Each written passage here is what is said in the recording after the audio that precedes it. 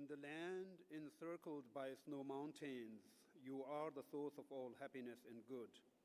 All-powerful Avalokiteshvara Tenzin Gyatso, please remain until samsara ends and bless us all gathering here today. First of all, I would like to welcome Kyabje 43rd Sakya Tenzin Gyanavajra Rinpoche Ji on this very special and auspicious occasion to this place. And I would also like to welcome Kyabji Ganten Tichen Dorji Chan Jizun Losan Dorji Pe Sangbo to this event. And I also like to welcome Most Venerable Vaskadue Mahinda Vansa, the Mahanayak Thero of Vaskadue chapter of the Mahanikaya, Amurapura Mahanikaya, Sri Lanka. And then I welcome Vajrasuti Wong Arya Wangso from Thailand to this event. And I welcome Most Venerable Professor Samdong Rinpoche to this event from the Office of His Holiness the Dalai Lama. And finally, I welcome Most Venerable Dr. Buddharakita from Uganda to be with us. And welcome to all the dignitaries in Sangha community and brothers and sisters. It is a great pleasure to be with all of you in this special gathering. Good morning, everyone. Happy 90th birthday to His Holiness the Dalai Lama. It is truly wonderful to see all of your beautiful faces gathered here for this very special occasion, united by one common purpose, to celebrate His Holiness the 14th Dalai Lama, Jetsun Jambe Ngawa Losan Ishe Tenzin Gyatso. Thank you all so much for coming and making this morning so special. This day is all about His Holiness the 14th Dalai Lama. It is once a year holy blessing for us to reflect on the joy he brings into our lives, the wisdom he shares, and the unique spirit that makes him so undeniably holy, kind, inspiring, and dependable. From his infectious laugh, genuine kindness, altruistic care, enlightening guidance, unwavering support, and adventurous spirit, he has always brightened and sanctified every room he entered and encouraged us to step out of our comfort zones. We have shared so many happy and meaningful moments, and through them all, he has consistently shown us what it means to be genuine, resilient, loving, and dedicated. His presence in our lives is truly a gift.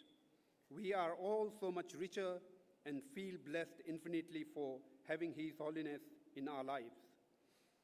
As we celebrate another wonderful year of the life of His Holiness the 14th Dalai Lama, it is amazing to think about the journey he has been on, from his recognition as the 14th Dalai Lama of Tibet at the age of 2 to the most celebrated global statesman and universal leader of compassion he has become today.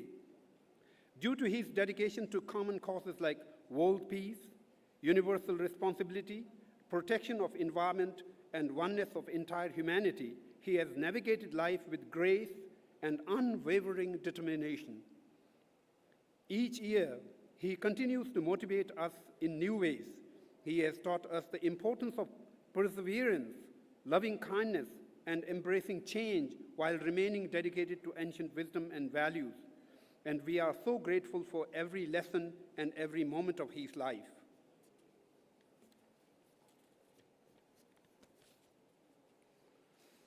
His Holiness often says, "I am son of India. As far as my body is concerned, it has survived on Indian dal and roti for more than 60 years. And as for my mind, it is fully and deeply influenced by the thoughts of famous Indian thinkers such as Nagarjuna and other Nalanda masters." His Holiness often says, Indians are our gurus, and we Tibetans are their chelas. And he adds, I think we can claim to be deeply loyal disciples. Further, His Holiness often speaks about his 4 commitments, which includes uplifting and promotion of Buddhism and the preservation and promotion of ancient Indian wisdom. Therefore, today, we are celebrating His Holiness the 14th Dalai Lama, the most celebrated, influential, and wise son of India, and the most loyal disciple of Nalanda masters of India, who brought the contemporary world to his feet. In his most recent statement, he said, in particular, I have received messages through various channels from Tibetans in Tibet, making the same appeal. In accordance with all these requests, I am affirming that the institution of Dalai Lama will continue. I express heartfelt gratitude on behalf of the devotees and followers of His Holiness Dalai Lama in a global level, that he has listened to the genuine request and supplication coming from all the directions and took that decision. I'm truly grateful for his kindness and generosity towards the International Buddhist Confederation, IBC, from the very beginning of this amazing organization. On behalf of the global Buddhist community and entire family of the IBC, I express my heartfelt thanks to him for being such a wonderful mentor and support system of the IBC throughout the time. I deeply appreciate everything he does to help sentient beings. May this new year of his life bring him immense happiness, continued success, great health, and longevity. May all his holy and pristine wishes come true, and may he continue to shine brightly, just as he always has. Happy birthday, and long live His Holiness the Dalai Lama. We all love and cherish him from the depth of our hearts. I conclude with this prayer. May my venerable Guru's life be firm. May his bright divine actions spread in the 10 directions. May the beacon of the teachings of the Wise One always remain, dispelling the darkness of all beings of 3 realms. Thank you.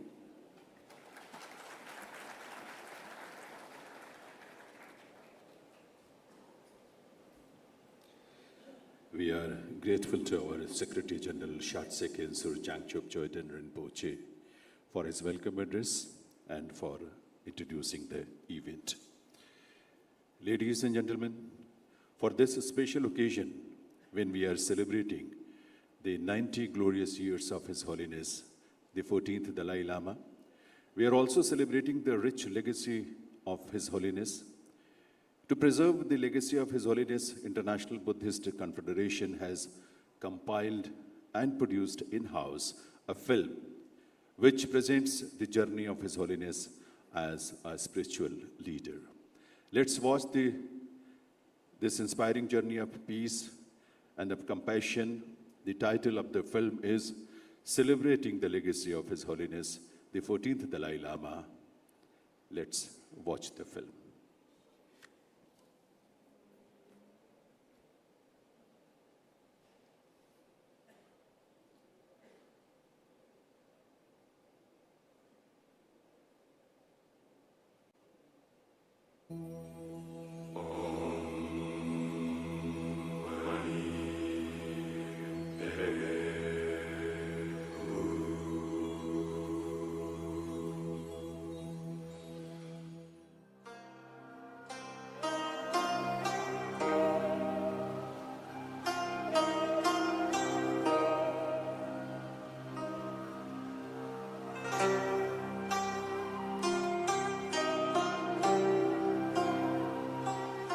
A tribute to His Holiness the 14th Dalai Lama on his 90th birthday.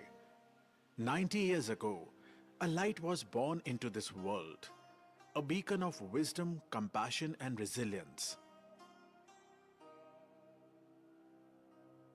His Holiness, the 14th Dalai Lama, stands not merely as a spiritual leader, but as a symbol of peace, a guardian of knowledge, and a bridge between traditions.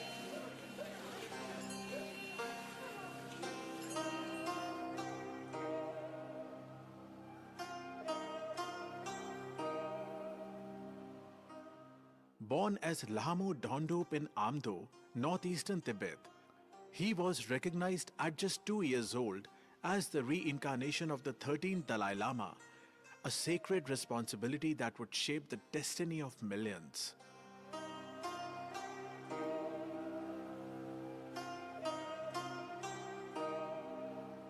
Immersed in the wisdom of the Nalanda tradition, logic, compassion, and analysis, he absorbed the timeless teachings of India's ancient universities.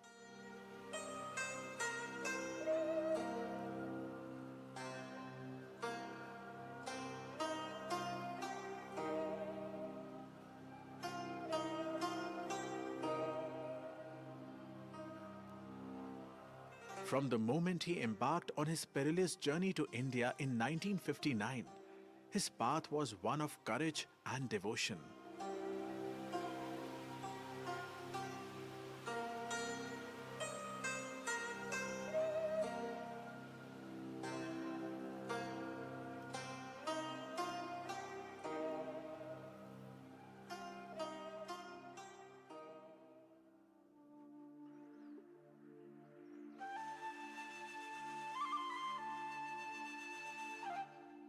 To call him a true son of India is to acknowledge the deep bond he shares with this land, a relationship rooted in refuge, wisdom, and mutual respect. India gave him sanctuary in his hour of need, and in return, he embraced its rich philosophical traditions, nurturing them and sharing their essence with the world.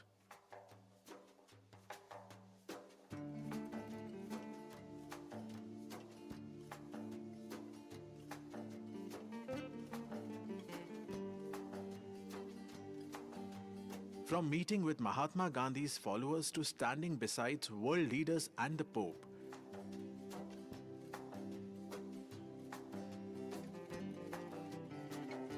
his laughter warms villages across Africa and schools in America.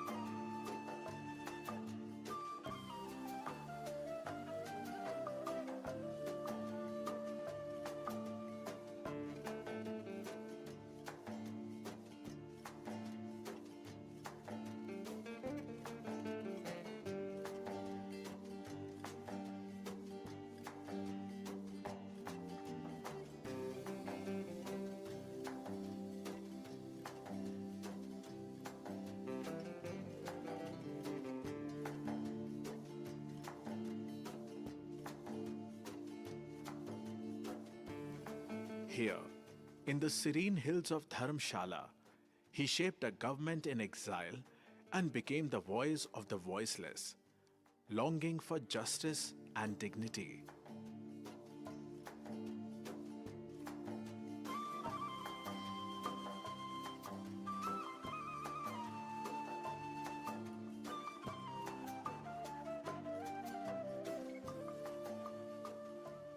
With ancient wisdom, modern world, he has ensured that the teachings of Nalanda remain relevant in today's fast-paced society, reminding us that centuries-old knowledge still holds the key to inner transformation. His reverence for the Nalanda tradition speaks to his deep-rooted respect for India's ancient intellectual and spiritual heritage.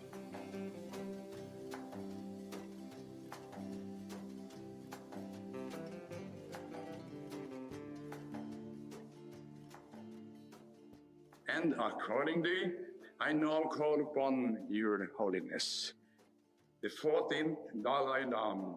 Will you please enter the podium and receive the Nobel Peace Prize for 1989 with a gold medal and the diploma.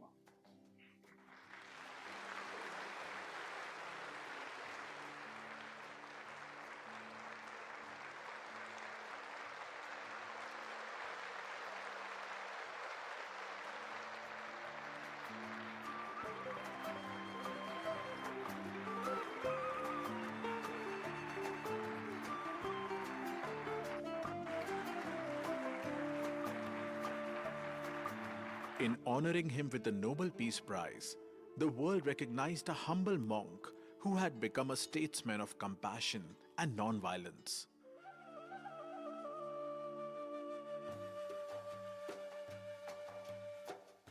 The teachings of Nalanda, its philosophy, its logic, and its boundless wisdom have been instrumental in shaping his discourse on universal responsibility, interfaith harmony, and the cultivation of inner peace.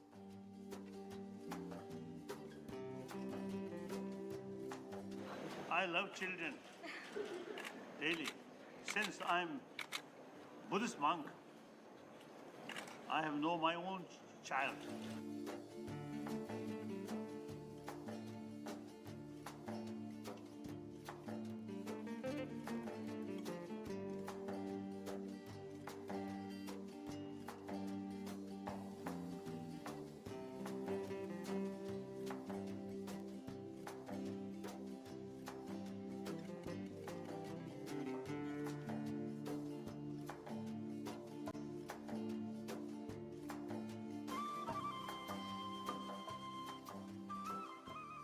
On this momentous occasion, we extend our heartfelt wishes to His Holiness. May His teachings continue to illuminate the path of wisdom. May His laughter continue to inspire joy. And may His life continue to be a symbol of peace for all humanity.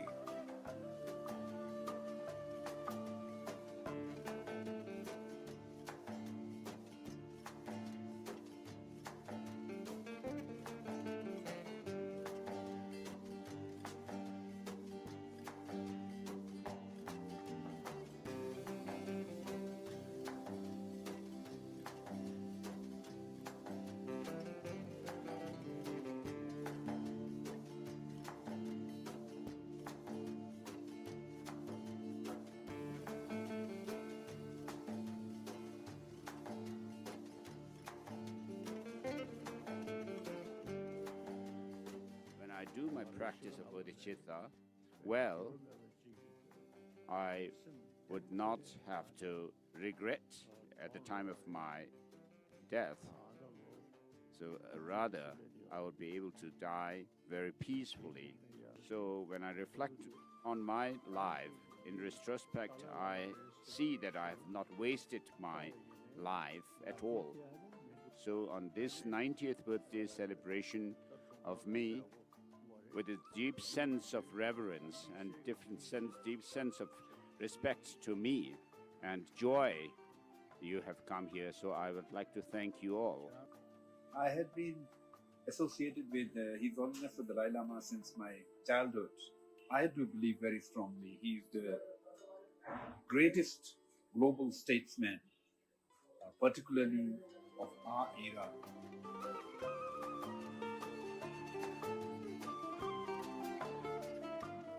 His Holiness is when he talks about compassion, he's really talking about genuine, unbiased compassion for everyone, for all living beings, irrespective whether they're religious or they don't believe in religion, or whether they are rich, poor, high, low, whoever they are. And that's His Holiness, compassion. Happy 90th birthday to a true son of India, an eternal custodian of wisdom and a guiding light for all of humanity. Long live His Holiness, the 14th Dalai Lama.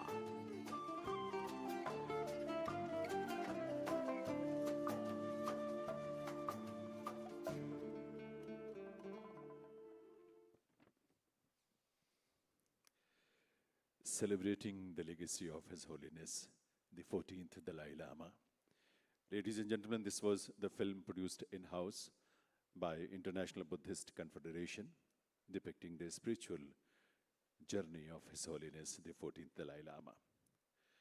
We are very fortunate that for this special occasion, His Holiness the 14th Dalai Lama has sent a special message for all of us.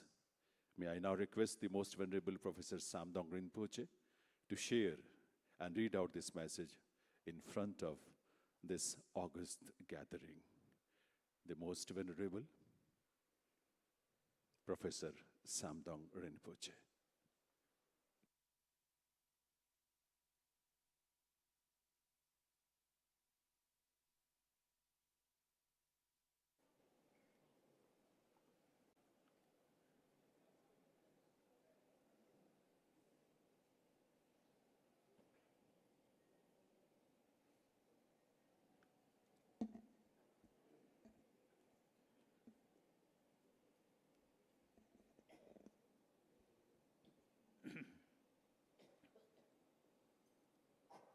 Most Venerable Sangha,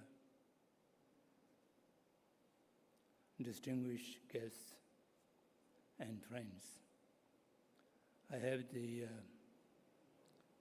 honor and privilege to read out His Holiness' message for this occasion to you. Message. My heartfelt greetings to members of the International Buddhist Confederation who are celebrating my 90th birthday. As a simple Buddhist monk, I do not generally pay much attention to birthday celebrations. However, since you are taking this as an opportunity to highlight the importance of compassion, warm-heartedness, and altruism in our world, I would like to express my appreciation. It is now more than 66 years since a large number of Tibetans, myself included, managed to flee to India following the Chinese Communist invasion of Tibet.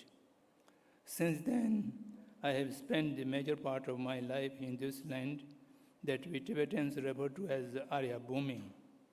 Here, I have enjoyed the freedom and opportunity to continue my studies of ancient Indian wisdom.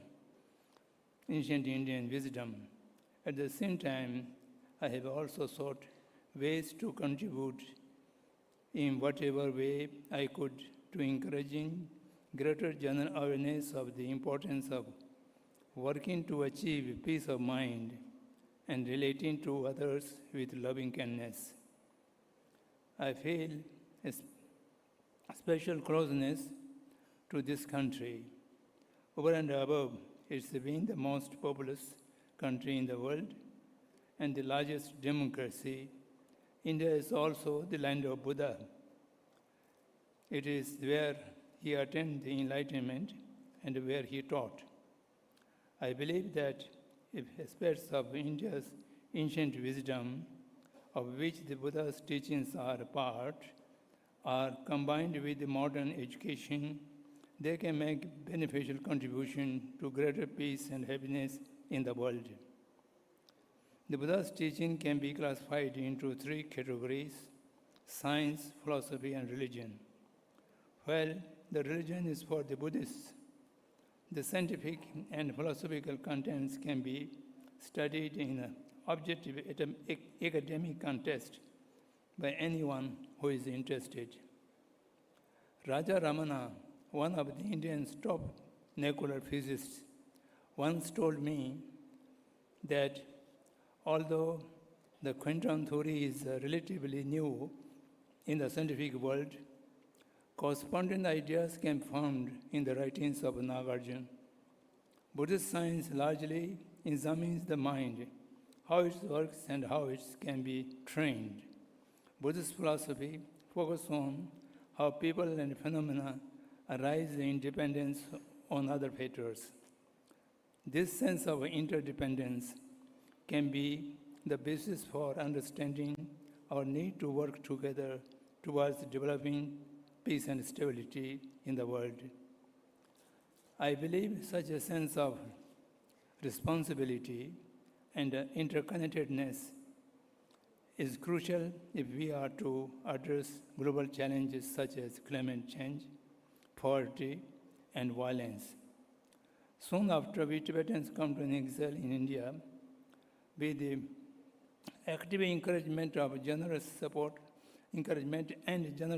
of Government of India, schools were set up for our children to receive modern education while also learning about Tibet culture and traditions.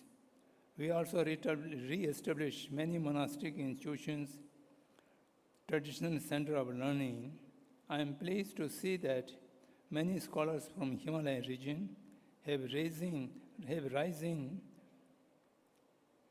to permanent positions in these institutions as well as in other educational and administrative roles.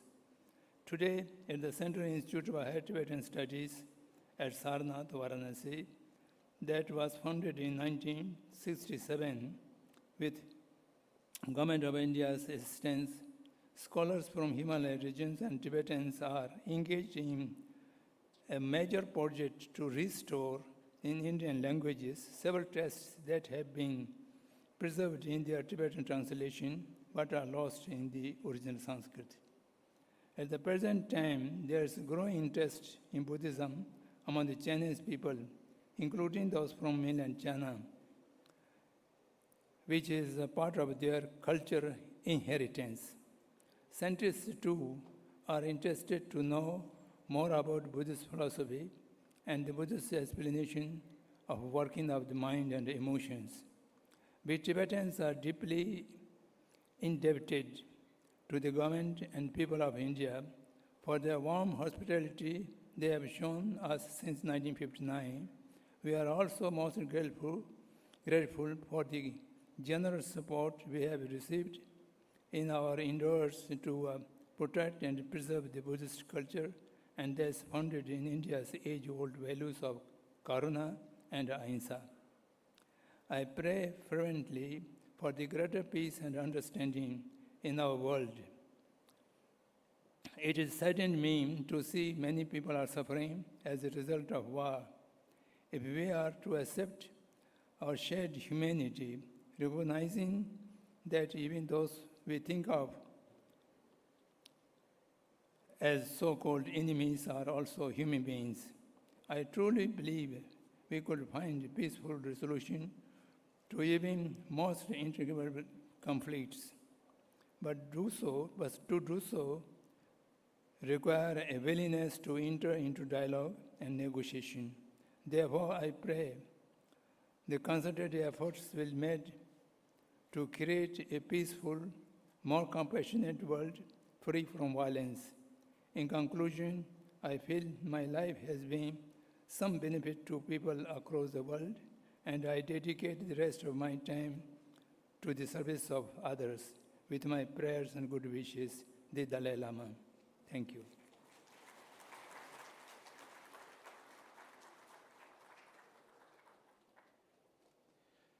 Thank you very much, sir. We are grateful to the Most Venerable Professor Samdong Rinpoche for reading out the message of His Holiness the 14th Dalai Lama. Ladies and gentlemen, we have received special messages from different countries wishing His Holiness the 14th Dalai Lama a healthy and long life.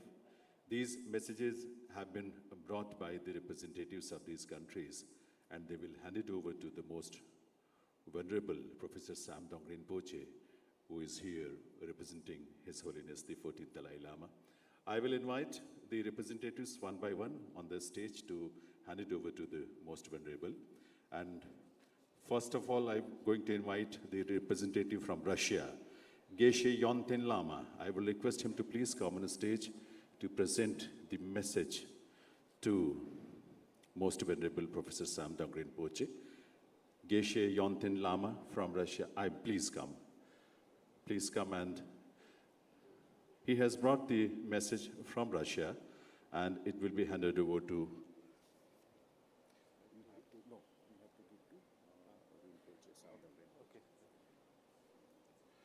So this message from Russia is being presented to the Most Venerable Professor Samdong Rinpoche, who is, please put your hands together to express our gratitude for this message.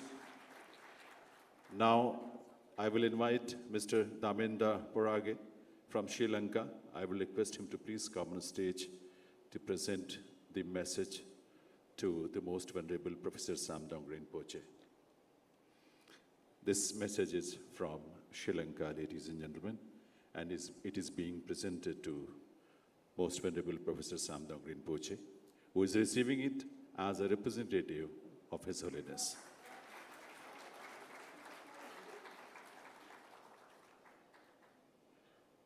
From Cambodia, we have Samdek Priya Maha Aryavangsa.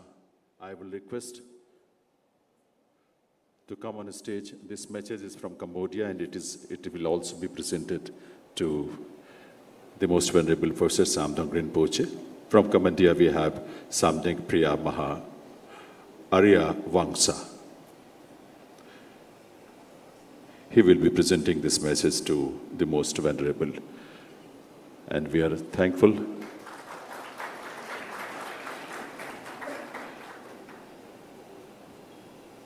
We are thankful to the whole Buddhist community from Cambodia who have expressed their wishes and shared their best wishes for His Holiness.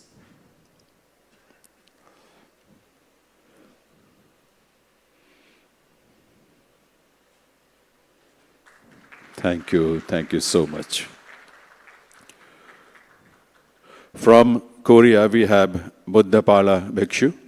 I will request him to please come on stage to present the message from Korea to the Most Venerable Professor Samdang Rinpoche.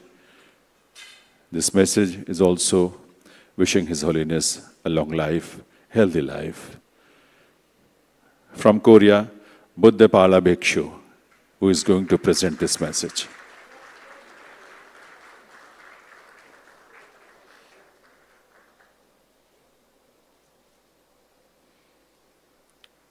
From Laos, the Most Venerable Wansone Pantawong.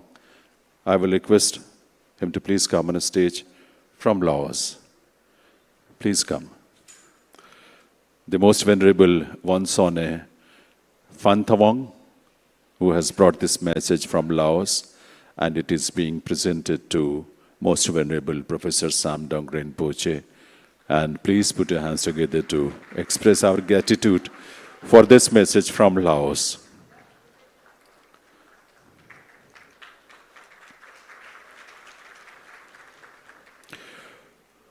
Thank you very much. And from Japan, we have Venerable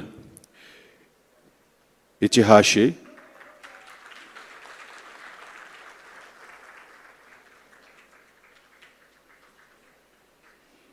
Thank you very much. Ladies and gentlemen, from Japan, we have Venerable Ichihashi, who has brought the message from Japan, and it is going to be presented to Most Venerable Professor Samdang Rinpoche, who is representing His Holiness the 14th Dalai Lama in this August gathering.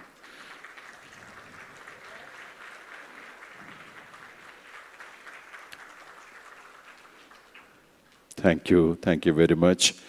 From Myanmar, Venerable Asin Priyasami, I will request him to please come on stage to present the message from Myanmar. Venerable Asin Priyasami. He is going to present the message from the Buddhist community from Myanmar to the Most Venerable Professor Samdang Rinpoche, the representative here of His Holiness.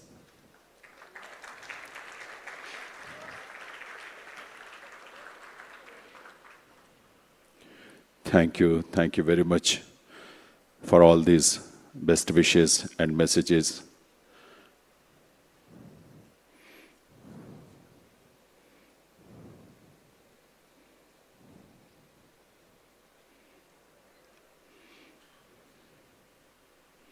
Thank you very much, and we are grateful to Most Venerable Professor Samdang Rinpoche to accept these wishes. We have also received letters from Korea, from Joge order, this message we have received, and also from Tiago order, and messages will be sent properly to His Holiness. From Mongolia, Most Venerable Javzandorje Dulamranga, His Eminence Dikhamba Nomun Khan, we have received message from him also. So we are grateful to all the countries, the whole Buddhist community for wishing long life to His Holiness the 14th Dalai Lama.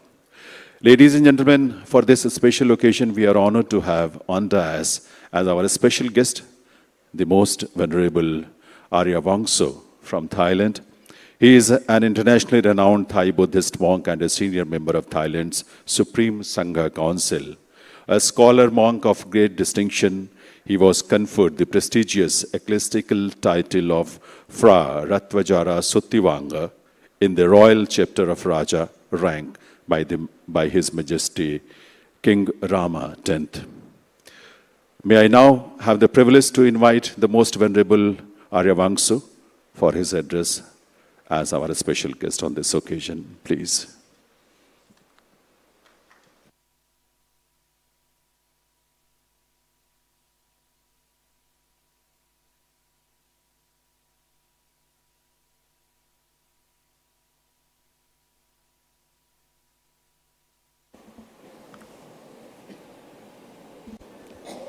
Namo tassa bhagavato arahato samma sambuddhassa.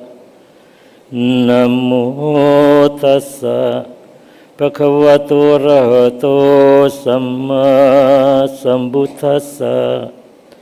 Namo tassa Bhagavato arahato samma sambuddhassa. Varo varanju varado varaharo anuttaro thammavarang adesayi. Idam vibhutte ratanang panitang etena sajena soti hotu.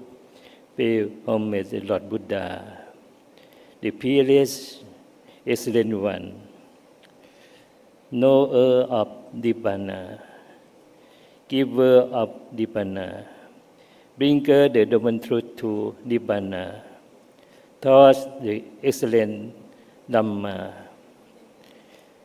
This precious gem is the Buddha. By truth, may His Holiness the Dalai Lama ask of you to be happiness, to be peace. Blessing to Most Venerable of the country. Blessing to all of you. Let us to say a few words of appreciation to celebrate this most appreciated time.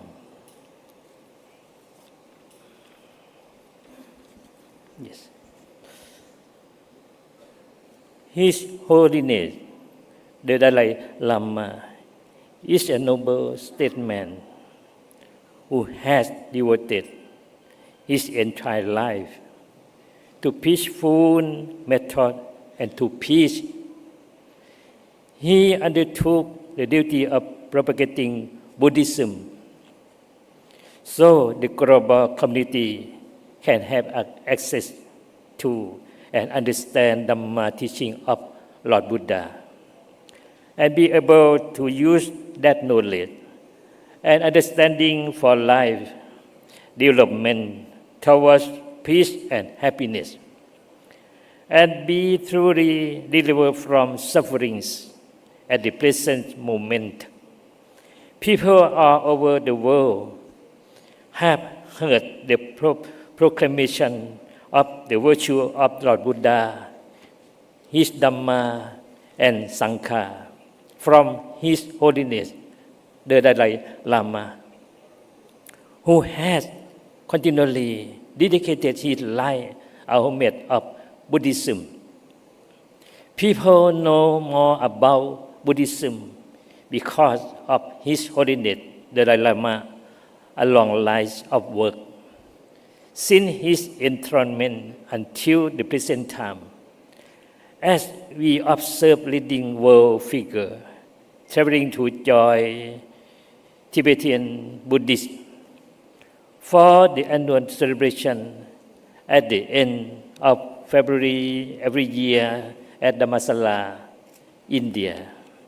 In addition to His Holiness dedication to Buddhism for people of Tibet and the world, what we should bring to serve as a model for monks and lay people of all Nikaya in their task of disseminating Buddhism is the way that His Holiness Dhamma teaching towards real practice corresponding to reality. This is though demonstrate the truth in Dhamma teachings that can benefit to practitioner until he had the right qualification as proper Wisdhamma Vinaya of Lord Buddha teach and can lead to benefit and happiness for others. As His Holiness has pointed out that high-level principles of ethics and morality tend to be dominated by personal interests, especially in political circles. Having morality with loving kindness and compassion or metta karuna, recognizing good and evils with wisdom or panna. That is the foundation of great civilization.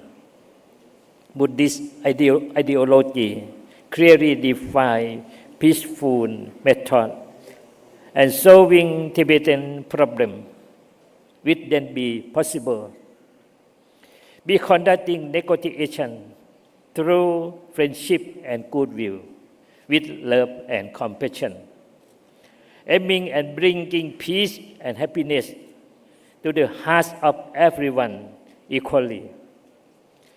Declaring peaceful boundary by making the world free of nuclear weapons and preserving natural resources to correct the turbulent situations arising from terrorism and the accumulation of nuclear weapons. They are the most important issue for human society in the present digital age. Bringing all of humanity back to nature with peace and happiness is the important mission that we world community must be aware, become alert, and unite to bring the world out of disaster. Therefore, on this 90th birthday anniversary of His Holiness the Dalai Lama, I would like to invite everybody, Buddhists and people in the world, to unite their minds as one. Lord Buddha teaches, practice Dhamma. You can practice Dhamma, follow foundation of mindfulness. Now, everybody straight up body. And you know, breathing in, you know, breathing out. Breathe in, you know your body. Breathing out, you know your body. Breathing in, you say, Lord Buddha or Buddha. Breathing out, you say, Lord Buddha or Buddha. Buddha is a wisdom. Buddha is a vegan. Buddha is a liberate. You compound your mind to Buddha, Buddha, breathing in, breathing out. The mind of everyone will be collected at the in and out breath to become one Buddho, Buddho, Buddho. Your mind will be collected into Buddha. You know. Buddha, you are awake. Buddha, you are joyful. Everybody set your mind to recollect the virtue of the Buddha, which is inestimable, comprising wisdom, purity, and compassion. Set up your mind like this until joy, happiness, and calmness arise in the mind of everyone, which then become united toward the power of Buddha or Lord Buddha.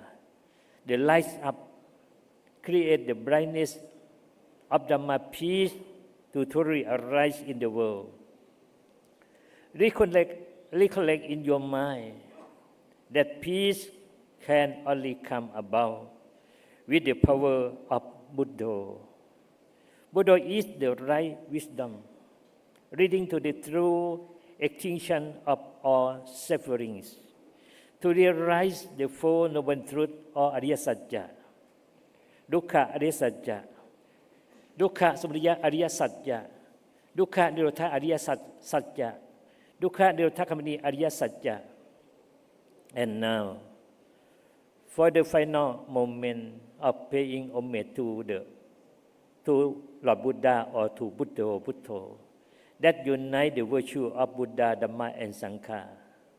Let's all of us make determination in your mind with the truth that may the power of the Triple Gem protect and maintain His Holiness the Dalai Lama and Tibetan people to be free from all harms and danger. May peace and happiness arise for the people of the world, including Tibetan people of the Dalai Lama. May humanity be respectful of basic human rights. Do not offend or encroach on each other. May they respect liberty of each other and of all beings. May the people of the world preserve, recover, and maintain natural resources. For lasting sustainability of society and environment. May the world be free from nuclear weapons, the serious threat for the global community. On this auspicious occasion, celebrating His Holiness the Dalai Lama 90th birthday, I would like chanting blessing to him and to all people in the world now. Siriti timati te cho chayasiti mahit ti mahakuna parimita punyadikarat sasap bantaraya nivarana samatasa bhagavato arahato samma sambuddhassa Dakwating samahapuri sarakkana nupavena asitaya nupaya uttarasata mangkala nupavena chabbanarangsiya nupavena ketumala nupavena dasaparamita nupavena dasa upaparamita nupavena dasa paramata paramita nupavena sila samadhi panya nupavena เวนะบุภาเวนะธัมมานุภาเวนะสังฆานุภาเวนะเตชะนุภาเวนะอิทธานุภาเวนะบาลานุภาเวนะยยธัมมานุภาเวนะจตุราสีติสัตตมขันธานุภาเวนะนวรุกุตรธรรมนุภาเวนะอัตถังคิกะมัคคานุภาเวนะอัตตสมปาติยานุภาเวนะชละพิญญานุภาเวนะจตุสัจจยานะนุภาเวนะดัสสบารยานะนุภาเวนะสัมบัญญูตญาณนุภาเวนะเมตตากรุณามุทิตาอุเบกขานุภาเวนะสัมปปริตตานุภาเวนะรัตนัตยสารนานุภาเวนะตุยหังสัพปโรคาโสกุบันดาวะดุกขโดมนันสุปยาสาวินาสันตุสัพพะอันตรายาปิวินาสันตุสัพพสังกัปปะตุยหังสมิจจันตุดีขายุตาตุยหังโหตุสัตตวัสสชีเวนะสัมมังคิโกโหตุสัมบดาอากาสะปปตาวันนะภูมิขังคามหาสมุทธาอารักขกาเดวตาสดาตุมเหอนุรักขันตุ may all danger in this world dissolve. May the wholesome intention in your mind be fulfilled.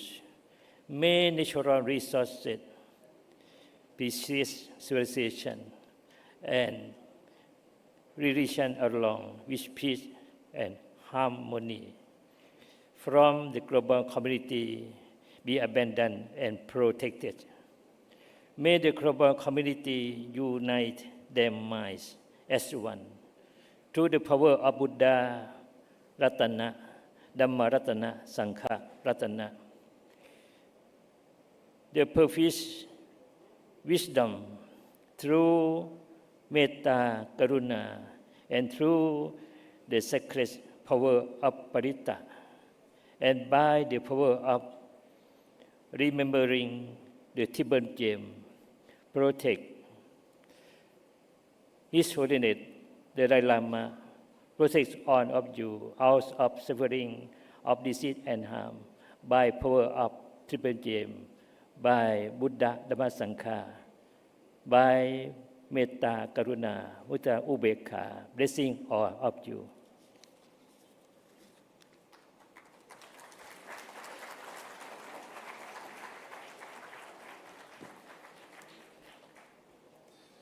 We are grateful to the Most Venerable Arya Vangso for his kind words, his wishes, and also for his gracious presence.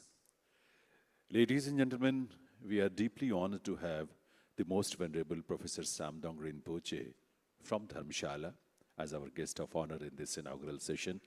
He is an eminent teacher, a great scholar and a spiritual guide. He is widely revered for his remarkable adherence to the practice of Guru devotion, a close aid and confidant of His Holiness the 14th Dalai Lama. The Most Venerable is a beacon of wisdom and compassion. He is a paragon of visionary leadership and transformative reforms. May I now request the Most Venerable Professor Samdong Rinpoche to come for his address.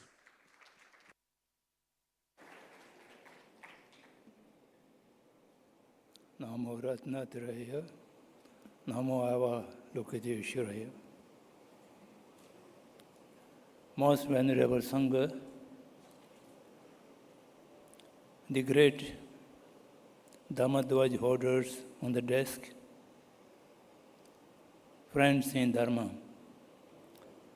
Actually, in the beginning, my responsibility was just to read out the His Holiness message. Now this is just bonus, another occasion to speak few words before you. I am aware that we are behind the schedule and there's time constraints. In spite of that, I will take this opportunity to submit some small points of my life experience for your consideration in the occasion of the celebration of His Holiness the 14th Dalai Lama. The 14th Dalai Lama, as a reincarnation of manifestation of our Lord Surya, naturally the embodiment of loving kindness of all Buddhas and Bodhisattvas. His loving kindness goes all sentient beings all the time. And particularly, his unique contribution is his teaching. He have nothing said which Buddha have not said in Buddha Vachanas, but he conveyed the Buddha's teaching in a suitable medium or language which is understandable and appreciable by the people in the postmodern civilization of 21st century. That's why recently His Holiness was praised that he is the fearless teacher of 21st century. And the basic Buddhist teaching of Four Noble Truth in a modern scientific idiom which we need to understand and to be practiced. And I will just touch a few points what he was trying to do and for which we should follow and we should do our best to materialize his objectives and teachings. He is talk about universal responsibility on the basis of the phenomena of interdependently arising. We have to try to bring peace and stability among the sentient beings all over the universe. And for that purpose, we are not able to oppose and achieve a violence-free world. We shall have to think very seriously why we are not able to reduce or stop the increasing violence in the world. Buddha have transformed the hearts of the Angulimala in few minutes teaching, but in our time, we are not able to transform the hearts and minds of the violent people. What is the basic reason why our sincere effort to oppose the violence and the inappropriate negative acts? Where is our weakness that we shall have to search out? It is my experience or viewpoint that we are not able to cultivate unconditional love and compassion to the wrongdoer, the violent people.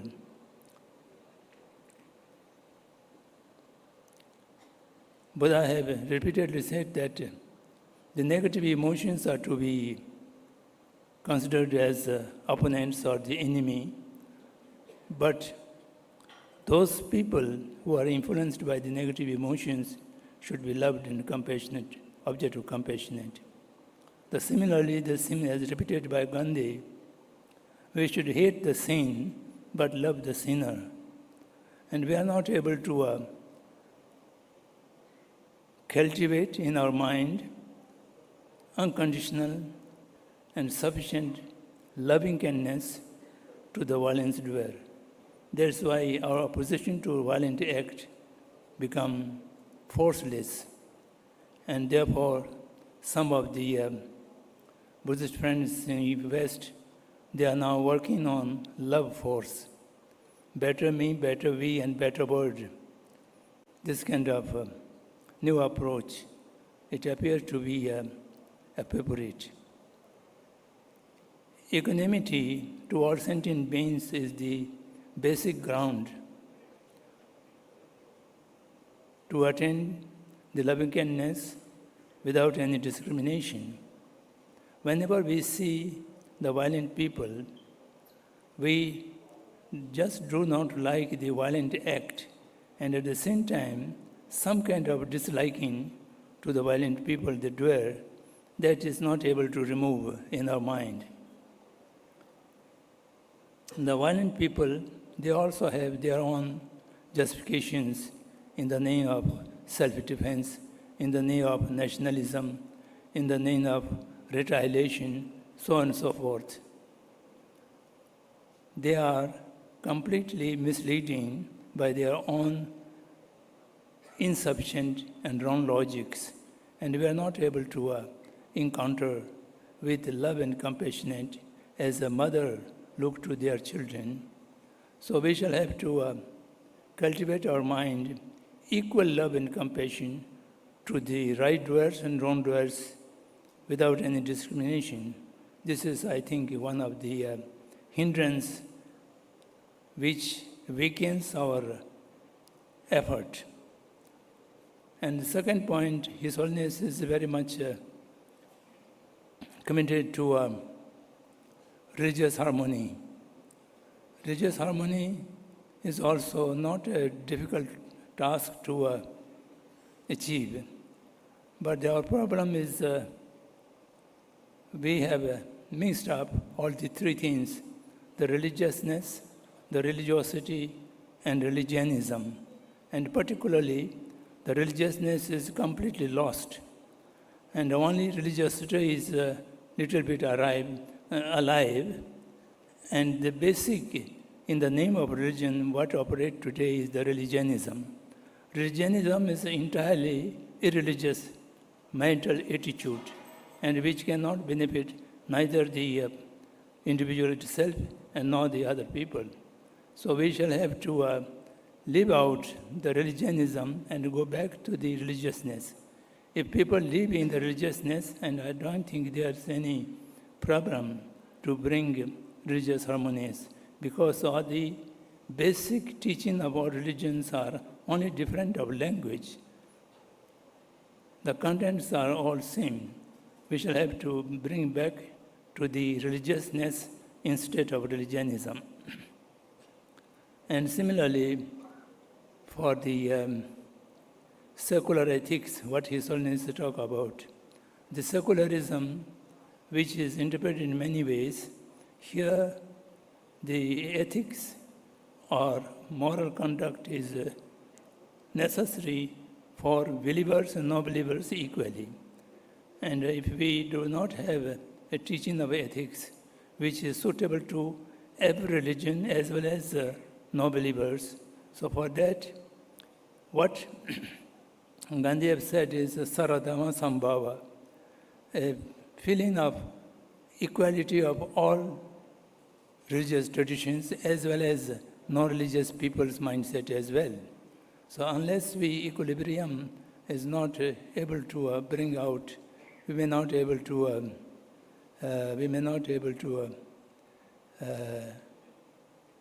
exercise or practice what His Holiness taught about secular ethics. And these few things I would like to submit for your consideration, and respecting the 10 schedule, I will stop my words there, and thank you very much for giving me this opportunity. Thank you.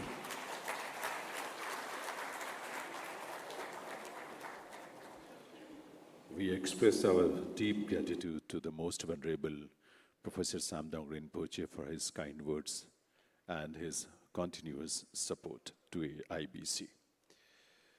Ladies and gentlemen, for this special occasion, we have a group of Tibetan children who are part of Tibetan Children's Home, Dehradun. TCH is an integrated charitable organization, and its aim is to ensure that all Tibetan children under its care received a sound education, a firm cultural identity, and a short cultural performance in front of you. On this cultural stage, which is in your left side, they will perform their dance and group song. First, they will present traditional Tibetan group song accompanied by authentic Tibetan instruments. This group song is dedicated to His Holiness, the 14th Dalai Lama, wishing him a long life and continued guidance. The second performance will be a traditional Tibetan dance, Relpa. This will be performed by skilled artists and dancers from almost every region of Tibet. I will request the children from Tibetan Children's Home Dehradun to start with their first performance.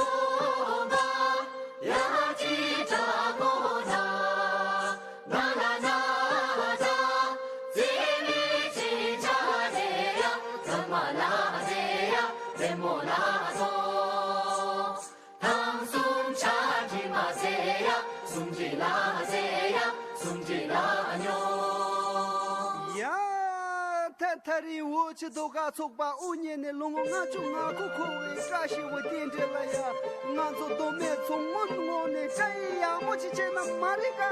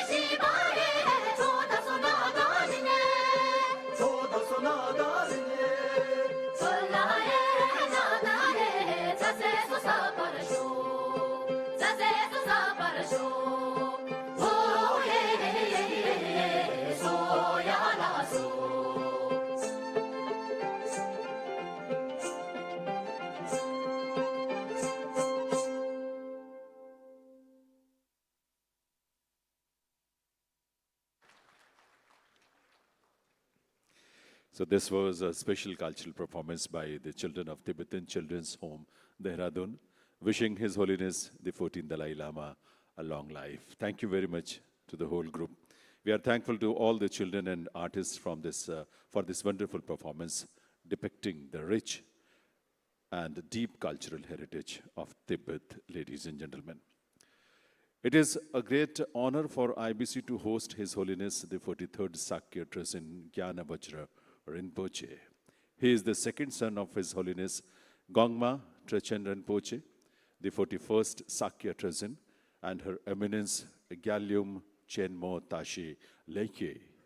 His Holiness Hondong Gyana Vajra Rinpoche is the 43rd successor of Hon Konchuk Gyalpo, the first Sakya Trasin and founder of the Sakya school of Tibetan Buddhism.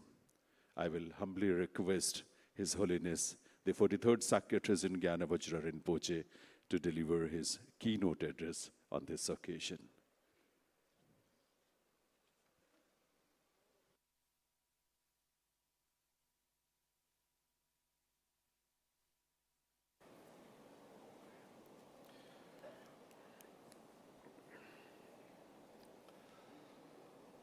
Most venerable Sangharajas, esteemed monastics, distinguished guests, and cherished Dhamma friends. Today we gather with heart full of gratitude and reverence to celebrate the 90th birth anniversary of His Holiness the 14th Dalai Lama Tenzin Gyatso, a beacon of compassion whose light has illuminated the world for 9 decades. I have the profound honor of meeting His Holiness last week in Dharamsala during his birthday celebration. Despite his advanced age, His Holiness the Dalai Lama appeared extraordinarily radiant, youthful, and healthy, impressing me as always with his remarkable memory in recollecting past events with vivid clarity. I am delighted to share with you the uplifting news that His Holiness has repeatedly promised to live to around 130 years of age.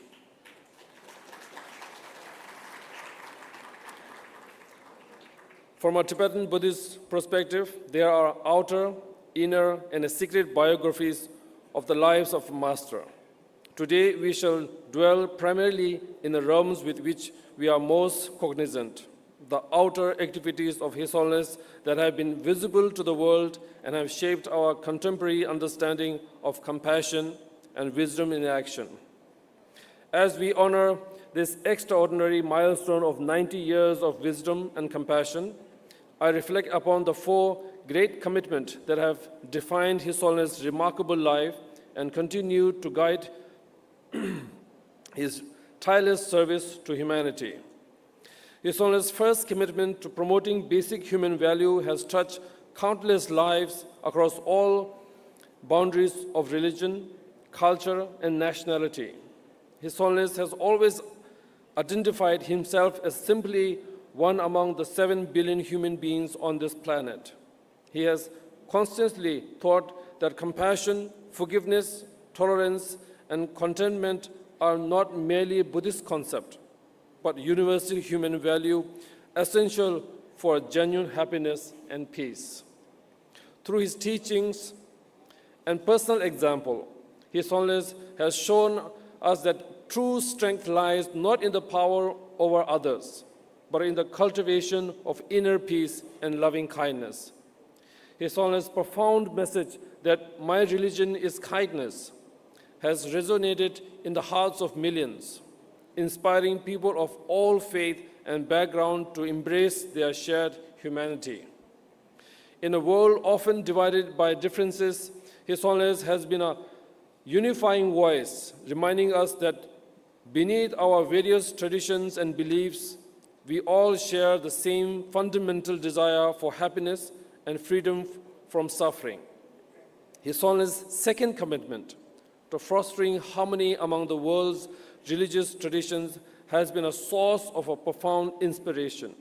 As the leader of Tibetan Buddhism, His Holiness has consistently reached across denominational and religious boundaries, recognizing the wisdom and value inherent in all authentic spiritual paths.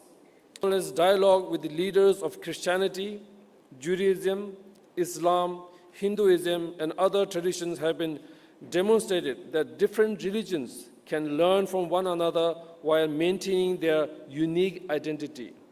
His Holiness has shown us that diversity in spiritual practice enrich rather than threatens. Certain approach has exemplified the true spirit of Buddha's teaching. His Holiness responds to all school of Tibetan Buddhism, embodied not just in word but in his daily practice, has strengthened our entire tradition and preserved the richness in our varied lineages. His Holiness' third commitment to preserving Tibetan Buddhism culture and identity has been both sacred duty and a profound gift to the world. Despite the immense challenges faced by the Tibetan people, His Holiness has worked tirelessly to ensure that our ancient wisdom, traditions, language, art, and the way of life continue to flourish. Through his visionary efforts, Tibetan Buddhism has found new soil in which to grow, taking root in countries around the world, primarily in India, while maintaining its authentic essence. His Holiness has established monasteries, schools, and culture centers that served as beacon of learning for all who seek wisdom. His Holiness' vision of preserving Tibetan culture has transcended mere survival. It has become a vibrant contribution to the world's civilization. The profound philosophical insights, meditation practices, and compassionate worldview of Tibet now enrich the spiritual landscape of humanity as a whole. His Holiness' fourth commitment, promoting the ancient wisdom of India, particularly the profound philosophical and contemplative tradition that flourished at Nalanda University, has been a remarkable gift to the both Eastern and Western intellectual traditions. His Holiness has constantly emphasized that Buddhism was born in India and that the comprehensive system of Buddhist philosophy, logic, and meditation that developed here represent one of humanity's greatest intellectual achievements. Through His Holiness' tireless effort, the world has come to recognize that the ancient Indian wisdom, encompassing not only Buddhist philosophy, but also sophisticated traditions of logic, epistemology, psychology, and contemplative science, offer an invaluable insight for addressing the challenges of our modern world. His Holiness' dialogue with scientists, philosophers, and scholars have demonstrated how these ancient traditions can enrich contemporary understanding of our consciousness, ethics, and human flourishing. His Holiness has shown us that the ancient wisdom is not merely a historical interest, but contains practical methods for cultivating inner peace, developing compassion, and understanding the nature of reality that remain as relevant today as they were over 2 millennia ago. His Holiness' interaction with the scientists for several decades have helped establish contemplative science as a legitimate field of inquiry, bridging ancient wisdom and modern knowledge. His Holiness' 4 commitments reflect his embodiment of the Bodhisattva ideal, the dedication of his entire life, and indeed his whole sacred being, to the welfare of all sentient beings. At 90 years of age, His Holiness' energy and dedication remains undiminished. His smiles continue to radiate joy, and his teaching continues to transform hearts and minds around the world.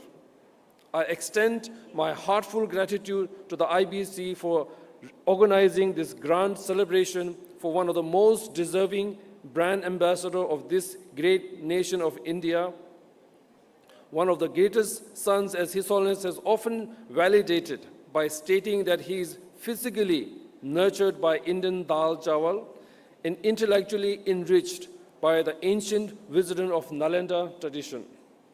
On behalf of all who have touched by His Holiness' profound kindness, I offer our deepest gratitude, our heartfelt prayers for his continued good health and long life, and our unwavering commitment to carrying forward the precious teachings His Holiness has shared with the world.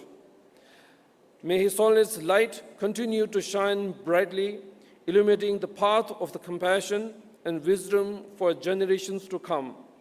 May his noble example inspire us all to cultivate the same boundless love and dedication to the welfare of all beings. Thank you.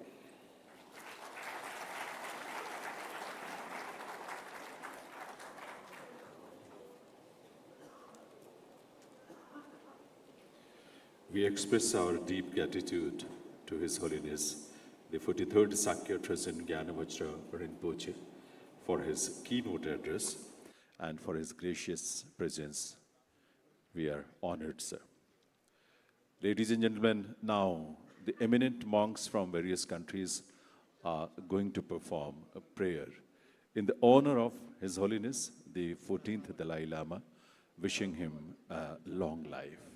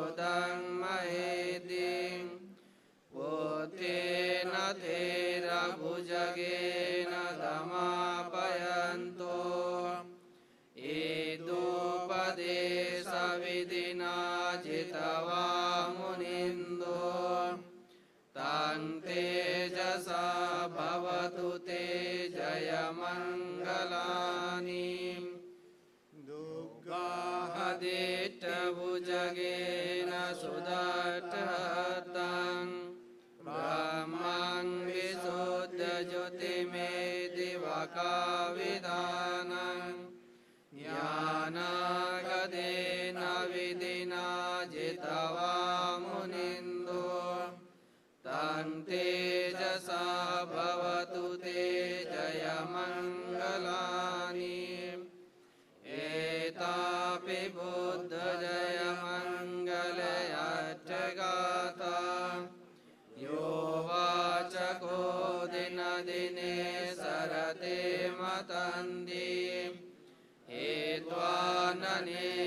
vividani chopadatavani Mokhang sukhang adhigami naro saphanyam Etena sajjavajjena sotite hotu sabbadam Mamatu sabbhamangalang rakhantu sabbadevatam Sabbabhutanubhavena satasoti bhavantu te Bhavatu sabbhamangalang rakhantu sabbadevatam Sabbadhammanubhavena satasoti bhavantu te Bhavatu sabbhamangalang rakhantu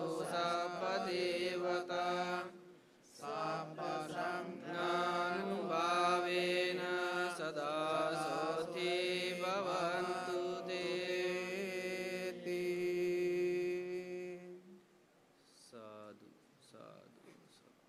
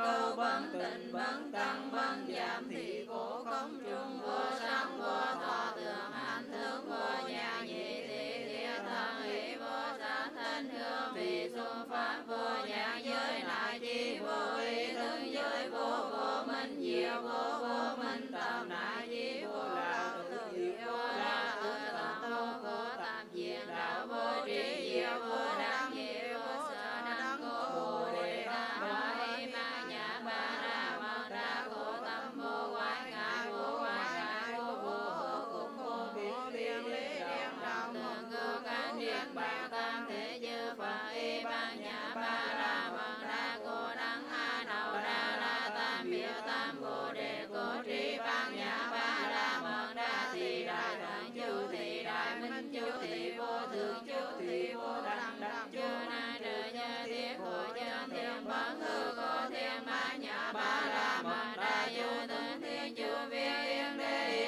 ba la tăng yên đế bồ đề tam bà ha yên đế ba la tăng yên đế bồ đề tam bà ha yên đế ba la tăng yên đế bồ đề tam bà.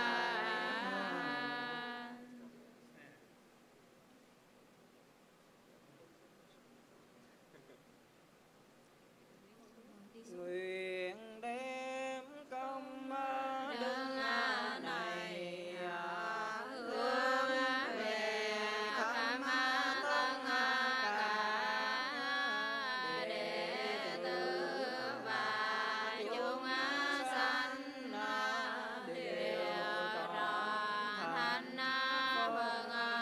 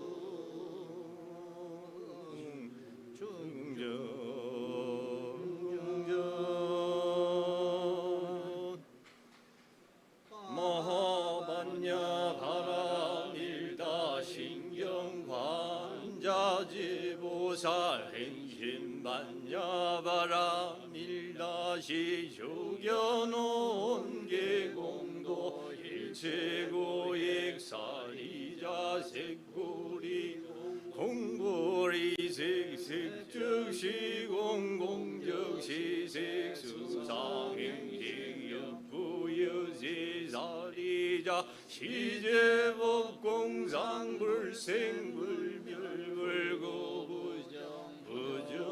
부정불감시고 공정무색 무서상행식 무한이비설신의 무색성향미촉 무한계내지 무의식계문 무명영무 무명진내지 무노사육무 노사진무고진멸도 무지영무 이무어서 보리살타의 반야바라밀다우신무가예 무가예 무유공포 원리전도몽상구경열반 삼세제보라 반야바 밀다고득안욕다라 삼약삼보리 고지 반야바라밀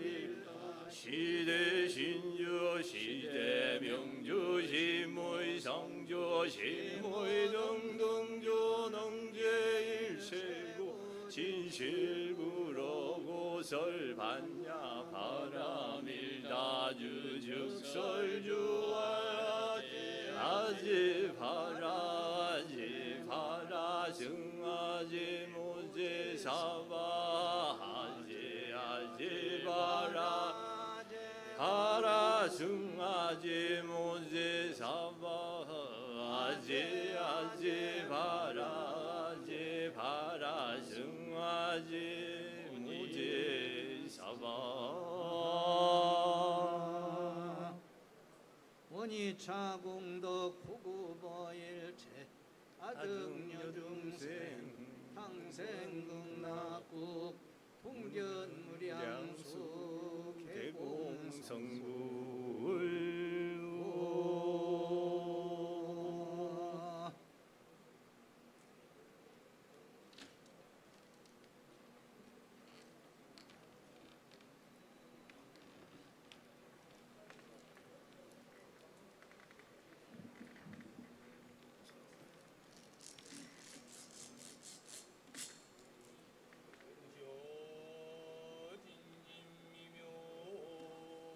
샤그셈망요나 서그가고게 모덕주지 강계녀라이 신지승이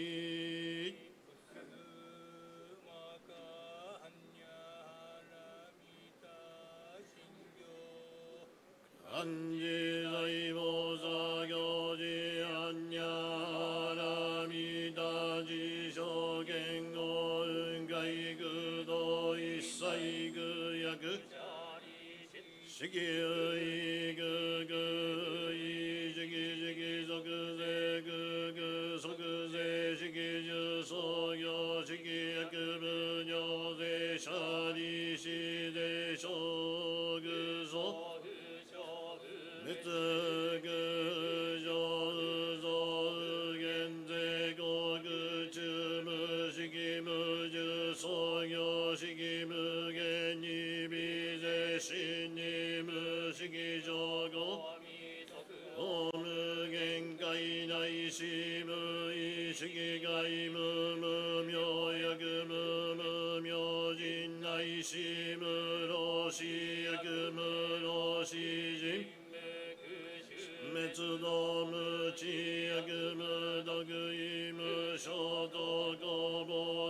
사타의 안야하람이다 신무갱의 무게개 고무그 언니 사이된 노무 소그교내 안산대 쇼부스의 안야하람이다 고덕그 아너그 따라 삼야그 삼보다 이고지 안야하람이다 세다이진 슈세다이묘 슈세무 셈무 도도슈 노조 이사이그 신지드브 고고세트 한야하람이다 서그세슈 츠갸테 갸테 아라 갸테 아라소 갸테 보지소아가 한야 신교 노마그 삼만다보다 남마그 노마그 삼만다보다 남마그 헌떡그 엠만샤가뇨라이 신지샤리 온지오시오가이도바가도라이교 겐신유가가뉴부트가지고가 쇼보다이 부트진리기조즈보다이 신슈보사즈교도뉴 묘도다이 치곤조초라이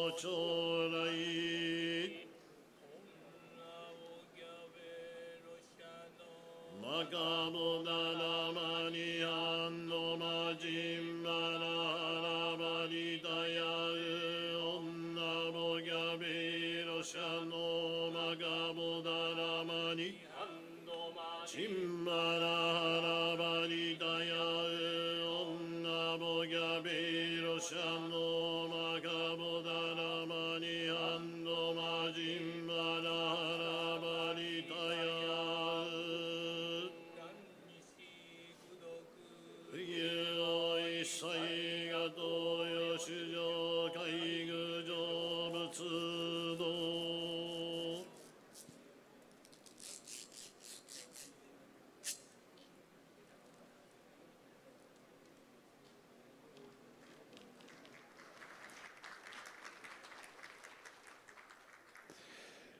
respected monks from the countries like Sri Lanka, Myanmar, Thailand, Korea, Vietnam, Japan, Bhutan, Mongolia, Russia, and also from Tibetan region, Indian Himalaya region, and all these monks from these countries and regions have performed this prayer, wishing His Holiness the 14th Dalai Lama long and healthy life, ladies and gentlemen. I will now request Secretary General of IBC, Shatse Kensur Jangchup Choiden Rinpoche, to present a memento to our guest of honor and special guests on the dais for being with us on this very special, auspicious and gracious presence, for their presence. And first of all, I will request Secretary General to present a memento to His Holiness 43rd Sakya Trizin Gyana Vajra Rinpoche, who is being presented a memento on behalf of IBC by its Secretary General, Shatse Kensur Jangchup Choiden Rinpoche. This is a statue of Lord Buddha, and I will request all of you to please put your hands together to express our gratitude to His Holiness 43rd Sakya Trizin. Now, our Secretary General will present a memento as a token of gratitude to His Holiness 105th Garden Tripa, a statue of Lord Buddha. And I will request you again to please put your hands together to express our gratitude to His Holiness 105th Garden Tripa for being with us. I will request the Secretary General to present this token of gratitude to the Most Venerable Aryavangso also, who has come from Thailand and who is gracing the occasion. The next memento by the Secretary General will be presented to Most Venerable Vaskaduwe Mahindavansa Mahanaike Thero for his gracious presence in this special celebration, ladies and gentlemen. Most Venerable Vaskaduwe Mahindavansa Mahanaika Thero. Now, our Secretary General will be presenting a memento to Most Venerable Professor Samdong Rinpoche for his gracious presence and a continuous support to IBC. I will request Secretary General IBC to present a memento to Venerable Bhikkhu Kabagosa Buddha Rakita for his kind presence on this occasion.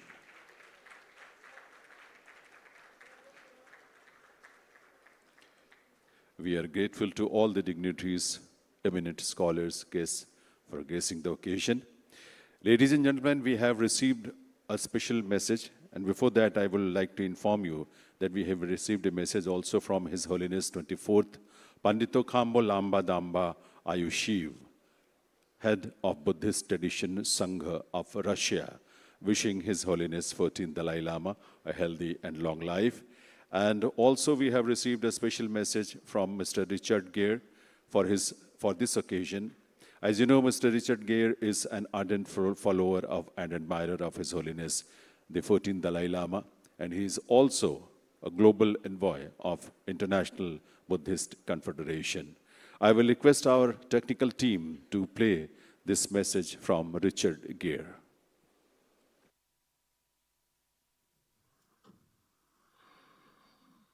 Hello there to all my friends in Delhi, in the Buddhist world, the non-Buddhist world, our friends and our brothers and sisters everywhere. Sorry I can't be there with you. I know this is a really special event you're having there to celebrate the life and the legacy and the extraordinary 90 years on this planet that His Holiness has shared with us. Certainly those of us who have been students of His Holiness the Dalai Lama and have seen him and his influence that he's had on all kinds of people all over this planet. We're just so inspired and feeling so much gratitude that we have been part of this journey. and have been learning so much from him. I wish to say a special hello to all my friends there, the Tibetan community. I know Bob is speaking, and I know Samdang Rinpoche is there, Ken Rinpoche, Nikki La, and I know there's other friends of mine who will be integral parts of this, but Buddhist friends from all over the world, men and women, the leaders who are there. And hopefully out of this discussion that you're having, we can all be inspired by what His Holiness has done to touch people wherever they live and wherever they come from, to bring more wisdom and more compassion and love into their lives, to be more patient with each other. So in keeping with His Holiness's message, let's be a little kinder to each other and find a way to spread that wise, compassionate warmth that His Holiness embodies. Lots of love, and have a good conference. Bye.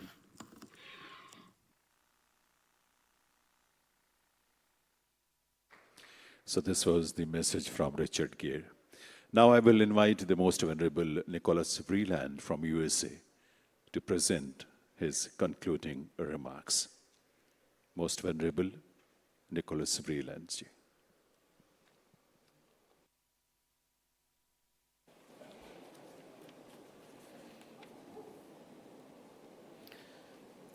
Concluding this inaugural session of the celebration of glorious 90 years of His Holiness the 14th Dalai Lama, Spiritual Wisdom and Global Relevance, I wish to thank all of you for your inspiration, for your words of wisdom, and for your presence here today. To Your Holiness the 43rd Sakya Trizin Gyanavajra Rinpoche, head of the Sakya Order of Tibetan Buddhism, for your keynote speech and for reminding us that His Holiness the Dalai Lama's religion is kindness.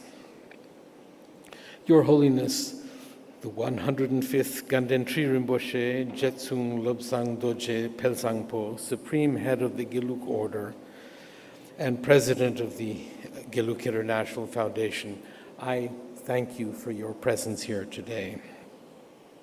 Most Venerable Professor Samdong Rinpoche, Chancellor of Sanchi University of Buddhist and Indic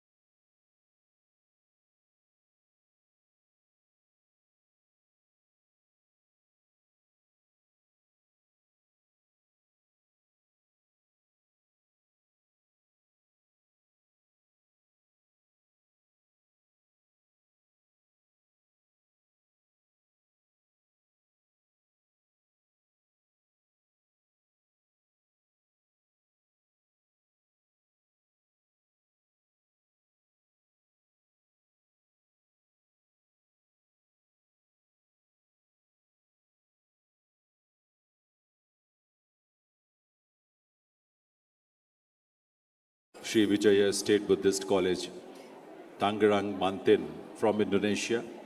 And we will also having Dr. Alexandra Barzin, a prominent Buddhist scholar and occasional interpreter for His Holiness the 14th Dalai Lama. He is from USA, and from USA he has come to participate in this celebration. And also we have in this session Geshe Lobsang Tenzing Negi, who is the Executive Director, Center for Contemplative Science and Compassion-Based Ethics, Emory University, USA. So I will request all of you to please take your seats immediately so that we can start our first panel session.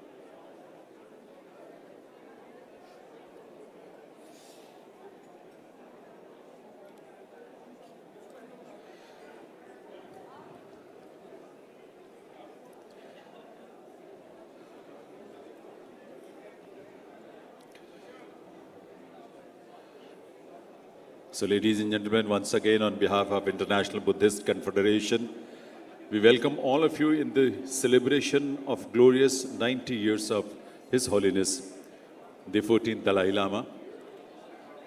After this small break, we are now resuming the proceedings of the day, and our first session of the panel discussion is going to commence in the august presence of all of you. So once again, I will be requesting all of you, please take your seats. This first session of panel discussion is on the theme, the spiritual teachings of His Holiness, the Dalai Lama, relevance in the 21st century. Our panelists for this session are eminent Buddhist scholars who belong to different parts of the world. And let me introduce the panelists and the moderator. Our panelists for this session who belong to different parts of the world, we are privileged to have Dr. A.D. Ramavijayaputra, Rector, Sri Vijaya State Buddhist College, Tangerang, Banten, Indonesia. Please put your hands together to welcome all the panelists on the stage. Dr. A.D. Ramavijayaputra, who is Rector, Sri Vijaya State Buddhist College, Tangerang, Banten, Indonesia. We also have in this session Dr. Alexandra Barzin, a prominent Buddhist scholar and occasional interpreter for His Holiness, the 14th Dalai Lama. He is from USA. Please welcome Honorable Dr. Alexandra Barzin. Put your hands together to welcome Dr. Alexandra, please. We also have in this session Geshe Lobsang Tenzing Negi, who is Executive Director, Center for Contemplative Science and Compassion-Based Ethics, Emory University from USA. Please welcome Geshe Lobsang Tenzing Negi. I will request all of you to please put your hands together to welcome him. As our esteemed panelists, these dignitaries and scholars are part of this session. Geshe Nawang Sonam from the Office of His Holiness the Dalai Lama, Dharmashala, has very kindly consented to moderate this session. I will request Geshe Nawang Sonam to start the proceedings of this session. We welcome all of you in this session.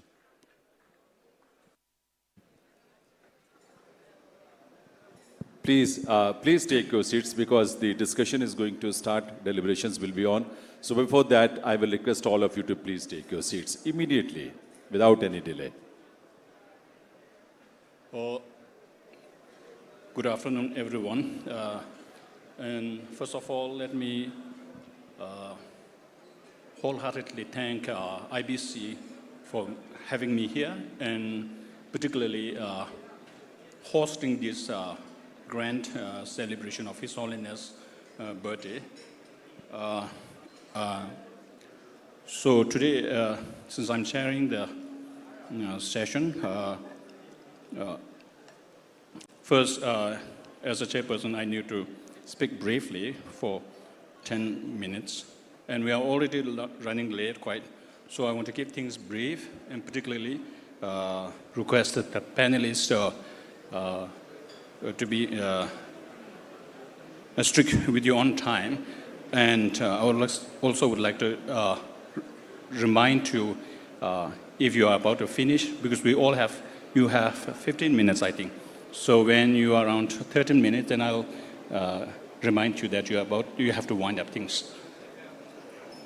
So we all know who His Holiness the Dalai Lama is, and in few words, I cannot sum up everything.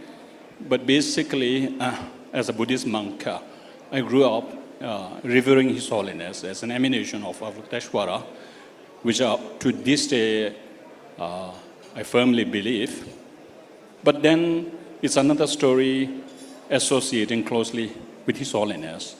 I have been very lucky in somehow, as a translator for His Holiness, one of the translators for His Holiness, to have been with him in various events and also observe him doing his things like meeting people, addressing issues and so forth. So initially when I grew up, because I grew up at TCV school where I didn't really have a proper upbringing with my parents. So because of that, life was actually quite difficult, and I didn't really have much confidence in people's compassion. I always believed that compassion means when you do something nice to them, then they respond to you nicely. So you have to always heed to their needs in order to have their compassion on you. But then when I actually went to the monastery, it's a very different picture, because people don't expect any kind of like payback for being kind. And then I thought, okay, compassion may still may be limited to some people, but not for me. Then when I actually received teachings from His Holiness on Shantideva's text, I felt like compassion is something we can all relate to logically. But then, of course, when you don't really come across someone who really embodies compassion, then it's also restrained you from practically appreciating compassion.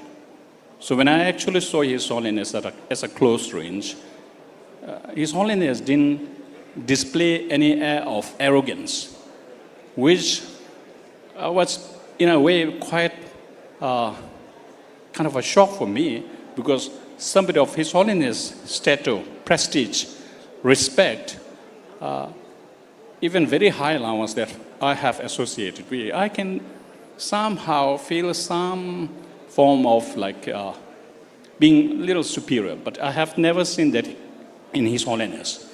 So now we all know what His Holiness, what He stands for, His Holiness, for commitments and so forth. So I'm not going to elaborate much on that. But I actually am always reminded of one particular teaching by His Holiness at Dharamsala when he gave teaching on the three principal aspects of the path, in which he said, Tsongkhapa, where actually he read out a letter, personal letter sent to Tsako Ngawang Thapa, who requested that teaching by Tsongkhapa. At that time, Tsako Ngawang Thapa was in eastern Tibet, disseminating teachings of Tsongkhapa's tradition. So he said, in the letter, Tsongkhapa has written that Tsako Ngawang Thapa to Tsako Ngawang Thapa, that if you practice what I have taught you properly, then when I actually attain the fruit of enlightenment, you'll be the first one with whom I will share the nectar of Dhamma. And then His Holiness commented further by saying, Tsongkhapa will not not make a choice of who to lead to enlightenment.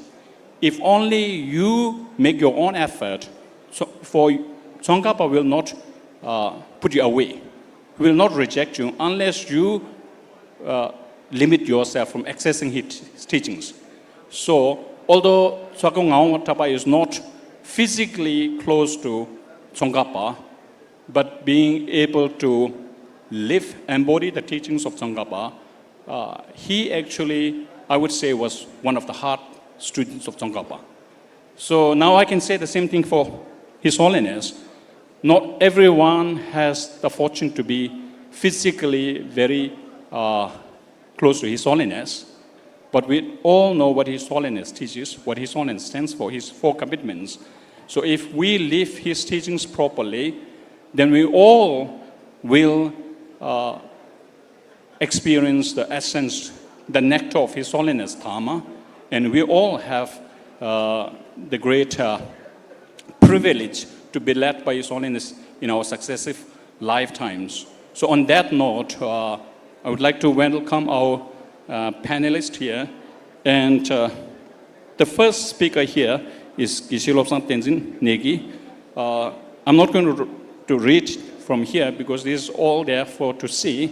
But from what I know about Geshe-la has had his monastic training, got his graduate degree, and then went to Emory University. And also he got his doctorate from there. And is an established modern Tibetan, Buddhist scholar across the world. And I first met him when I was with His Holiness at Emory University. And his humility, his knowledge, particularly his dedication to His Holiness, is exemplary.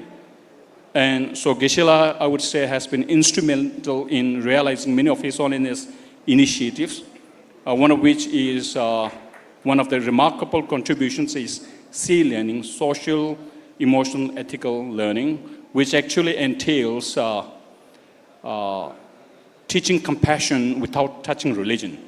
Because there are so many around the world who do not adhere to religion. And so for them, now the practice of compassion is necessary, important, but they wouldn't adhere to any religious concept. So then His Holiness came out with a proposal where he says, without touching religion, you can still, on the basis of 3 reasoning. One is common sense, one is common reasoning, common experience, and one is scientific finding. Based on these 3, we can still impart the teaching of compassion, basic human values to children from kindergarten, in His Holiness' own word, kindergarten up to the university. So Geshe-la, I would say, is really very helpful in realizing His Holiness' vision. So on that note, now I would like to request Geshe-la, please take your, be on the dais and give your presentation, if you may. Thank you.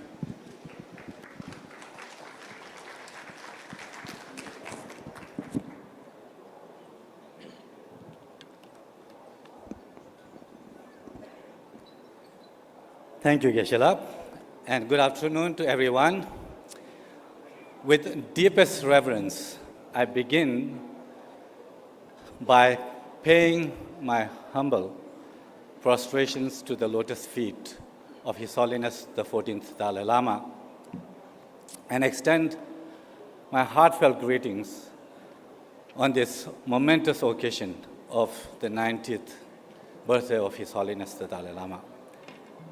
This milestone is not only a celebration of an individual, his extraordinary contribution to the humanity, but it's also a time for us to reflect on the enduring impact of his teachings across the globe. I will be mindful of my time, allocated time, 15 minutes, and would use some slides to present my presentation.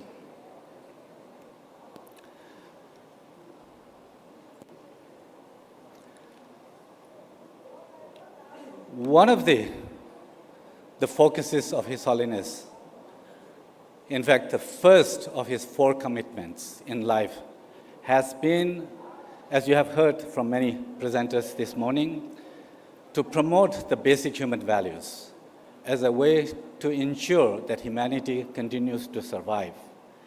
In fact, as far back as in 90s, as the turn of this current millennium, His Holiness wrote a book called The Ethics for a New Millennium, not just for the 21st century, but for the entire 1,000 years that we just began 2 decades ago.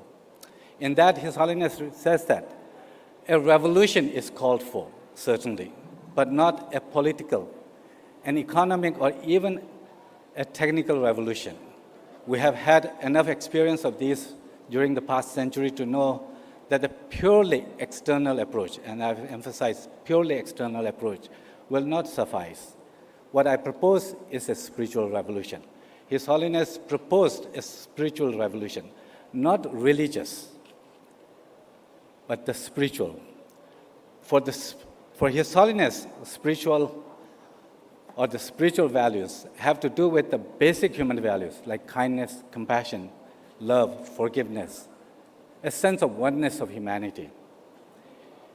Now, these are the values that His Holiness points out. These are not luxuries, but necessities, without which humanity cannot survive. Now, in promotion of these basic human values, as His Holiness has pointed out, that the revolution, the spiritual revolution is needed. The reason, as he has pointed out, is that our modern education for the last several centuries have excessively focused on the external development and neglected the inner development of love, compassion, and these values. So, as the symptom, as the impact of that neglect, we are seeing today the rise on mental health problems, global crisis, the conflicts, global warming, and host of the challenges that humanity is facing. His Holiness says that this is a reflection of that neglect of inner values. Now, in promoting inner values, His Holiness is very aware that it cannot be a religion-based in order to resonate with our modern world. We have become pretty much a global village. In the past, we lived with relative independence or as communities, nations, but that reality is not the case anymore. We share a space with many different ethnicities, religious backgrounds, race, gender, all kinds of backgrounds. So an approach to promoting these basic human values that inform our actions, our behavior, basically an ethical way of living, it has to be something more universal, what His Holiness calls secular, modeled after the Indian understanding as it is enshrined in the Indian Constitution, that is respecting all religions, but also the views of those who have no religion. So in that sense, secular is meant to be universal and for an approach to education that promotes these basic human values. To be universal, it would need to be something that, as His Holiness says, that grounded in our personal or common experience, common sense, and most importantly, scientific evidence. Now, His Holiness has written another book called The Universe in a Single Atom, back in 2005, in which His Holiness recognizes that today, that's in the first decade of the 21st century, that he says that in the first decade of the 21st century, science and spirituality have the potential to be closer than ever and to embark upon a collaborative effort that has far-reaching potential to help humanity meet the challenges before us. We are all in this together. May each of us, as a member of the human family, respond to the moral obligation to make this collaboration possible. This is my heartfelt plea. So His Holiness has plead, but it's not just a plea. His Holiness has been very systematic and thoughtful in advancing such a convergence of science and spirituality. In fact, back in 1987, together with Francisco Varela, a leading neurobiologist, and Adam Engel, His Holiness founded Mind and Life Initiative, a platform to chart a new frontier in science, where the scientists can explore this inner universe of thoughts, the emotions, the consciousness. And through these dialogues, through these meetings, His Holiness has had conversations with scientists from all different disciplines, from quantum physics to neuroscience, evolutionary biology, psychology, and all other fields. And we know today that through such a pioneering work, we have a new discipline in science, contemplative science, and the sub-discipline within contemplative science known as the contemplative neuroscience. These are a huge outcomes of such dialogue, and we see today thousands of young researchers who are embarking on such explorations of the inner world. Another important undertaking by His Holiness has been a historic academic collaboration with Emory University. And this has to do with the bridging of two worlds, the Eastern and the Western world of science, for one common humanity. And this partnership began in 1998, where His Holiness laid out a clear vision for a partnership that began at Emory University known as Emory-Tibet Partnership to advance a knowledge that is more holistic, that draws from the strength of the two traditions. And through this collaboration, I'm happy to share that His Holiness's vision, how far it has come. For example, one of the programs under this is Emory-Tibet Science Initiative, and this is to advance the convergence of science and spirituality. Now, His Holiness's goal in bringing modern science to the monastic education is not just to inform monastics about the science, but really the long-term goal is to empower these contemplative scholars, give them tools to investigate these inner values, inner skills, if you will, together with other scientists, so that the knowledge can be advanced. And we are so happy to see today that this initiative has actually come a long way. Over 1,500 or 1,500 monastics are involved in the 6-year science curriculum, spanning from neuroscience, physics, biology. 43 monastics have completed 2 years of residence at Emory University studying modern sciences. 418 faculty members, these are professors from American and other universities across the world who have come and taught science in the Tibetan monasteries in South India.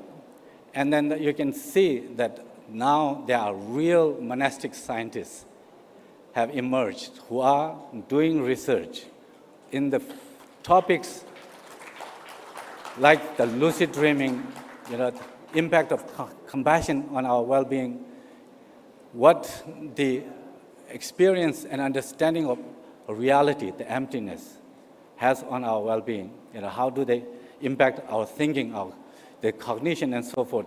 And then some of those monastic scientists are here among the audience here. So this is truly a huge, progress, huge realization of His Holiness's dream. Another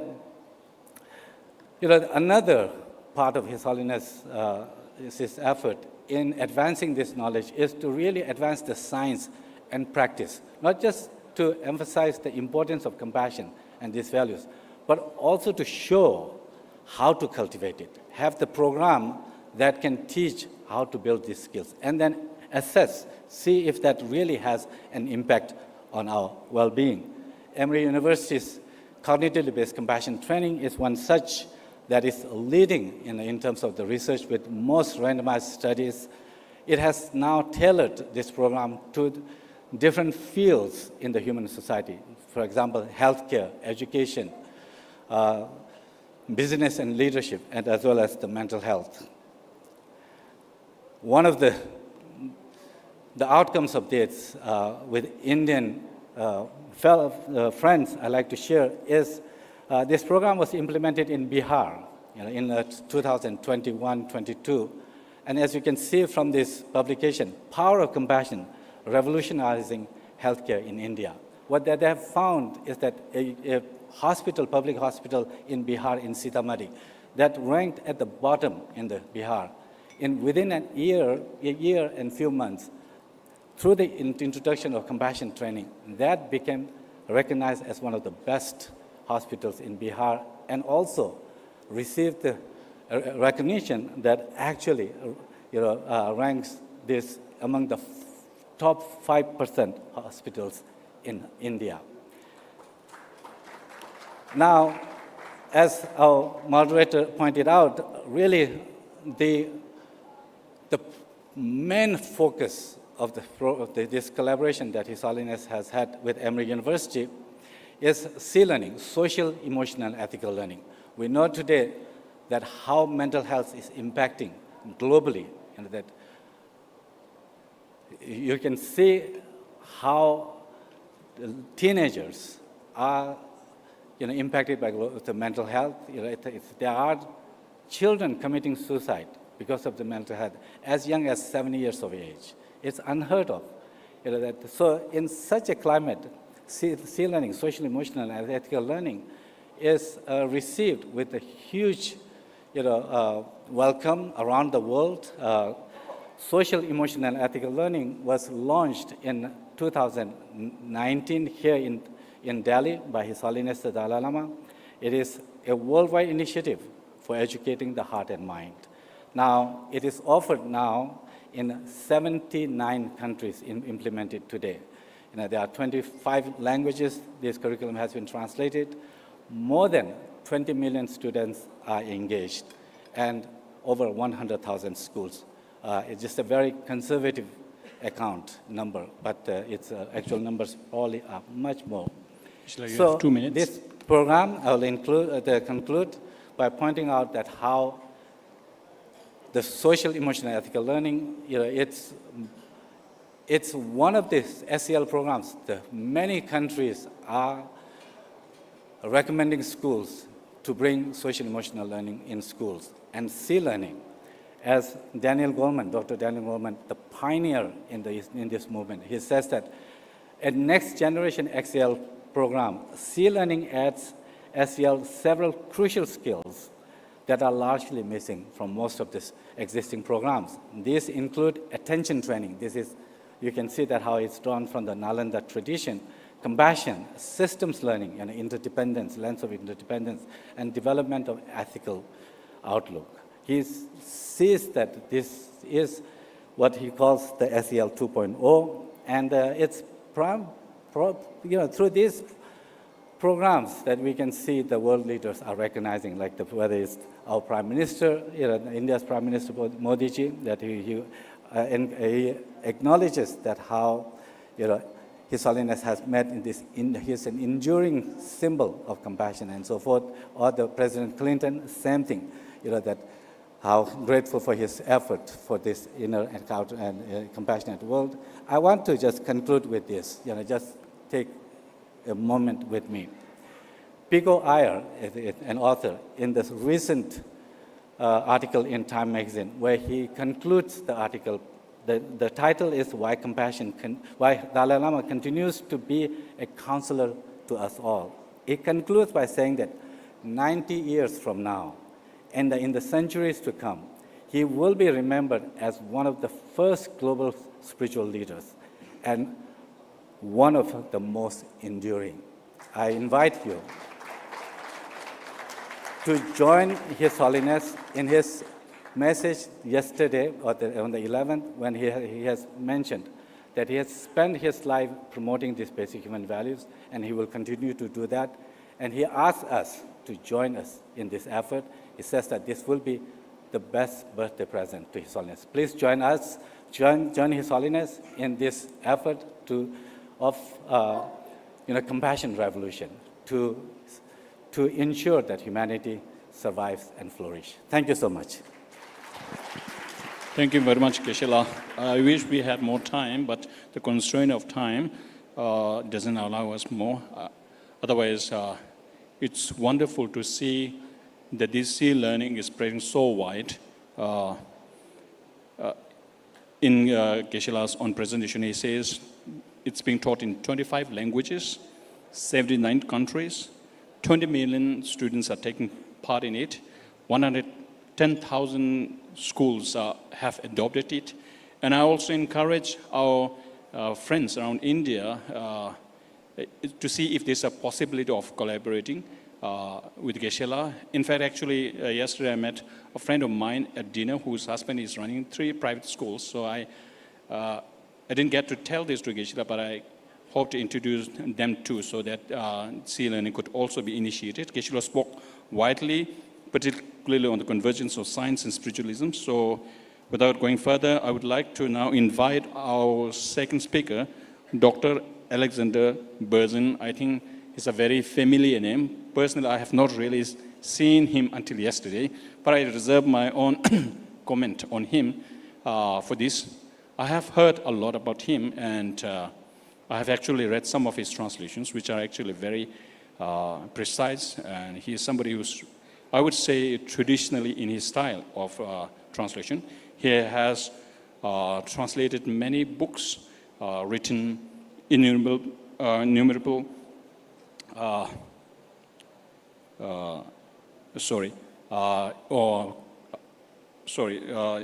so he has translated many books and also have been an established writer, writing on Buddhism in various articles and so forth. So he also had the honor of being His Holiness translator on various occasions. So without further delay, I would like to request Dr. Alexander Berzin to present your talk. The theme of today's talk, which I forgot earlier, is the relevance of His Holiness spiritual teachings for the 21st century. So on that, either on the dais or from here, whichever you prefer, please give your presentation. Thank you.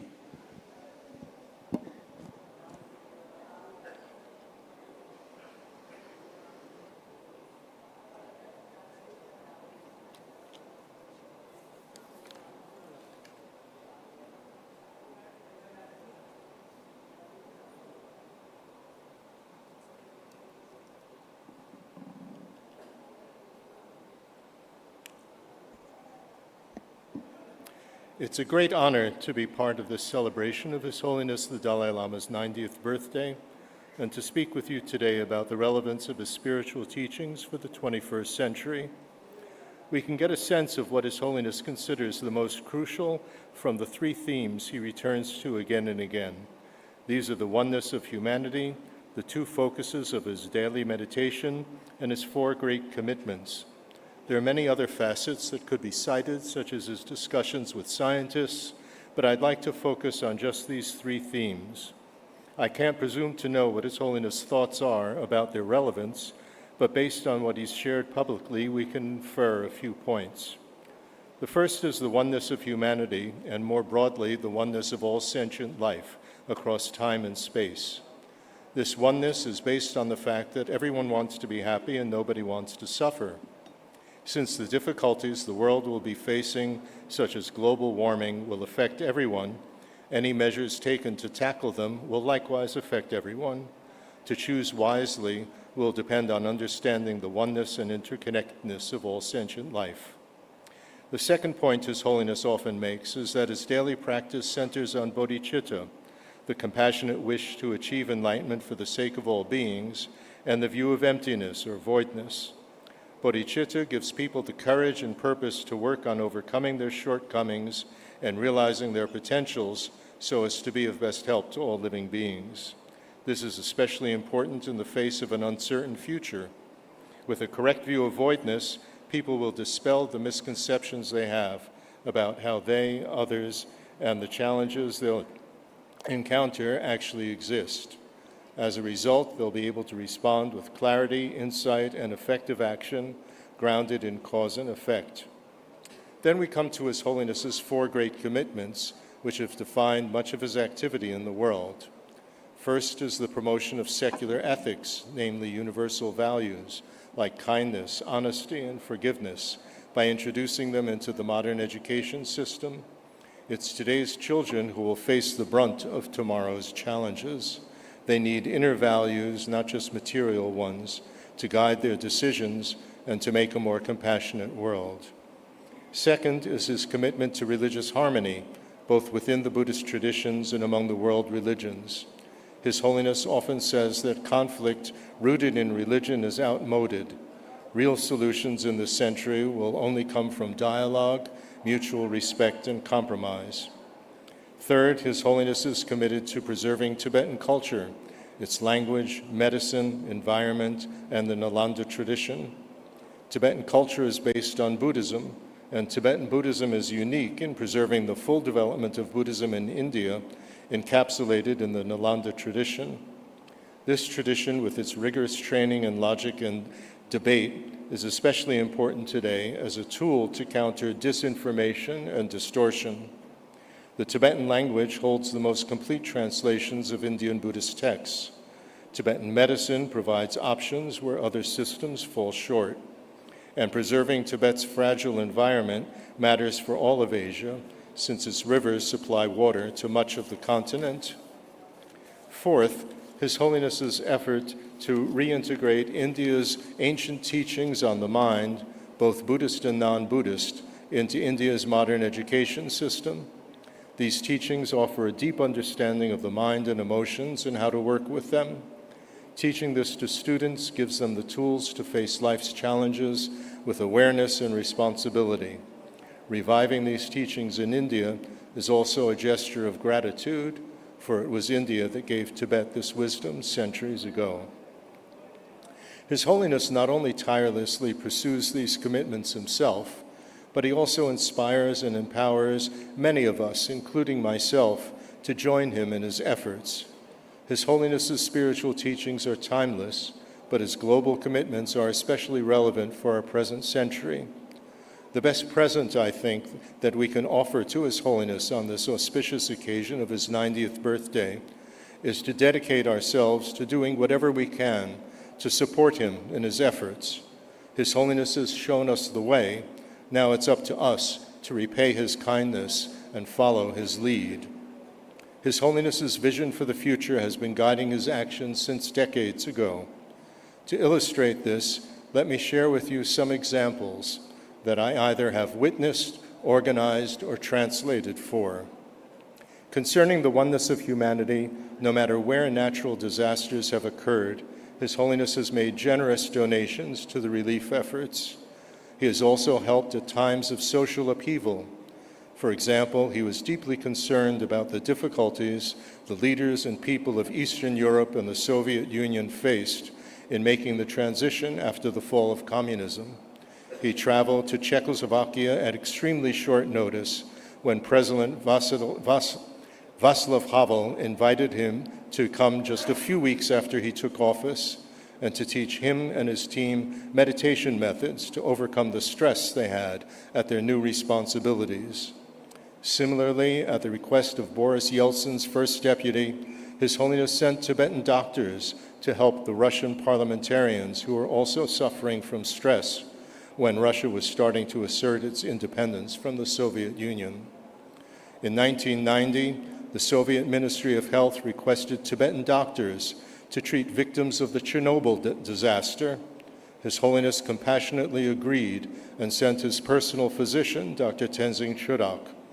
Unfortunately, despite the success of the pilot trials, the medical project had to be discontinued after the Soviet Union broke up, as Russia, Ukraine, and Belarus could not agree on cooperation. However, this example of compassion in action shows that His Holiness's main focuses in meditation were never just matters of private practice, but were always active guiding principles of his activities. His deep understanding of the voidness of himself and all that he does is evident not only in his profound teachings on voidness, but also in his ability to remain humble in the face of adoring crowds and to oversee a huge number of projects without getting overwhelmed or stressed.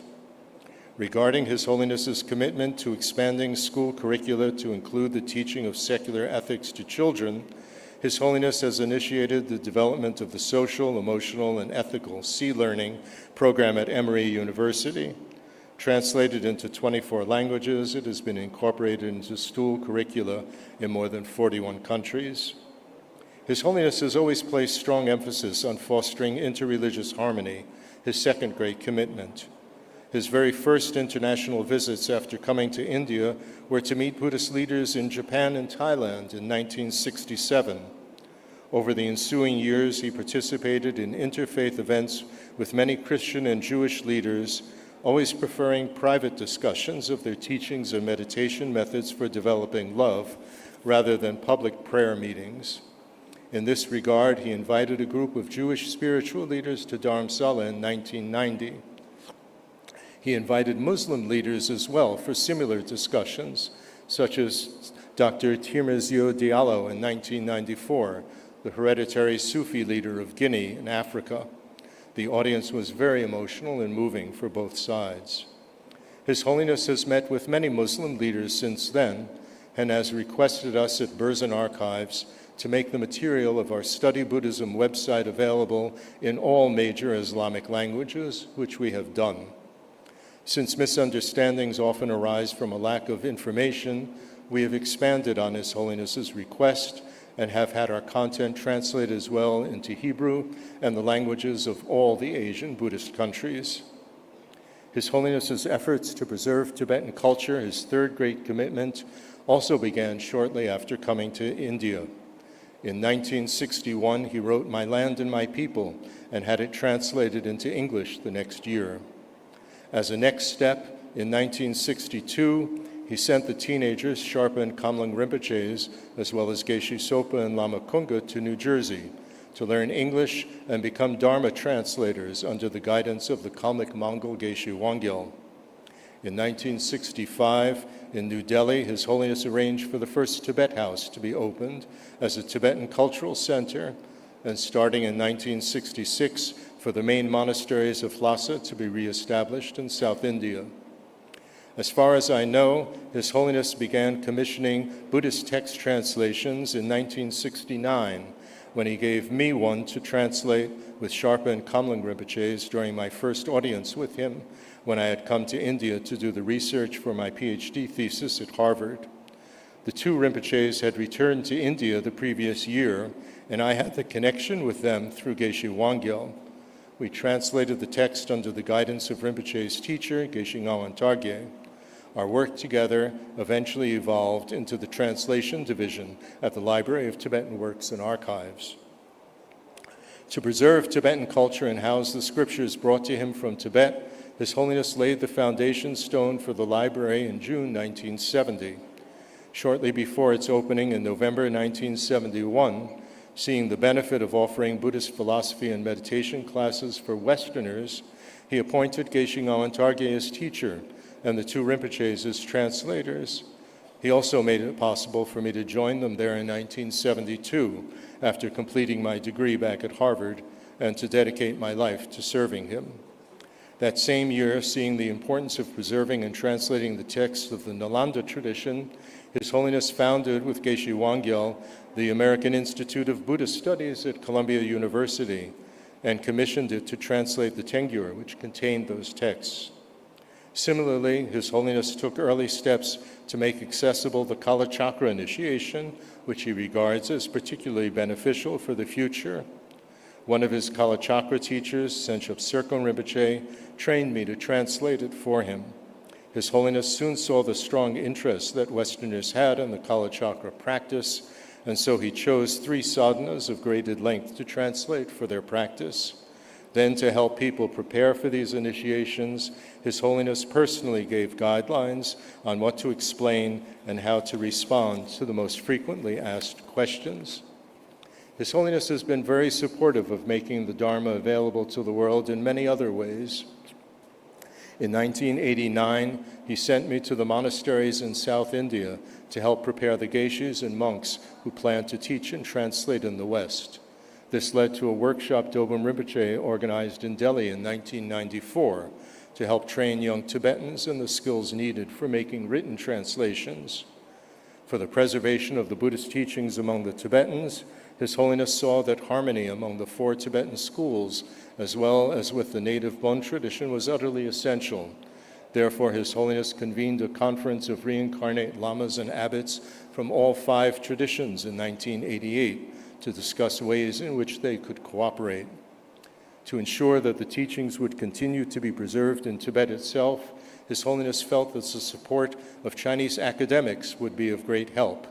Therefore, to assess the level of interest in Tibetan Buddhism among them, His Holiness asked me to travel to Beijing in 1994 and to lecture there at the research institutes dedicated to the academic study of Buddhism. The professors and scholars were sincerely interested in Tibetan Buddhism, especially in Tantra, and wanted to learn more. His Holiness took this as a positive sign for the future. His Holiness's commitment to preserve Buddhist culture is not restricted to only Tibet. He also played a crucial role in reviving Buddhism in Mongolia and in the traditionally Buddhist regions of Russia, Kalmykia, Buryatia, and Tuva. He laid the foundations for this revival with his visits in 1979 and 1982, and once communism fell, taught extensively there in 1992. To spur the revival of Buddhism in Mongolia, in 1997, His Holiness commissioned a project to compile and publish Bakulo Rinpoche's teachings in colloquial Mongolian. Up until then, the teachings were only available in classical Mongolian or Tibetan, neither of which lay people could read. Serving as India's ambassador to Mongolia, Bakulo Rinpoche had become a popular teacher there. His teachings and reforms of monastic discipline have laid the foundation for the present-day flourishing of Buddhism in Mongolia. To fulfill his 4th commitment to introduce India's ancient philosophical teachings into the Indian educational system, His Holiness started by having the study of logic and debate introduced into the school curriculum of the Tibetan Children's Village in 2017. Then in 2023, he laid the foundation stone for the Dalai Lama Center for Tibetan and Indian Ancient Wisdom in Bodh Gaya. It held its first academic conference in April this year, 2025, Can you wind up, sir? You have to explore possible strategies for bringing such subjects to the Indian schools. Anticipating the need for suitable teaching material for the project, we have had large portions of our Study Buddhism website translated into 10 Indian languages. There are many more examples that could be cited where others have also been enlisted and been inspired to help His Holiness fulfill his commitments, like the inauguration of the Mind and Life meetings with scientists in 1987 and the opening of the Serkong Institute in Dharamsala in 2024 to teach logic and debate and how to apply them in the study programs in Western Dharma centers. I hope that as this century unfolds, our examples will inspire new generations to take further steps to help implement His Holiness's vision for what will be of best benefit for the future. There is no wiser and more compassionate guide for this than His Holiness. Thank you. Thank you, Dr. Alexander Berzin, for your wonderful presentation. Dr. Berzin's presentation involves His Holiness' 4 main commitments and also what he considers three important themes that His Holiness, one of which is oneness of humanity, second, bodhicitta and view of emptiness. That second and third may relate to Buddhists alone, but basically the oneness of humanity is something we all need to consider with great importance, because without the oneness of humanity, if we are divided by discriminations and national boundaries and so forth, and prioritize one's own oneself, one's own community, nation, and fail to address the interdependency that binds us together, then we have chaos all around the world. So on His Holiness, and Dr. Alexander also related his own personal experience with His Holiness, which is actually very precious, and he has also been very active in the Buddhist world in terms of translation and in realizing His Holiness initiatives. And one of his points that he says is His Holiness is someone who, as we say, walks the talk. So he actually implements what he teaches. And Dr. Burton states that we should follow after His Holiness to keep his legacy alive, which is very important. So if you venerate, revere him, then we should try to be like him. So that is the essence of his talk. Thank you, Dr. Alexander Burton. And the third panel is third and final. And before I say that, we have 10 minutes of question and answer session for the floor. So we'll open the floor after this third talk. So if you have questions, we have only 10 minutes, so be brief and to the point. Now I would like to invite the third panelist, Dr. Eddie Rama Wijaya Putra. So he is actually from Indonesia, and he's a Buddhist, he's a rector of Sri Vajra State Buddhist College of Tangerang, Indonesia, and has written many articles, papers in journals and scholarly outlets.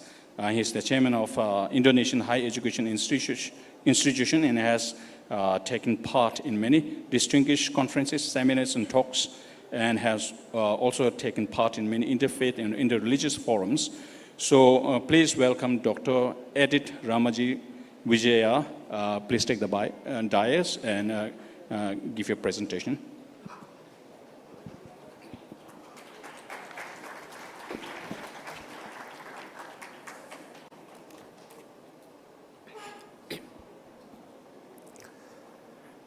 Honorable monks, esteemed parents, distinguished members of the International Buddhist Confederation, IBC, and respected participants, I extend greetings, Namo Buddhaya, Tashi Dele.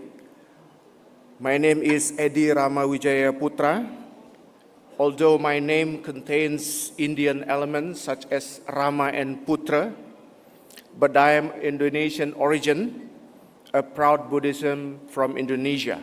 But I love India, especially the movie. In Indonesia, Indian movie is a culture. Recently, I have been appointed as a rector of Sriwijaya State Buddhist College of Tangerang, Banten, Indonesia, nearby Jakarta, a government-supported higher education institution operating under the auspices of the Ministry of Religious Affairs, Republic of Indonesia.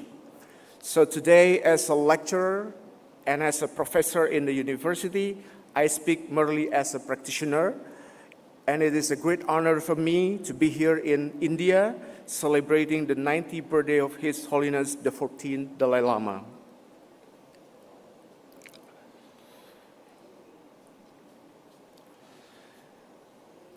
I have not had a privilege of meeting His Holiness Dalai Lama in person, but I have greatly benefited from studying his biography during my study of Buddhist textbooks in elementary school in Indonesia. So we use the global leaders' exemplary minds as the curriculum subject in Indonesia, including His Holiness Dalai Lama the 14th. The books explain Dalai Lama's life, which serves as an exemplary model of global leadership, and compassionate wisdom, the qualities that every student and learners aspire to emulate their own lives. Education actually serves as a cornerstone for shaping lives and societies, indeed. And the teaching of His Holiness Dalai Lama resonated profoundly within the realm of modern educational outcomes. As a global advocate for peace, compassion, and mindfulness, his life philosophy provides a framework for nurturing not only intellectual growth, but also emotional intelligence and ethical awareness in students for today's world and next generation. Furthermore, in today's classroom, the values that championed by His Holiness, such as kindness, tolerance, and interconnectedness, interbeing, can transform the educational experience. For instance, curriculum that integrate mindfulness practitioner mirror his commitment to self-awareness, fostering a sense of inner peace and resilience among learners. These practices have been shown to improve concentration, as well as to alleviate stress in today's highly distracted world and create an environment that is conducive for learning and most suitable for individual to grow. The Dalai Lama's unwavering belief and power of dialogue and understanding aligns seamlessly within the push of global citizenship of education itself.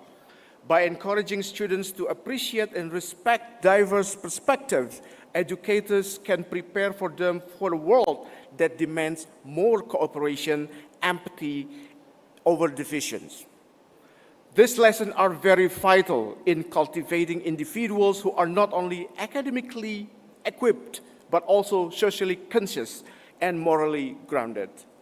The inclusions of the nonviolence as a principles in education in another area where his teaching holds a very relevance for today's education context. Conflict resolution, war in many areas, in afflicted world areas, and collaborative teamwork exercises reflect his philosophy and help foster harmonious interaction within multicultural learning spaces. This instills crucial life skills, ensuring the students are capable of addressing challenges within the poisonous world and understanding to cooperate to one another. Monks, venerables, education of the heart that is introduced by most venerables, His Holiness Dalai Lama, underscores the profound interconnection between intellectual acumen and spiritual growth. His philosophy advocates the spiritual teaching, often perceived as distinct from conventional educational objectives that must be woven into the fabrication of learning to nurture a truly enlightened individual and learners for the future. Ladies and gentlemen, venerable monks, the Dalai Lama's concept of education of the heart is rooted in the principles of compassion, humility, and inner growth. He continues to contend that education must transcend the transmission for facts and figures, evolving into more mechanistic that fosters humanity's innate virtues. For instance, teaching compassion alongside academic subjects not only enhances interpersonal skills, but also instills the sense of being responsible to our society and toward others. A vital attribute of today's interconnected world, this approach ensures that students emerge not only capable of professionals, but also empathetic individuals who can contribute positively to society. Moreover, venerables and ladies and gentlemen, respected participants, spiritual teachings encourage moments of self-reflection, not only look for the invention, and mindfulness alongside learners to explore the inner selves while connecting with the world around them. By incorporating practice like this, the student will be sweep away their ignorance. Meditation can be walking practice that can be cultivated in their everyday lives, more gratitude to be exercised into the curriculum. By doing this, educators can create the holistic framework that support emotional resilience, ethical reasoning, and moral reality. In the interconnected approach that His Holiness Dalai Lama thrown with, spiritual education amplifies educational learning rather than competing with others. It lays a foundation for cultivating a peaceful and inclusive mindset, preparing students to navigate the complexities of the globalist society with wisdom and also compassion. The integration of spiritual teaching within the educational objective exemplifies the Dalai Lama's vision for an education system that nurtures hearts, minds, and also surroundings, as well as the environmental ethics. And thereby, we can produce more individuals that lead them to be more intellect and also take care of their humanity. In conclusion, this legacy of His Holiness Dalai Lama the 14th serves as an inspiring guide for integrating values-based approaches into education system. By embracing his teaching, educators can create outcomes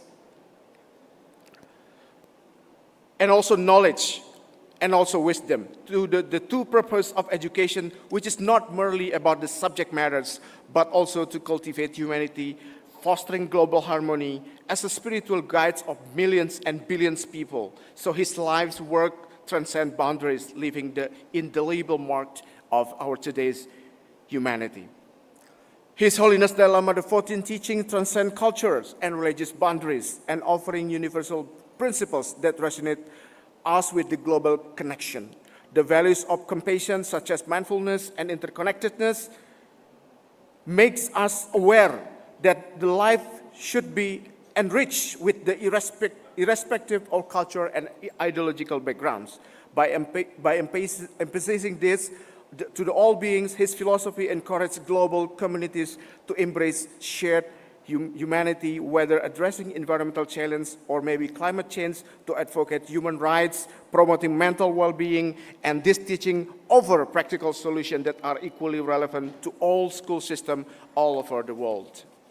The last but not least, for educators today, or maybe as parents at home, this universality underscores the importance of integrating such as principles into curricula that cater multicultural student body, instilling sense of global citizenship and also mutual responsibility. In today's fragmented world, most venerables and distinguished participants, the Dalai Lama's spiritual legacy provides a framework for building bridge across divided religions, background, cultural, and political.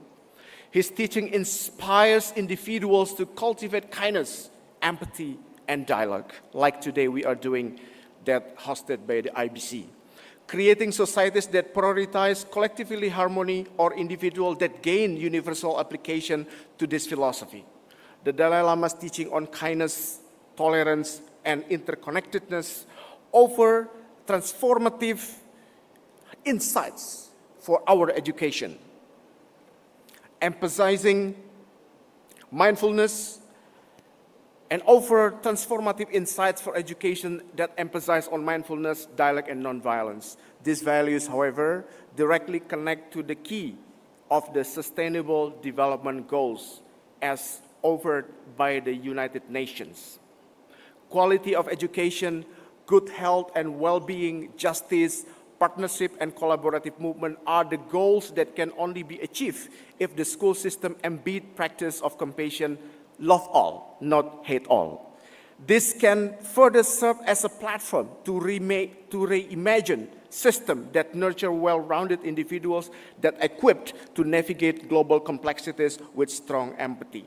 This legacy sounds very simple, but encompasses universal principles that can transcend cultural identity and political boundaries while inspiring harmony and cooperation, achieve a moral sustainable for the more compassionate world in the future. Thank you for your attention. Dayanabad, Namo Buddhaya.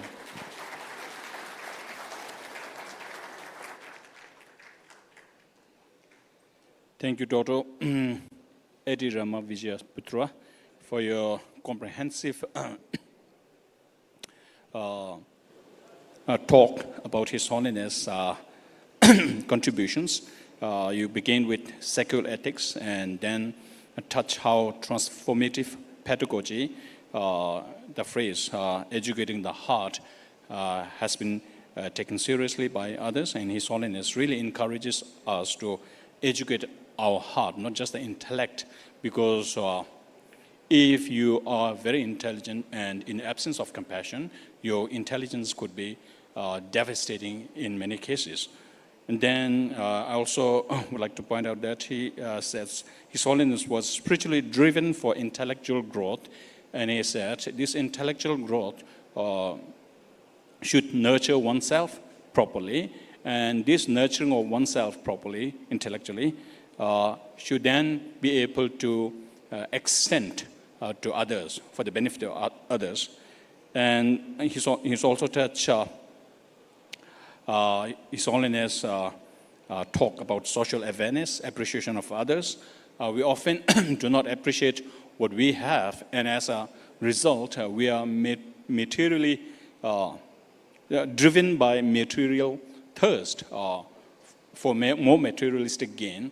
So His Holiness usually say we have one body and one mind, and because we have only one body, we have limited needs. But if we heed to our desire, then it's limitless. And then he also spoke about fostering inclusivity and reducing prejudice, which is actually basically the same as oneness of humanity. If we are able to address the oneness of humanity, as His Holiness called, the world is actually our bigger home. We have smaller homes, and then we have our globe, the whole earth, as our bigger home. So if somehow something happens on the other side of the globe now, because of interdependence, we are all influenced. So thank you very much, Dr. Eddie Ramaja Vijayaputra. And I would like to open the floor for questions. And please be brief and to the point. And if you have any questions to any of the three panelists, please raise your hand. Yes, please. Do you have a mic, please? One mic here. And you have a mic in front of you, all of the three panelists, so please use the mic to answer the question. Audible? Yeah. First of all, I would like to pay my sincere homage to His Holiness the 14th Dalai Lama and all the esteemed members of the Sangha who gathered here. I'm Yeshidawa, a researcher at the 108 Peace Institute. My question is to Professor Geshe Lobsang Nigela. Personally, I'm very much touched by the role of compassion. So I would always follow His Holiness the 14th Dalai Lama's analogy of compassion to water, something that is indispensable in our survival. So the question that I would like to ask is, how could we incubate compassionate leaders for tackling the problems that we face today and for the generations to come? Thank you. Thank you so much for the question. And the work you do with the research is really important. This is what His Holiness, when he encouraged, he has written extensively and encouraged to bring these inner skills in education. Because unless we can introduce and provide these skills from the very young age, from kindergarten through all the way to the high school and higher education, I think it would be very hard to see future leaders embodying the very values like compassion, kindness, inclusiveness, all the values that we want to see in our leaders. So I would say that, like many other programs are doing, what is known as the secular ethics or the sea learning is a program that is intended to inculcate those values, a very kind of age-appropriate way. I would say that anyone interested in looking at how to bring that into school or their children, please do take a look at the C-Learning. And you can go at clearning.emory.edu. Thank you so much.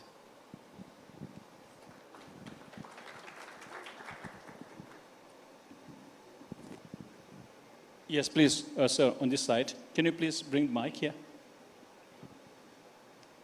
Yeah.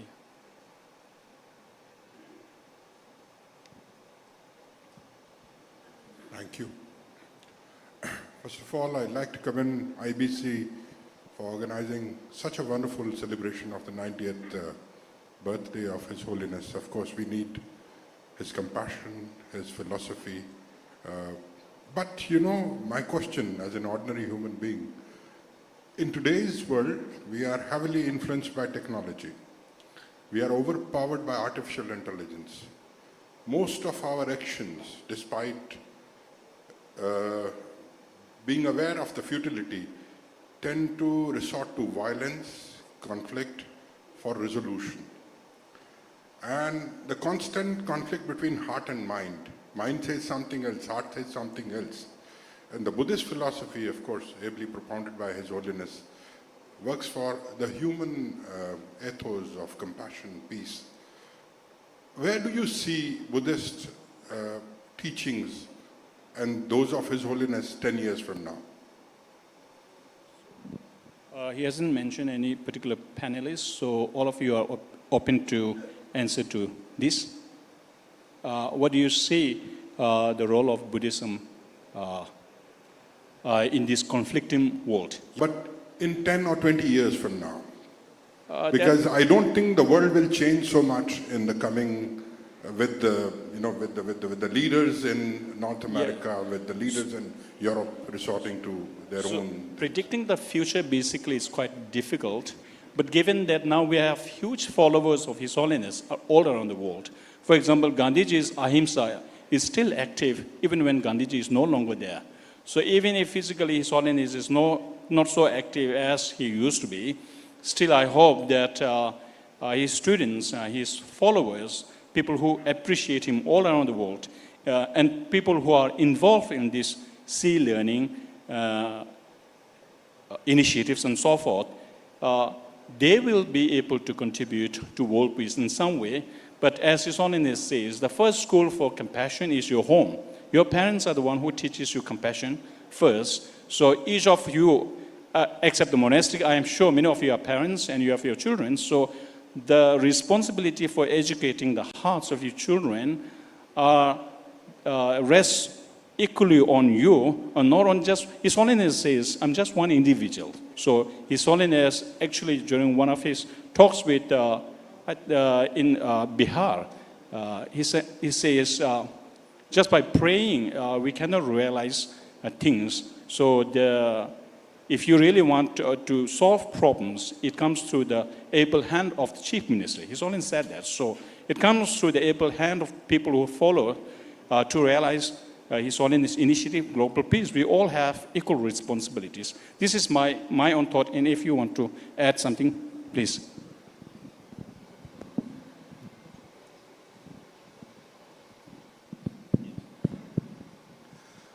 I think that what will carry on into the future are the actual written words of His Holiness. His Holiness has written over 100 books, and these have a very wide distribution. Change will come about, as His Holiness always says, on the individual level, as we develop inner peace within ourselves, that this spreads to our neighbors and so on. And this is actually the main approach that we can do.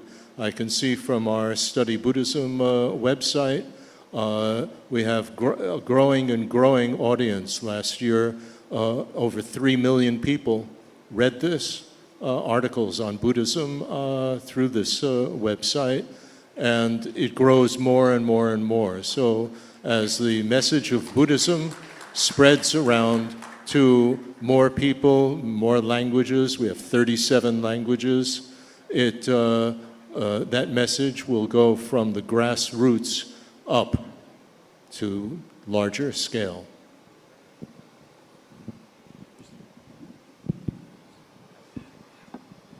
I will be really brief. The question is really important, that at times when we see the world with such heightened levels of divisions, and it's hard to have hope what would be in the future. So I share your sentiment, but at the same time, His Holiness the Dalai Lama often reminds us that change comes slowly, as Dr. Berzin mentioned. We should look for 50 years.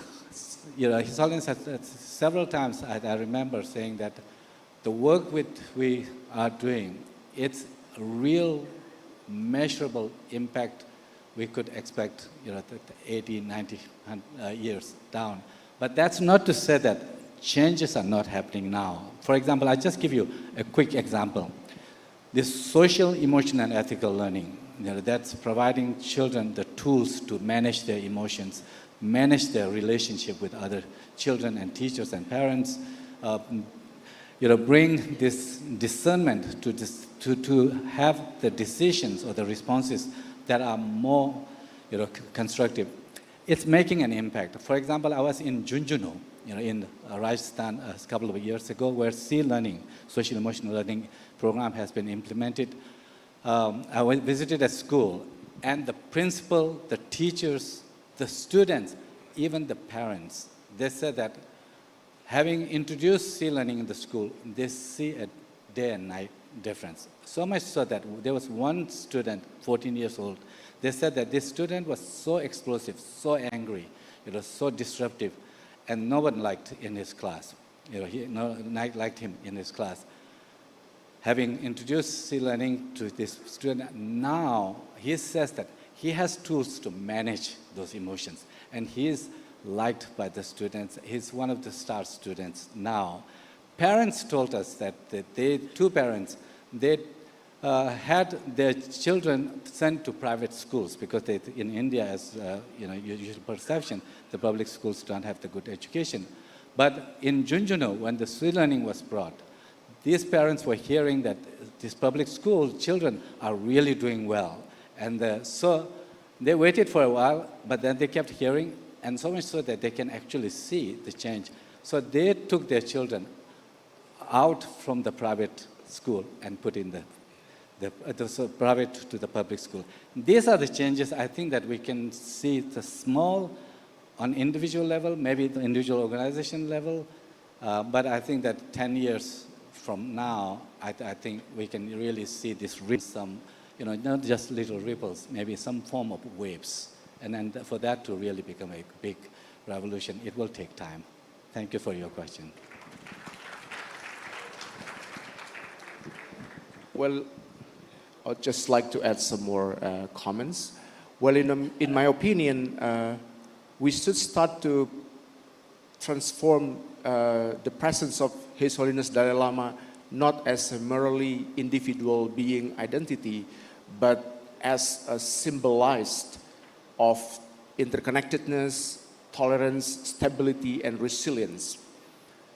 I think the homework that we need to take care from now on is how to engage world by the stakeholders to keep these symbols of tolerance, compassion, and stability can be preserved and can be implemented in the school education system, maybe parenting system, or world system.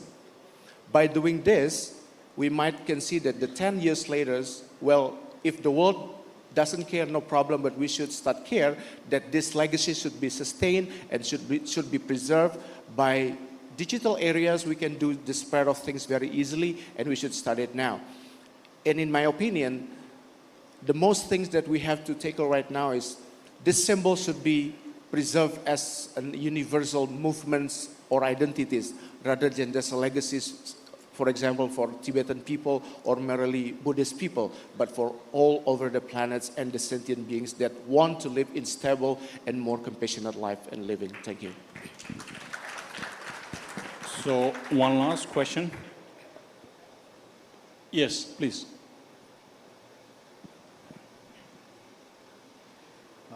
I am Professor Uday Kumar from Acharya Nagarjuna University, Department of Buddhist Studies, Andhra Pradesh. My question is Professor Alexander Bergin, as he pointed out 4 points, secular ethics and universal values and religious harmony and finally about environment, mind, all the things he pointed out. We are in a different society where our neighbor society are not in a peaceful. They have war, they have misunderstanding, they have different border issues. In this context, how we can, Buddhism is having 2,500 year history, having contributing lot of ethicals and motivations, mind changing, compassions, teaching, all the environmentals are going, activities are going on. How do you contribute to establish such a problematic society, to establish a peaceful harmony or religious harmony in this contemporary context?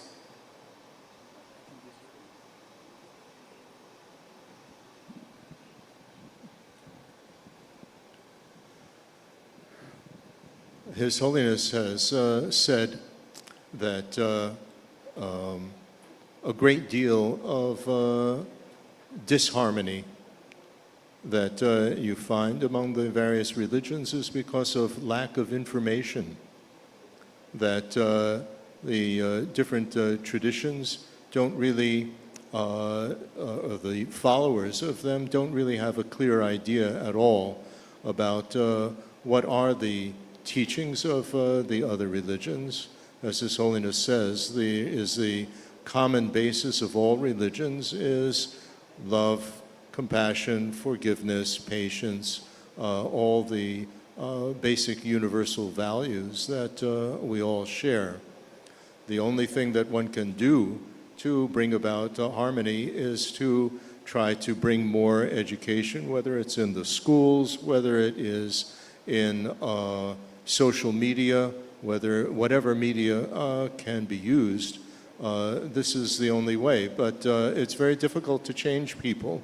People have to be open-minded, and our expectations need to be realistic, that change comes about, as I said, on the individual level, and on a larger scale, it can only go from the grassroots up. So more information, correct information, not disinformation, is very important. Thank you, Dr. Bergin.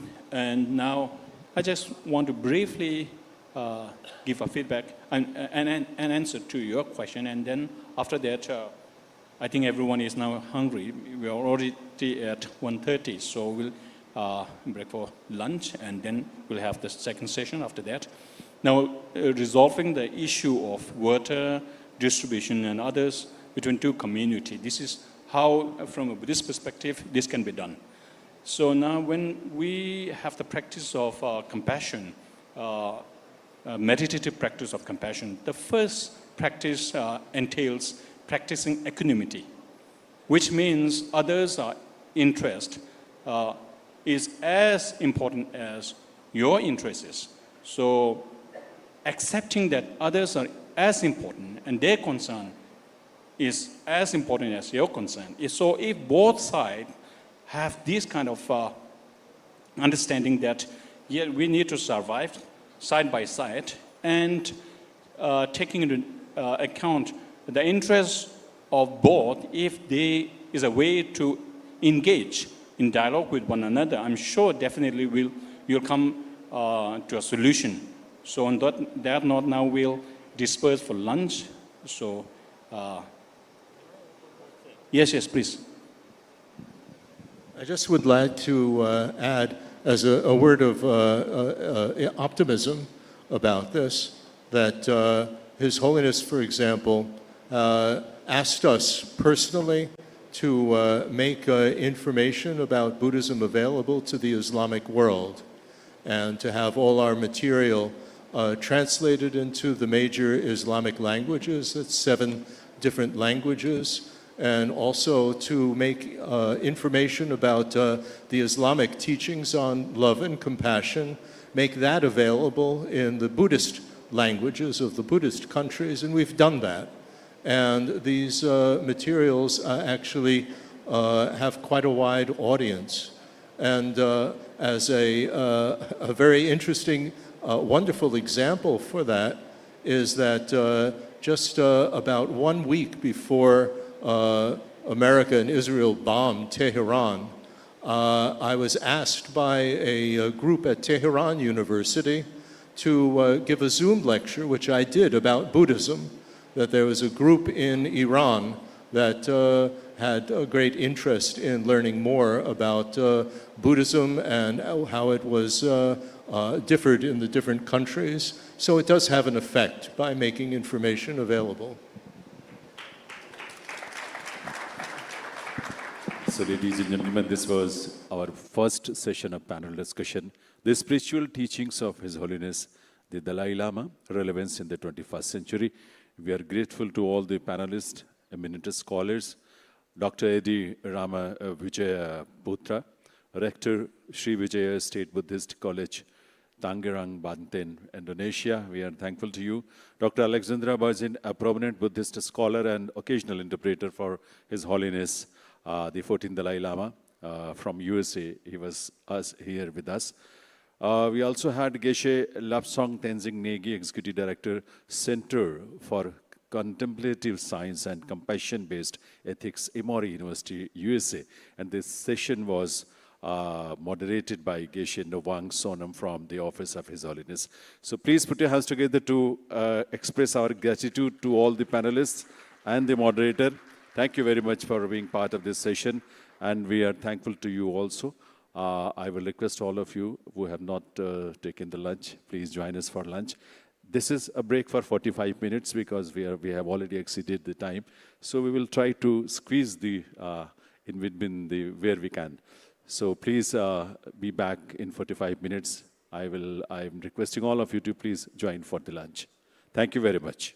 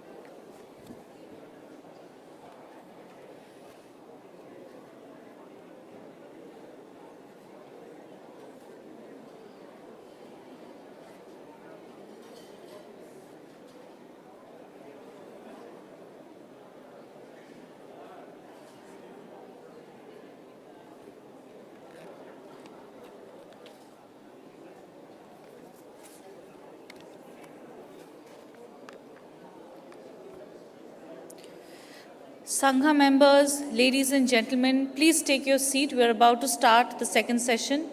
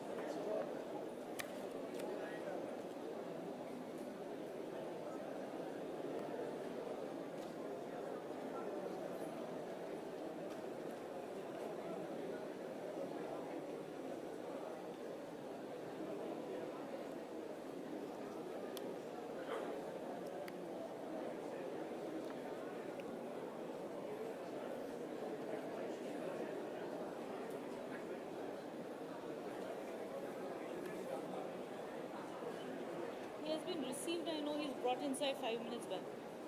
मैं start कर देती हूँ.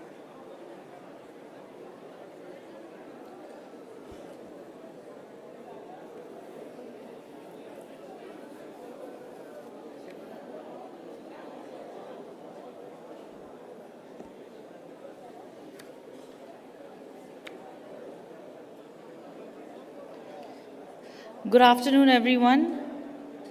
We've all gathered here today to celebrate the glorious 90 years of His Holiness the 14th Dalai Lama, spiritual wisdom and global relevance. Our second panel discussion today is on quantum physics, neuroscience, and Buddhism. His Holiness the 14th Dalai Lama has famously said that Buddha Dhamma could be categorized into three parts: science, philosophy, and religion. And that of these, the last is a matter of Dharamshala, India. And our third panelist is Professor Shishi, visiting professor at National Institute of Advanced Studies, Bangalore, India. Panelists, may I please request to take your place on the dais?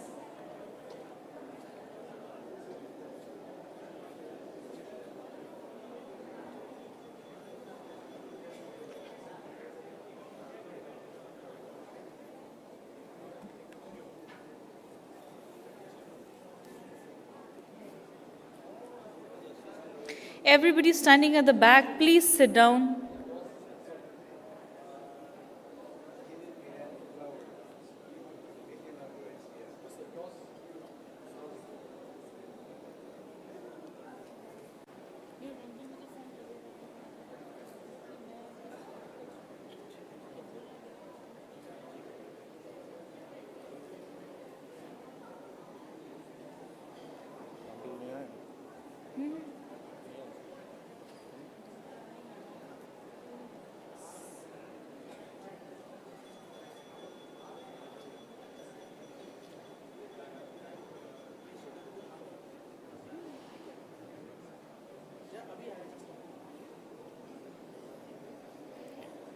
We are just awaiting the moderator. He's about to reach,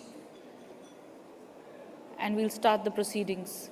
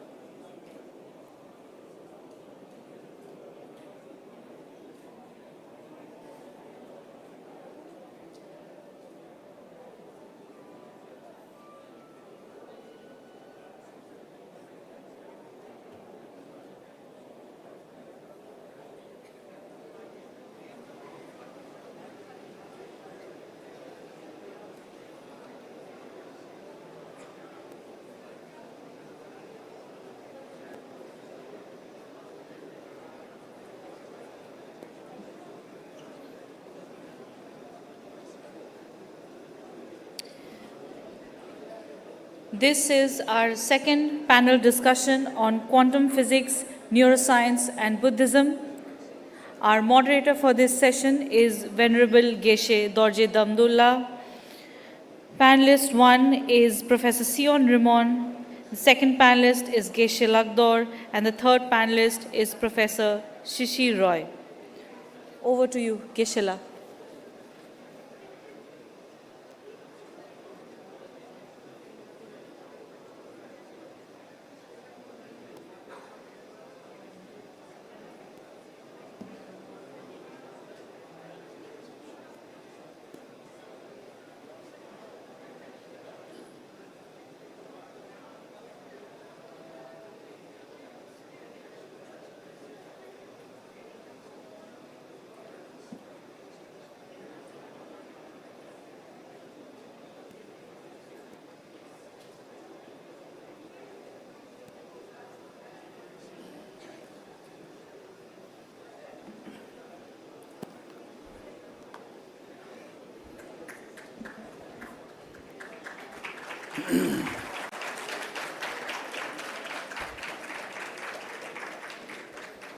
Good afternoon, all of you. First of all, I'd like to truly apologize for my being a little late. And as we already know, that this is a great day and a great year, commemorating the 90th birth anniversary of His Holiness the Dalai Lama. Respected venerable monks, the nuns, and all the dignitaries. And here we have the speakers for the second panel.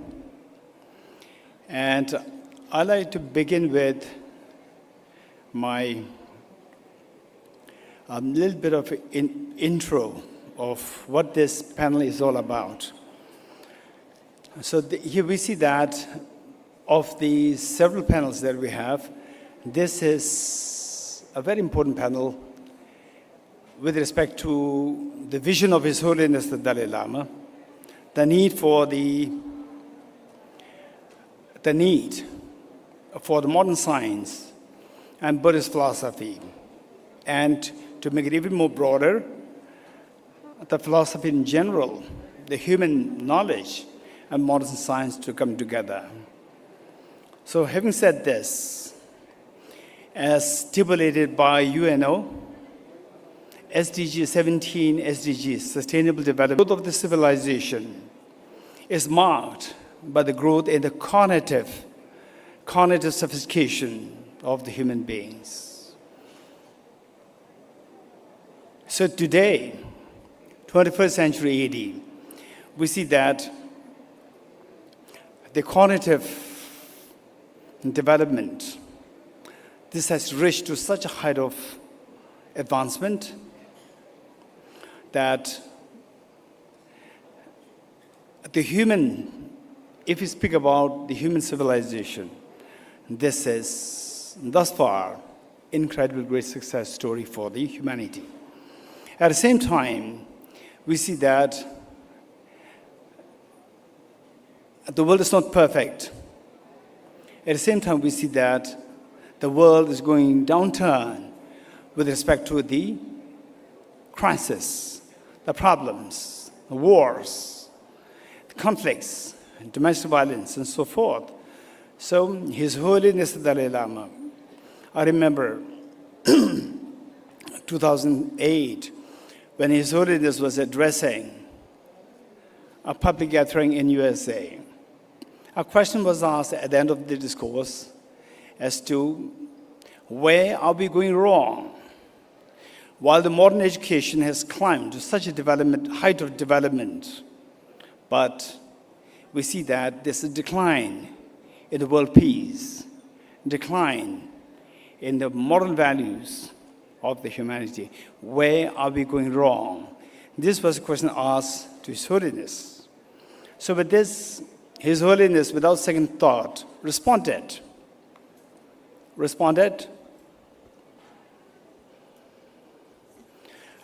that is all because of the lack of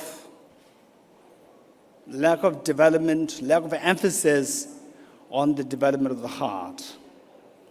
While the human being should be seen as a holistic entity with a body and a mind, where you require material developments for your bodily the facilities, we also require heart development for the ease of the mind.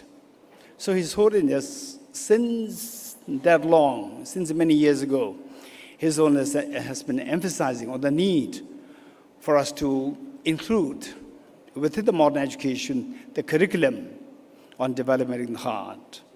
So today we see that the second panel, the panel on modern science and Buddhist philosophy. So this is the right session which can greatly contribute to this flourishing of the humanity, His Holiness's vision to be put into application. So let me quickly explain to you what is modern science all about. Modern science, in the first place, why modern science? Why other literary education like philosophy, psychology, and so forth? Why? So 0.3 million years ago, since the coming to being of the Homo sapiens, human beings, initially it was like early men, early women, and gradually developed to what we are today. So on what basis we see that we are civilized? Is for the reason, as I said, as I indicated earlier, there's a cognitive development, cognitive sophistication, which developed over the last 0.3 million years. So within that, we see that with respect to the, as His Holiness indicated, that modern education, while it is focused on the development of the brain, His Holiness argues that this is a remnant of the Industrial Revolution. So now, unlike what was at the time of the Industrial Revolution, where whosoever has the material development, your country can invade, can conquer the world, is for this reason that Britishers, or the Great Britain, is said to have no sunset in Great Britain because of the Industrial Revolution. Now is a different time. His Holiness argues that on top of the brain development, we also need to inculcate the heart development, missing of which the present crisis can never be solved. So His Holiness advocates the need to include programs to bring about heart development. For example, today, even today, is the era where what we inherited. We inherited the legacy of the Industrial Revolution. How do we know that? If in a school, in the best of the schools today, if you say 2 plus 3 equals 5, everybody applauds you. Whereas if you say 2 plus 3 equals 5-ish, nobody will applaud you, even if you have the capacity to become the second Mahatma Gandhi. Nobody will count you as somebody, will simply disqualify you. So from this, we clearly see that what His Holiness advocates as the need for programs to include the development for heart into the modern education curriculum. This is something which we need to put effort in. And IBC has a great capacity to do that, has a great capacity, and thus far, what IBC has been doing is greatly admirable. So this is one area where we think for the good of the humanity, for the good of the nation, for the good of the family members, each of the family. So this vision of His Holiness to include the programs to develop the heart into the modern education system is something to be considered. And also that considering on the level of the UNO is so important for the world for the UNO to adopt this program, Universal Ethics, program Universal Ethics, that it must be introduced in all of the world, not only in just one place, or not just only happening on the grassroots level, but must be happening from the top down.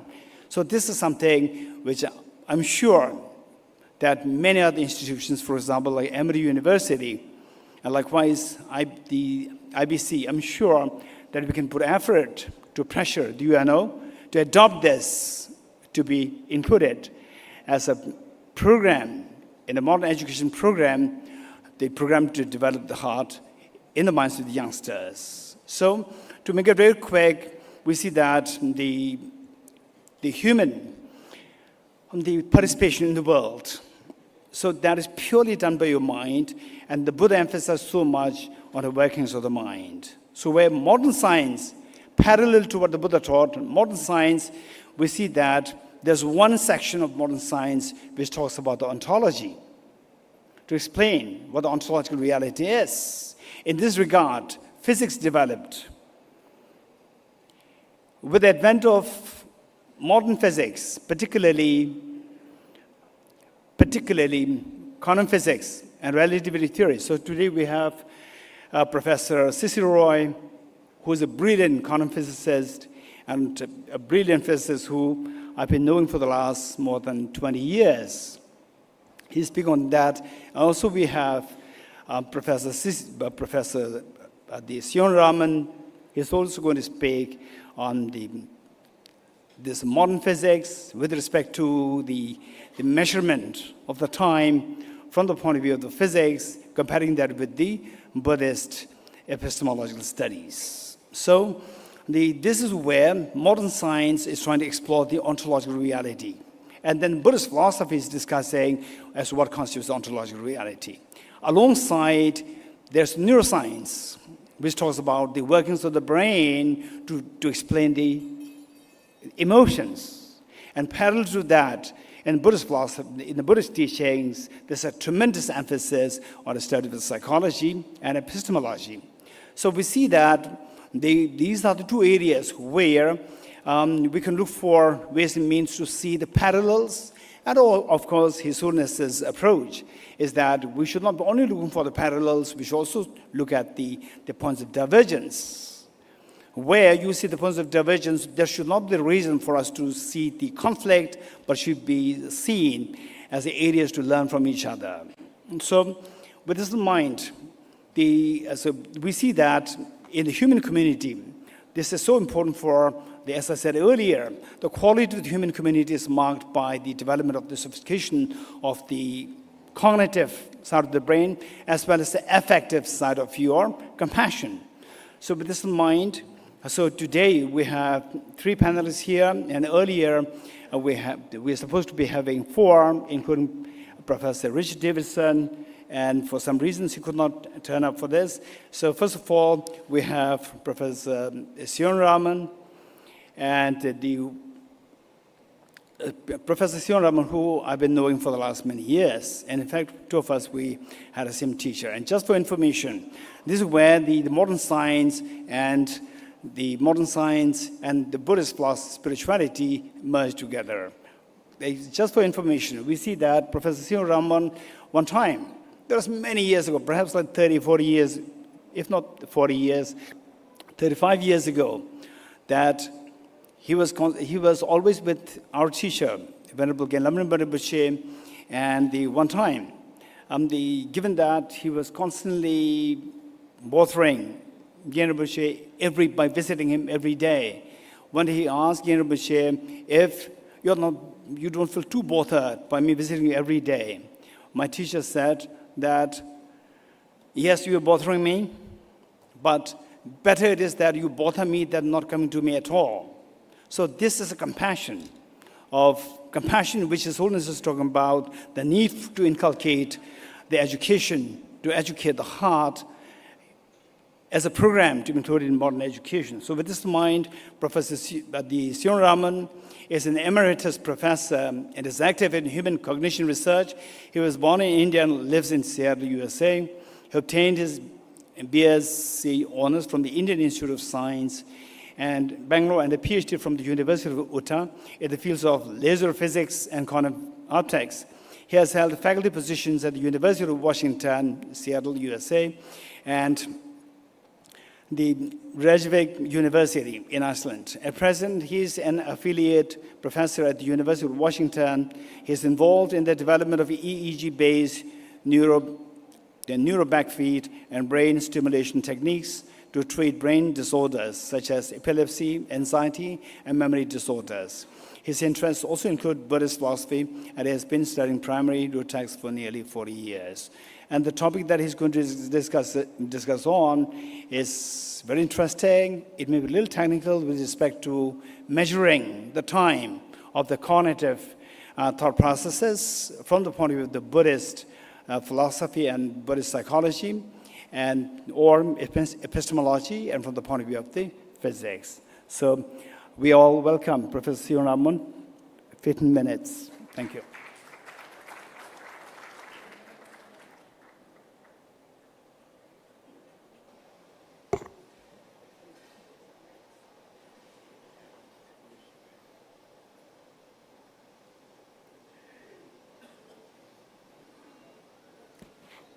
Well, thank you, Geshe-la, for giving me a chance to speak here. Also, I would like to thank the conference organizers to giving me a chance, and thank the audience, which consists of all the monks and many professional people, as well as the audience, for letting me speak here. And topic of my talk is to look into the interaction of science and Buddhist philosophy, and how they compare with the timing in the brain. And my inspiration came listening to Dalai Lamaji's teachings quite often, and that's where I began to look into whether we could use neuroscience and physics into looking into visual cognition, how you visualize things, what the timings are, and how they match with what people talk about in Buddhist philosophical texts. So that's where my main focus will be. So moving forward,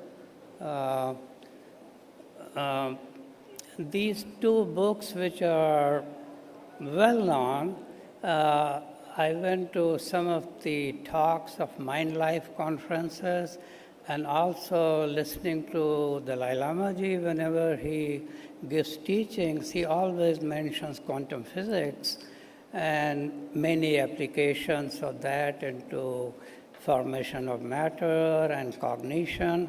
And so this book is a very good example, a universe in a single atom. And most of the people have read it. Then there is a recent book came out about looking into Indian Buddhist classical texts, and that book also is very inspiring and worth reading. So from these inspirations, and based on my background, I began to look into what the mental time frames might be and how they compare with the neuroscience. So just to summarize, Buddhist meditators, long time ago, before we had any clocks, so they used timing of a finger snap and the duration of a day and night. Those are the only two things they had. And now using the present modern clocks, we know that one day and night has 24 hours, so you can figure it out what the time frames might be. So based on those two measurements, and with our modern time frame of clocks, we can begin to compare what these things might be. Now, the Buddhist time frames, they are very well described by Vasubandhu, and also they are described in Chandrakirti's text of Madhyamika philosophy, and they were all formulated long time ago. more like a 500 Common Era. So, look, reading through these books, you might find one quantity which is often mentioned in the books. It is called instant or chana in Sanskrit, and its duration based on the modern clocks is about 13.33 millisecond, where millisecond is 1,000th of a second. And so it's a very short time. And that is what a lot of people trying to measure, and this is what we try to do also. Okay, so from that moment, definition of an instant and definition of a timing of a finger snap, you can derive many other quantities which are also listed in Buddhist philosophical texts. And with our modern time frames, one finger snap comes out to be about 0.8 seconds long, and time to complete a mental action is about same as a finger snap, but that doesn't mean finger snap is same as the time to complete a mental action. Completing a mental action will be like I'm looking at an object. How I visualize it, how I interpret it, how I recognize it, and then I say, now I know what the object is. That will be a one complete mental action. Okay, so similarly, thought moment is slightly shorter than the mental action. Thought moment will be how a thought arises in your mind. Those will be. And one human reflection will be like a mental action, then how you compare, how you store it into the memory. And so from there, we can figure it out how they match with the measurement. So let's look at the measurement. Measuring finger snap is very simple. All you have to do is normal finger snapping and just use a digital timer and measure it. So we did that, and it comes out to be very similar to what Buddhist people are talking about. And so that's the one example. Other example will be the cognition time frame. For that, you had to collect the EEG data. And so here you can see one subject, which happens to be me. And so from there, I can look at the EEG data on top of my head. Back of the head is where visual activity happens. Beyond that, you begin to search for name and form in the language and memory, and its emotional response in the frontal area of the brain. So these things play a very important role.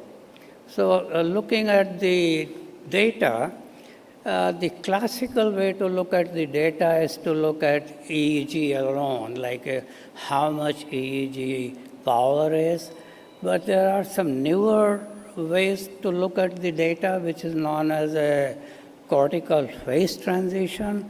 And the cortical phase transition generally refers to what the brain is doing before the EEG you measure on the surface of the head. So if I look at the cortical phase transition, the phase of the brain is changing all the time, and it flips. And so what is the duration of the time before it flips? Gives a measure of a phase transition, and those activities actually in a much larger area of the brain, and that's what is an important biomarker to study the brain activity. Classical, as well as a lot of in Buddhist philosophical time frame. Okay, So now jumping into modern measurements, looking at EEG, the top line shows you a lot of bumps. These bumps refer to different part of the brain, how they are analyzing the signal, and these, there are different stages. So like you see the object, you have this initial impression, then you try to figure it out, its shape and form and name, and then suddenly you say, yeah, I know what it is. And that is the eureka moment, recognizing. And then you verify, and then you return to the background activity. The total time to recognize these things is about 0.82 second, and that matches very well what people talk in Buddhism. So here I have superimposed Buddhist terminology on the insight moments. So looking from the Buddhist side, you can see like a visual generalities are happening first, then you search for its name and form or arth saman, and then what you call mental action is actually 0.86 seconds, which is very similar to what EEG or neuroscience is saying. And one human reflection will be a complete action of visualizing an object and seeing it, and that comes out to be very similar. And then we also studied these insight moments or time to recognize an object for normal subjects as well as for subjects who have a slight training in Vipassana meditation. Now here Vipassana meditation is from Goenka side, not Vipassana from the Mahayana side. Those same terminology but different description. So we just have to be aware. So we're not talking about Vipassana from Mahayana, not like a Laktung, but it is more like from Vipassana from the Theravadan side. And what we found that people who have a slight training in Vipassana, their object recognition time frames are fast. They can recognize slightly faster. So like a 0.83 for normal, 0.7 seconds for Vipassana subjects. And that is a big finding. We haven't had time to write this thing, but we are in the middle of publishing it. Okay, now, if there is anybody who is a neuroscientist sitting in the audience, then you will be very happy with this slide. Otherwise, just ignore it. It's not necessary. But for the fun of it, the blue line is for normal, red line is for the Vipassana subjects. And if you look at the second slide, second plot in the middle, you can see big oscillatory line. That is where Vipassana subjects are recognizing the object and comparing it with the memory. There you can see big oscillation. And normal subjects, not too much difference over the whole time cycle. I'm running out of time. So similar to that, the phase transition for a normal and meditative subject happens, and phase transition are very slow or very fast for a meditative subject. So I'm going to skip this slide, but in general, it is very subjective. You can control the firing of neurons by thinking, and that controls the flow of currents inside the cell. So combining all these things, timing is very subjective, and you can use this thing to develop techniques to treat mental disorder. So here, what we are proposing is you can develop a neurofeedback, neuromodulation device based on EEG. I can show you the EEG profile normal, and when you begin to change your behavior based on generosity or moral behavior or patience, then you can see your anxiety-filled brain is slowly becoming as a normal brain. And this way it opens up a way to treat many types of mental disorders.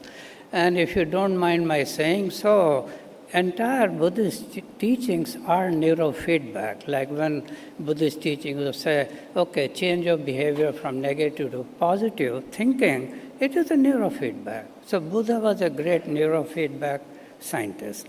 Okay, so due to lack of time, I will just touch very briefly.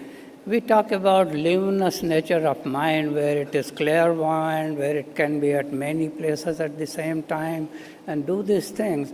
So, long time ago, like in 1980s, we developed some theories based on physics of faster than light, and also time is multidimensional and complex.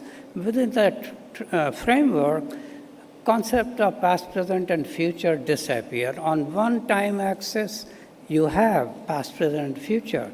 But on a different time axis, there is no concept like this. So every phenomena is present all over. Every distinction between past, present, and future disappears. So you could be anywhere at any time. So quantum entanglement, and you can be clairvoyant, or you can be at many places. So I'm sorry for speaking longer, so now I need to shut up. Thank you.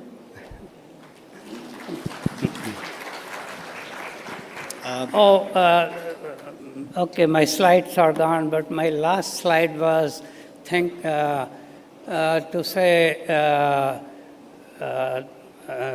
90th anniversary celebration of the Dalai Lama Ji, and I like to wish him a very long life, and in my mind, he is an embodiment of Avalokiteshvara, and hope he lives for a long time, and he guides us with his wisdom as the time comes along. So thank you. Thank you, Professor Sion Raman. Thank you so much. And in fact, I personally would say that, of course, it is purely my naivety that I didn't really get the opportunity to interact with many physicists. But amongst the physicists who I met, perhaps Professor Sion's way of doing the calculation, comparing, doing the comparative studies of what the time is, particularly the cognitive, as the cognitive event, how the mind cognizes an event and what time your brain takes to cognize one particular event versus what is taught in Buddhist philosophy, comparing these two things in great detail. This is something which I've been hearing from Professor Sion years ago from our friendship, and we've been inviting him to give talks, lectures, and attend conferences in Tibet House. So one thing that I also like to bring to your attention is that there's one very standard position of seeing things in the light of one instant, what is seen as shana in Sanskrit, and the one instant. What do you mean by one instant? This is something which, in a very generic sense, being explained in Buddhist the psychology and also the cognitive, the science of Buddhism. Meanwhile, we also need to acknowledge that there's a mention, a very standard text, about within a short span of time, what Professor Sion indicated as 13.33 millisecond interval of time. Within that, 173 events can take place, not just one event. This is, of course, on a very high level plane of reality of the trained Bodhisattva practices, what is known as the 173 moments, activities of the mind to cognize the 173 topics without altering the sequence within a span of like what is known as the 13.33 millisecond. So I'm sure that there are many questions coming from the Buddhist scholars and likewise the scientists. So we'll leave it at the end of the three panelists. And if time permits, we'll be happy to entertain your questions. Thank you so much. So next we have the Venerable Geshe Lhauthola. And Geshe Lhauthola, let me quickly read his biography. Geshe Lhauthola has served His Holiness the Dalai Lama as his translator and religious assistant since 1989. A distinguished Buddhist scholar, Geshe Lhauthola was the English translator for His Holiness. He has co-produced several books by the Dalai Lama. As director of the Library of Tibetan Books and Archives in Dharamsala, Geshe facilitates the Science for Monks program and shares his own expertise as a scholar of science and philosophy. Geshe is trustee of the Foundation of Universal Responsibility established by His Holiness. He is also the director of the Central Archive of His Holiness and a member of the advisory board of the Institute of Tibetan Classics in Montreal, Canada. He is now the director of the Library of Tibetan Books and Archives in Dharamsala, India, and head of the Science Education Project. From 1976 to 86, he studied specialized Buddhist philosophy in the Institute of Buddhist Dialectics, Dharamsala, and received the Mastery of Prajnaparamitra in 82. He also received the Master of Madhyamaka in 89, and Geshe Lhauthola has been an ordinary professor at the University of British Columbia, Vancouver, Canada. In 2008, he was also conferred an ordinary professorship by the University of Delhi, Department of Psychology. And yes, of course, we talked about, so Professor Sion talked about how to measure the time with respect to the specifications indicated by the Buddhist, the cognitive science, and the modern science. So here we have Geshe Lhauthola, who's going to speak more on what constitutes ontological reality. From Buddhist point of view, what is known as the emptiness, shunyata, and parallel to that is dependent origination, and then from the quantum physics point of view, the observer-based reality. So here, the stage is yours, Geshe Lhauthola, and in 30 minutes, I will indicate, so requested you to wind up your speech. Thank you.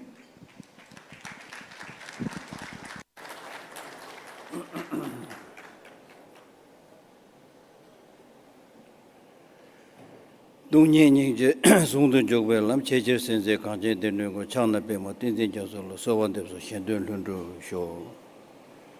If I may try to translate what I said in Tibetan, this is one shloka which is requesting His Holiness to live long and fulfill all his wishes, because His Holiness is the one who taught us this integrated practice of compassion and wisdom for the well-being of all sentient beings. First of all, I really would like to congratulate and appreciate this amazing organization done by IBC. I can almost go to the extent of saying that what you have organized is almost spotless in every aspect. I've been watching. I'm a keen observer. So let us please clap for the IBC.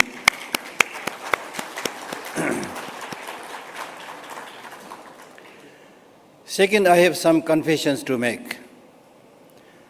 I am neither a scholar on quantum physics, nor a scholar on neuroscience, not even a scholar on Buddhism. In many cases, because of my association with His Holiness, it happens that I have to organize many things related to science, related to secular learning, and so forth. And then thereby people get the impression, oh, he must be knowledgeable on science, he must be knowledgeable on secular ethics, he must be knowledgeable on Buddhism, which I'm not. But I have this keen interest to try to touch the life of common people. And among all of you, highly educated group, maybe 2, 3 who must have listened to my online talks. So this is what I'm going to repeat. And then also, as you can see, when I start speaking, you can see nothing on the screen. So I'm trying to follow emptiness. This is just a joke, but I'm not good in. Number one, this is due to laziness. Number two, I'm not good in technology. So many reasons, many excuses are there. But let me ask you a simple question that I always ask. Although this is not very polite to ask such question to such highly educated group. But for the sake of fun, I'm going to ask this question. Do you all want happiness? Say it loudly. Yes. For how many days? Huh? Only today. Forever. So I'm sorry to say, this is what I ask people all the time. This is important because although when we sit down and think and reflect, then we all say, yes, I want happiness as long as possible. But this is not the way we live. In our regular life, it looks we don't want, forget about long-lasting happiness, it looks like we don't even want happiness. So we need to remind ourselves again and again. And this is exactly what I think His Holiness is trying to do. His Holiness is basically saying all the problems, sufferings that you are encountering are basically because of ignorance. All the sufferings and problems that you are encountering are actually unnecessary suffering. Unnecessary suffering means if you had undergone a little bit of study, a little bit of practice, there will be less suffering, there will be less problem. This is what I want to reiterate today. Why should we study science, neuroscience? Why should we study quantum physics? Why should we thereby study emptiness? Why? These are not just for philosophical, intellectual exercises. Through such a study, the objective and aim is that we become a better human being. How can we become a better human being? By studying neuroscience and physics and quantum physics and emptiness and so forth. Because as far as I'm concerned, I believe that if you understand the law of nature, which in Buddhism is called two truth, conventional truth, ultimate truth, but I try to make it simple. If you understand the law of nature, and live in accordance with the law of nature, your life will be much better. That's why in Buddhism we repeatedly talk about impermanence, which is law of nature. We talk about suffering, which is law of nature. We talk about interdependent origination, which is law of nature. We talk of emptiness, which is law of nature. This is not something the Buddha invented. These are all there for ages. But we turn a blind eye on this truth and reality, and we want to live a life according to our whims and wishes. We keep on seeing what we want to see, not what we should be seeing. We keep on doing the same thing which we want to do, not what we should be doing. That's the problem. If you want to do the same thing, see the same thing, samsara is the best. Problem is the best. Suffering is the best, because it is in this area that you are familiar. So therefore, His Holiness repeatedly making so much effort in making this collaborative effort with the scientists and so forth is to gain special insight so that we are able to at least reduce our problem sufferings.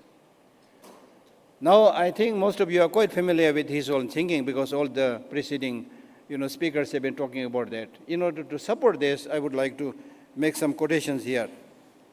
This is a small piece by Ellen Lightman on science and spirituality, where he says, "The blind dogmatism of religion and the vain certitude of science, a sentiment articulated by some of history's greatest minds, from Einstein to Ada Lovelace to Isaac Asimov, all the way back to Galileo, and one that Carl Sagan echoed a decade later, 3 months before his death, where he wrote, "The notion that science and spirituality are somehow mutually exclusive does a disservice to both." Because to me, science more or less represents human body. Spirituality or Buddhism represents more of human mind. So discussing and talking between Buddhism and science, or spirituality or science, is really talking between body and mind. You need to take care both of your body and mind. Yet, centuries after Galileo and decades after Carl Sagan, humanity remains profoundly uneasy about reconciling these conflicting frameworks for understanding the universe and our place in it. The vital discomfort is precisely what physicist Alan Lightman, celebrated author of both non-fiction and novels, one of the finest science and essayist writing today, the very first person to receive dual appointments in science and humanity at MIT, an extraordinary storyteller, explores in one of the essays in his entrancing new anthology, The Accidental Universe, the world you thought you knew. In that foreword, Lightman recounts attending a lecture by His Holiness the Dalai Lama at MIT, where he heard His Holiness saying, one of the world's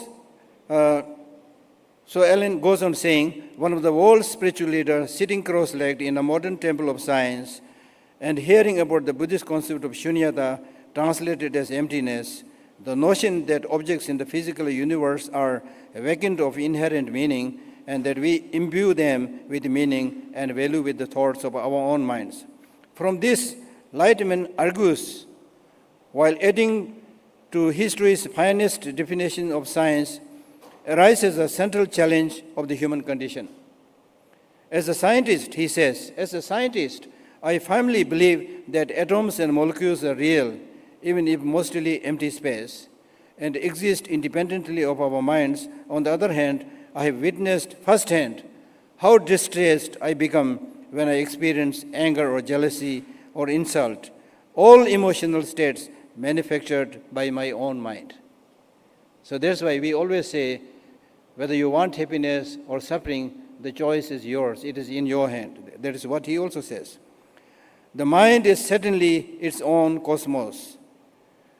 Even in old books, like Milton's Paradise Lost, where he says the mind can make a heaven of hell or hell of heaven. In our constant search for meaning in this baffling and temporary existence, trapped as we are within our 3 pounds of neurons, it is sometimes hard to tell what is real. We often invent what is not there or ignore what is there. We try to impose order both in our minds and in our conceptions of external reality. We try to connect. We try to find truth. We dream and we hope. And underneath all of these strivings, we are haunted by the suspicion that what we see and understand of the world is only a tiny piece of the whole. Science does not reveal the meaning of our existence, but it does draw back some of the covering, some of the veils. This is what he says. Then if I quote Bertrand Russell, a very famous philosopher, who gives a definition of good life, Russell's definition of that good life remains the simplest and most heartening one I have ever encountered, where he says, see, this is exactly what His Holiness is saying all the time. The good life is one inspired by love and guided by knowledge. Then let me quote Dr. King, Martin Luther King, where he says, the life of the individual has meaning only so far it aids in making the life of every living being nobler and more beautiful. Life is sacred, that is to say, it is the supreme value to which all other values are subordinate.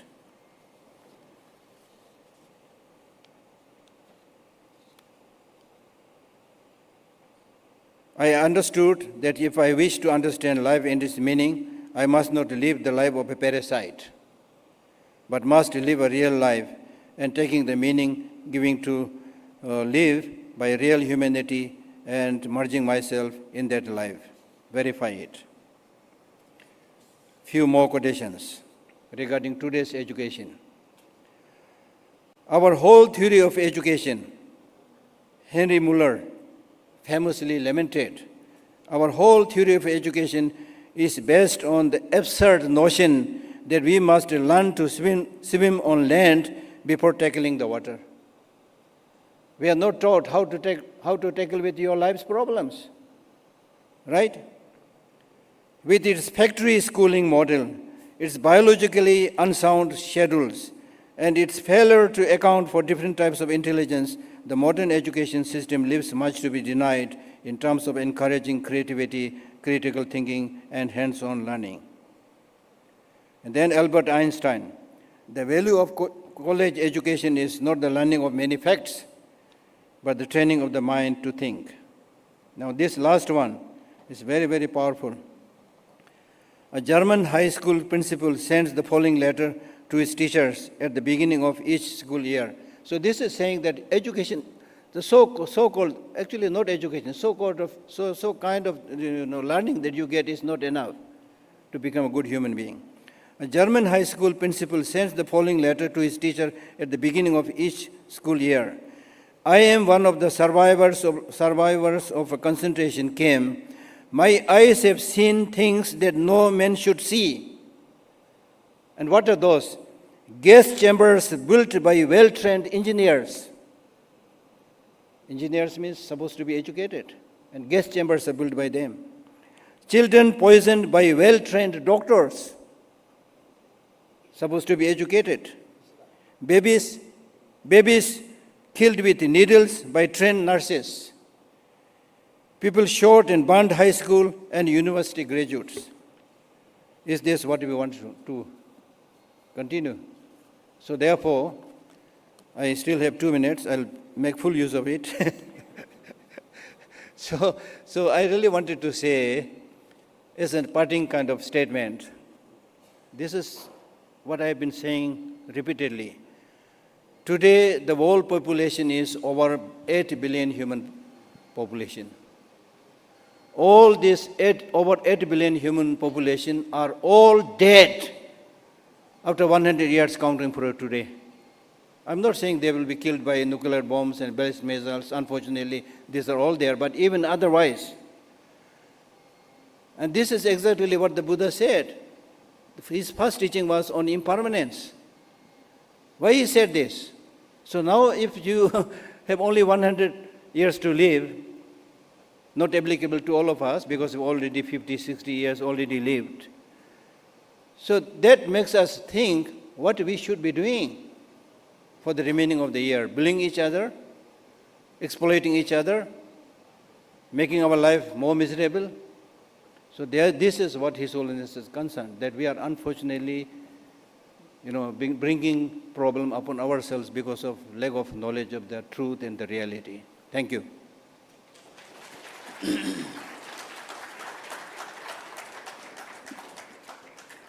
Thank you, Kishal Abdullah. Thank you so much. The takeaway, we see that all our problems are rooted to ignorance. This is what he indicated, and that the law of nature, cause and effect, and so forth, these are the things to be discovered, and on that basis, to employ them to see how one can receive the maximum benefit out of this, and the need for the spirituality and modern science together. We see that His Holiness the Dalai Lama, since 1987, His Holiness pioneered this program known as the Mindful Life Conference. Initially, it started as a Mindful Life Conference in 1987, and yes, most of us, I'm not too sure how many of you have actually heard this. His Holiness very clearly indicated that the moment His Holiness initiated this program with Professor Francisco Varela, and today actually we're expecting to have Professor Richard Davidson, who could not turn up. I remember Professor Richard Davidson, he was very young those days. He must be in his, I think, 30s. Professor Francisco Varela. And a question was asked to Professor Francisco Varela, by one of the students of Institute of Buddhist Dialectics when I was just 21 years old. Question was asked, the brain and the mind relationship. Is it that the brain dictates the mind or the mind dictates the brain?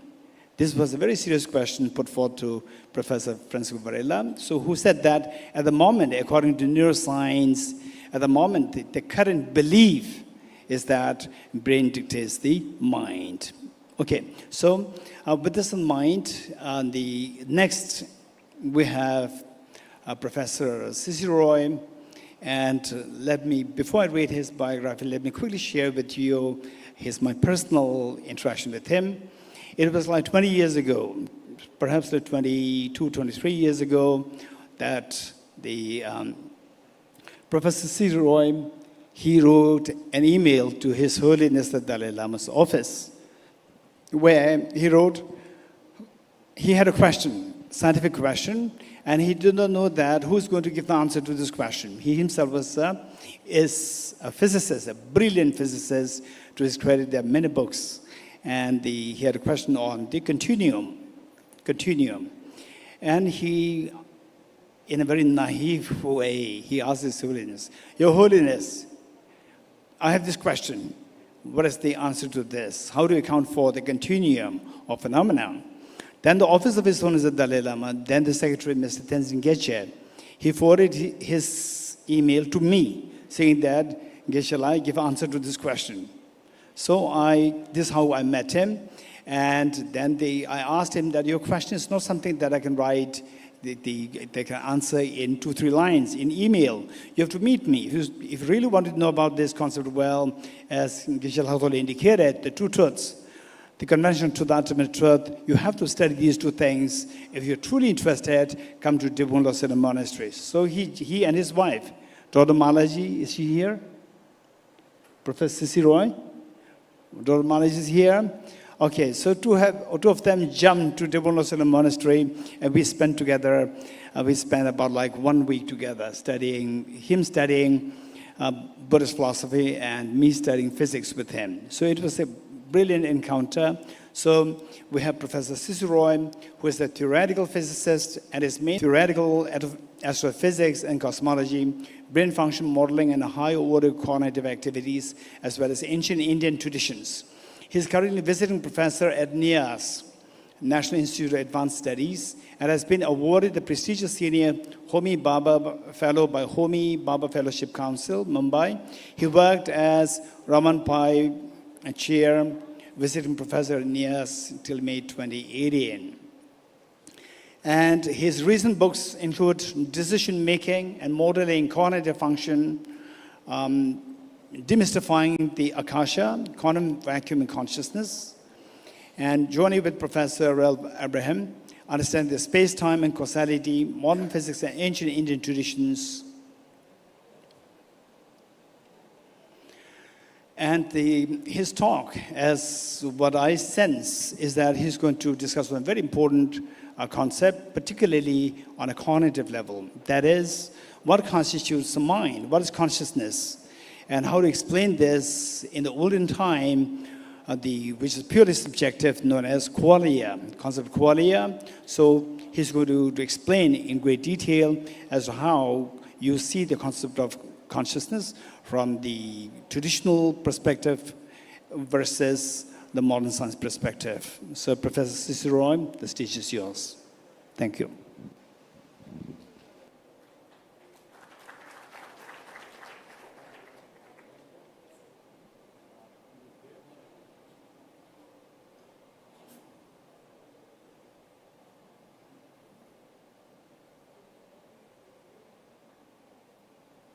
The red one is on the next slide, red one. Yes. This is slide change, and this is the laser. Okay, thank you.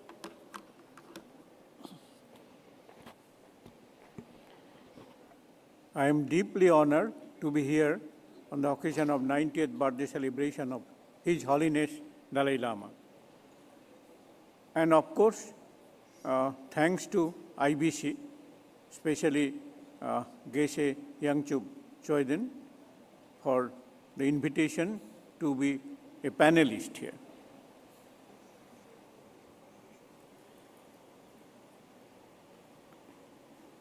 As Geshe-la mentioned, Geshe-la Dorji Damdul, my moderator, he mentioned that around 2003, being a hardcore quantum physicist by training, I had some epistemological issues which seems to have something parallel in Buddhist philosophy. So I wrote an email, Dharamshala, to His Holiness Dalai Lama, and his office, I thought that he won't care, he don't bother to a physicist like me. But his office sent me an email that yes, there is a young Buddhist monk who can help you, and they arrange a kind of my meetings with senior Buddhist monks in Mungod, Drepung Lojaling Monastery in South India. So myself and my wife went there and spent around 10 days, and along with us, the young Buddhist scholar, now my moderator, Geshe Dorji Damdul, he also went there. So for 10 days we had intense discussions with him, as well as he acted like an interpreter also when I spoke to senior Buddhist monks. After that, there are many occasions when I met His Holiness Dalai Lama, and my institute, they conferred him the first distinguished fellow in National Institute of Advanced Studies. So we had many occasions to discuss many things. And the issue is that why, being a quantum physicist, I am being involved in this kind of philosophical issues. Before that, let me tell you one. Yeah. So, what is reality? Reality is that Wolf and Pauli, the whole question comes in quantum physics as soon as it is discovered in 20th century. The question comes, what is the role of the observer in measuring any kind of parameter in science, in microscopic domain? Why? There is a sensational news in New York Times a couple of years before. They said Rashomon effect and quantum reality. What is Rashomon effect? Rashomon is a very famous film of a Japanese film director, Kurosawa. So there, in this film, Kurosawa showed that a samurai was murdered, killed. And police started inquiry, what is the reason and why he has been murdered. So they interviewed many witnesses. And from each witness, they got different response. So what should we do? How should we judge? So the reality, what is the reality? Is the reality observer dependent? This is the question raised by the quantum theory. Quantum theory, what is quantum theory? Quantum theory says that if you break an ordinary object like a stone, part by part, smaller and smaller parts, and you will go to the molecule, you will go to the atom.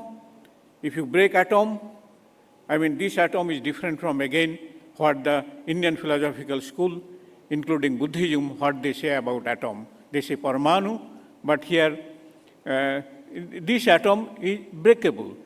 If you break the atom, then you will find smaller elementary entities, what is called electron, proton, neutrons, etc., etc. And the big issue is that how to describe these elementary entities. we have on our hand the Newtonian mechanics.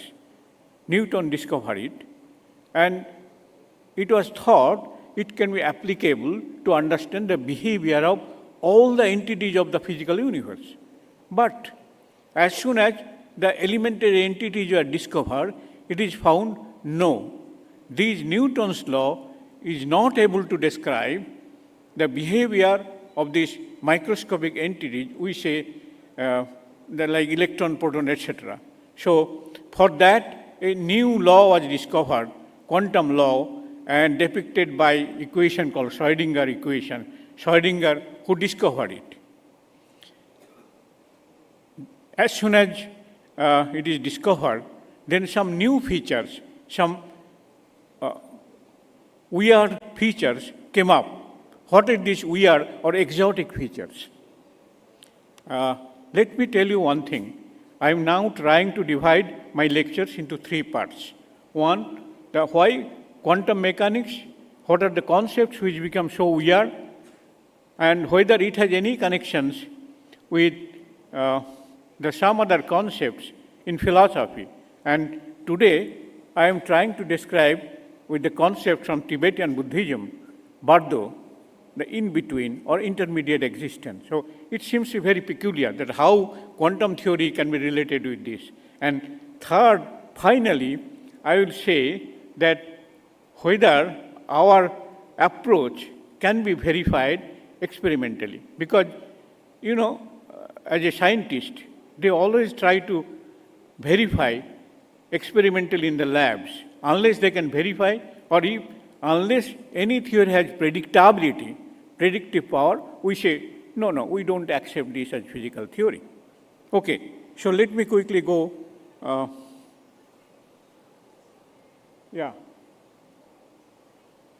Now, what is the weirdness? I mean, exotic. One is called the double slit experiment.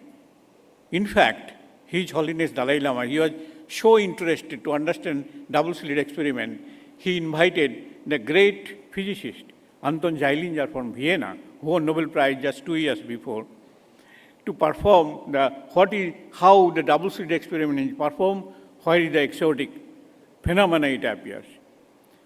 So one is double slit experiment, another is non-locality. You know, in Indian philosophy, in Buddhist philosophy also, His Holiness often quote interconnectedness. So let me concentrate on the two concepts. One is like double slit experiment, another is non-locality.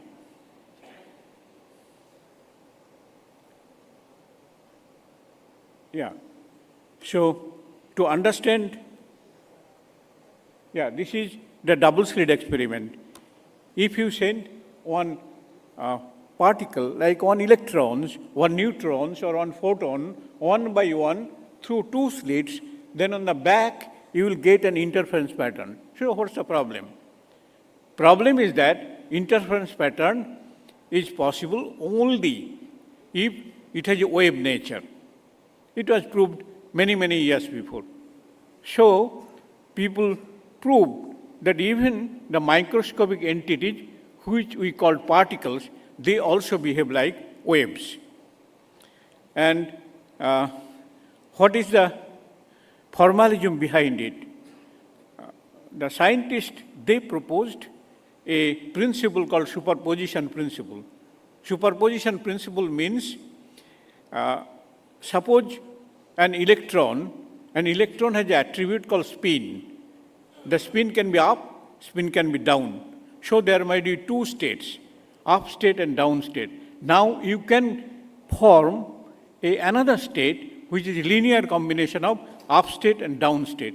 So that is called linear superposition principle. And now there is a famous paradox called Schrödinger cat paradox. What is that?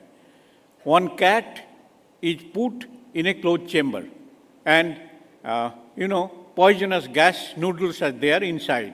You can break the noodles from the outside. Now you close the chamber. What will happen? The gas, poisonous gas will come out, and cat will be either in the dead state or in the living state. So we don't know. Niels Bohr, the father of quantum theory, came up. He told, if you only open up the chamber, then you will see it is either in the cat dead state or in the living state. But according to superposition principle, you can also form a linear combination of the dead state and living state. So a wave function you can construct which is combination of cat living plus cat dead. What is that? Niels Bohr told only because of the interactions with the instrument, it reduces to one of the states. But this wave function is also satisfies the whole quantum equation. It means in the superposed states, you have all kinds of possibilities. Here lies the, the mystery. Now it is coming, and I will try to unveil the mystery here, and where the Bardo experience or Bardo state will be very much relevant. Yeah, in 2024, the very internationally reputed neuroscientist, Christoph Koch, and his group of followers, they wrote a paper saying that whether the brain can generate conscious experiences. And if brain can generate conscious experiences, then this conscious experiences on the superposed state give rise to experience of qualia. What is qualia? You know, qualia is like sweetness of a sweet or redness of flower. It's a kind of subjective element. For you, the sweetness, for me, the sweetness may not be the same. So this is one of the obstacles whether laws of physics can be applied to understand qualia. They said, no, this superposed state may give rise to that kind of experience. We are proposing that no, even in our philosophy, in Buddhist and non-Buddhist philosophy, we have other concepts like tanmatra, even pure consciousness. So we are proposing that this kind of superposed state has a relevance in the Bardo state in Tibetan Buddhism.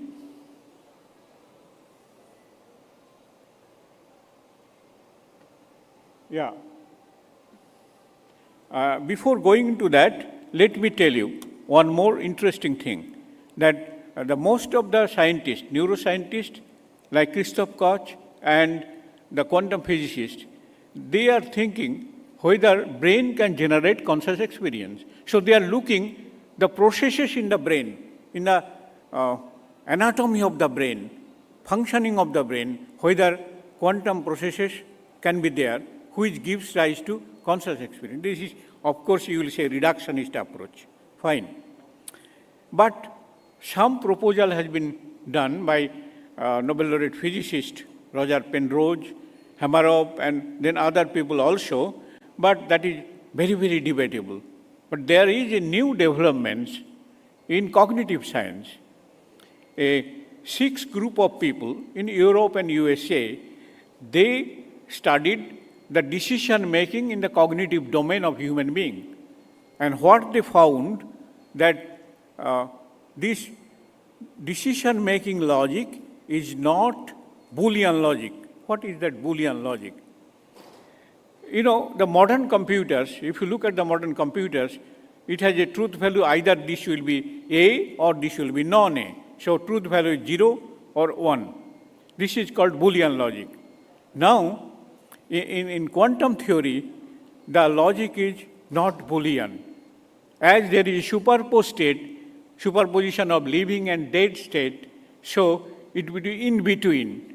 So it will be biased that what kind of logic? Yes, this kind of logic is there in Buddhist philosophy, Chatuskoti. In modern terminology, it said 4-valued logic. In Jain philosophy, Sadbag, they say 7-valued logic. those many valued logics are there, but that is also possible in case of quantum logic, in cognitive domain. Now, people developed a theory, very generalized theory, which can be applied not only to the brain. I mean, brain is a particular context where physiological processes happen, but say in social science. 2 minutes? Okay. Social science or any other science, so it's a very generalized probability theory by which you can describe the cognitive state. Now the issue is, if you look at the Bardo state is not only the state between life and death, it is also waking and sleeping. I mean, based on Shankhopa's commentary. So we have a Bardo state like a superposed state, which can be described by new mathematical formalism. But you can ask, do you have an experiment by which I can give some results? Because I am a physicist, basically, and I want to do experiment. Yes, we have designed experiments with EEG machines. These EEG machines are not EEG machines which normally used by people all the hospitals around the world. Because normally in EEG machines, they throw away a periodic part, only they consider periodic part. A periodic part means noise. So we are saying, if you study a periodic part, and also in Bardo state, as I understand, two states are there, but one state not yet come. So it might be there is a kind of memory, very little memory. So we are studying memory demixing, because for pure consciousness, there is no memory. So we have a group in Bangalore. We are working on biomedical signal and EEG data and try to find out whether we can have signatures for both the state. For that, I'm requesting here the Buddhist scholars and monks, if they can say that they know some deep practitioners. We have EEG machines, we can get the data, and then we can have a kind of convergence or divergence. Thank you.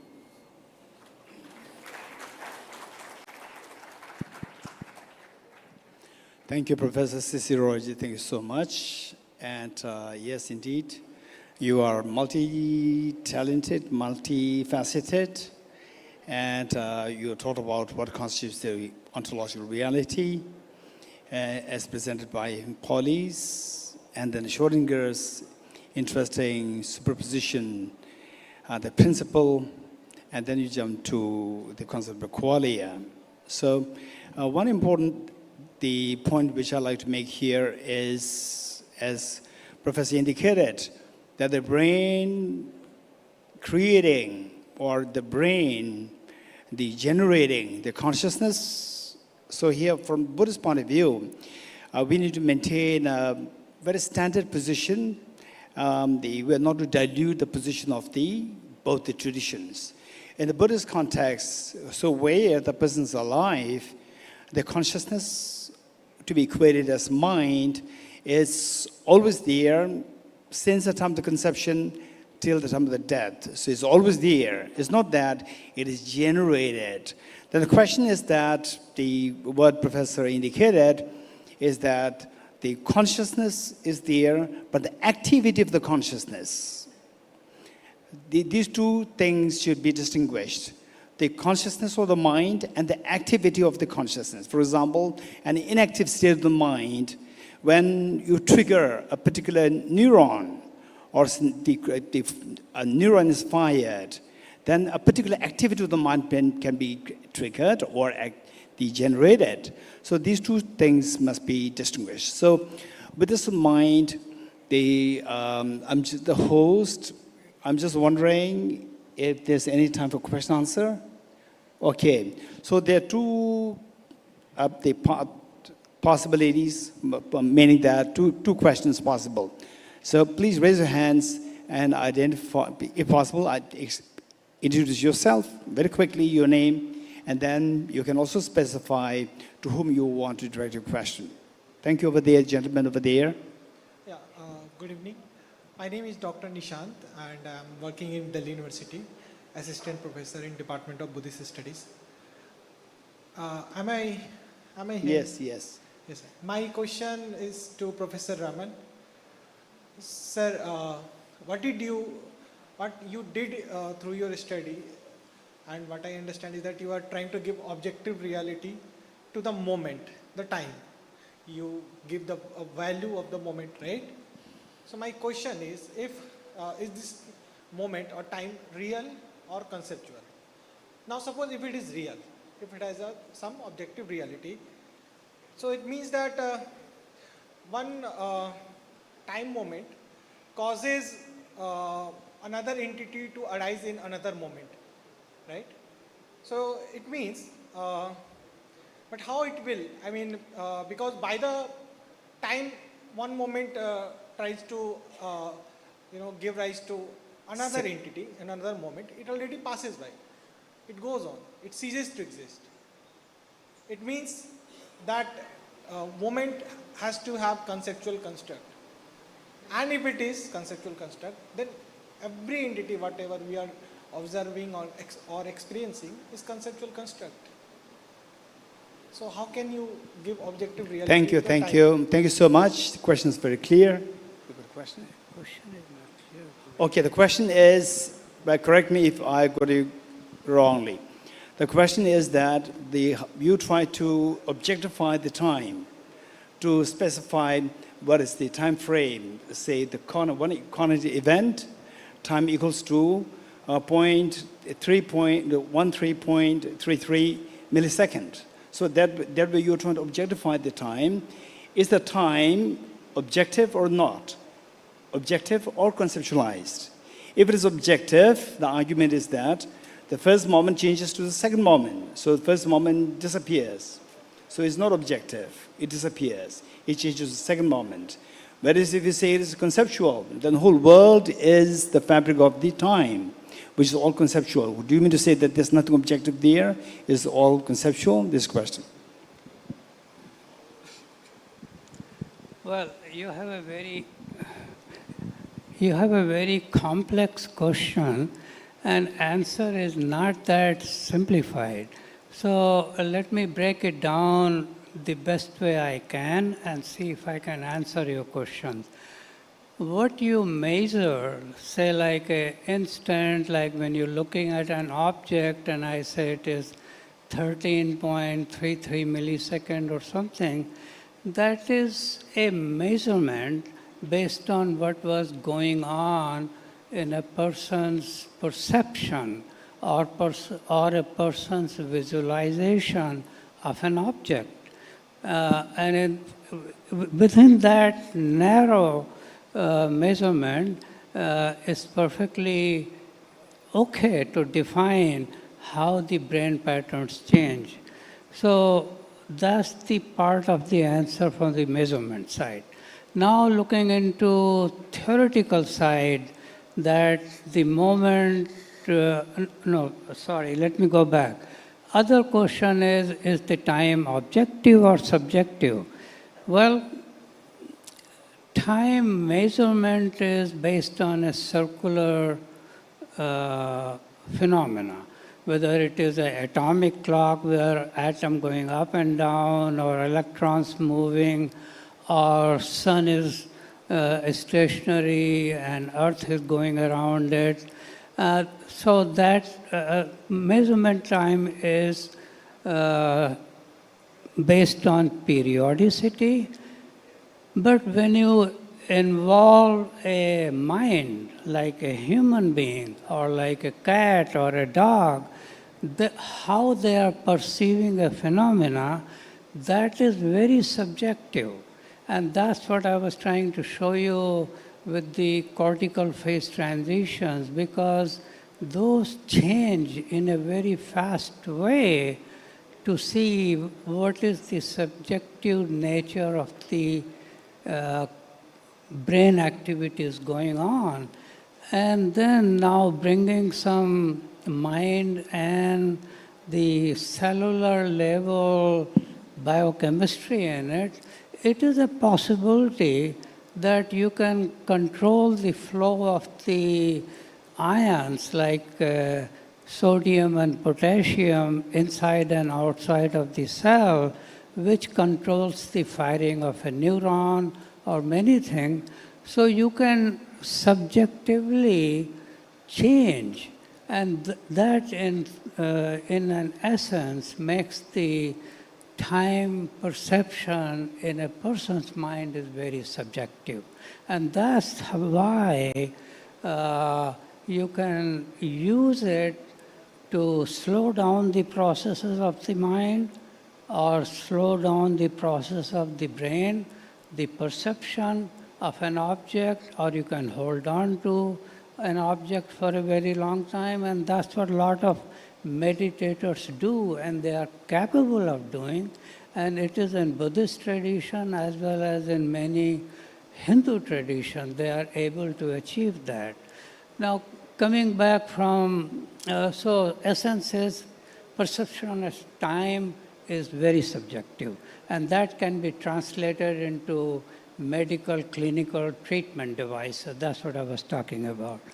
Now going away from there to purely theoretical point of view, which you were asking earlier, if you have experienced one moment, then the next moment is something else.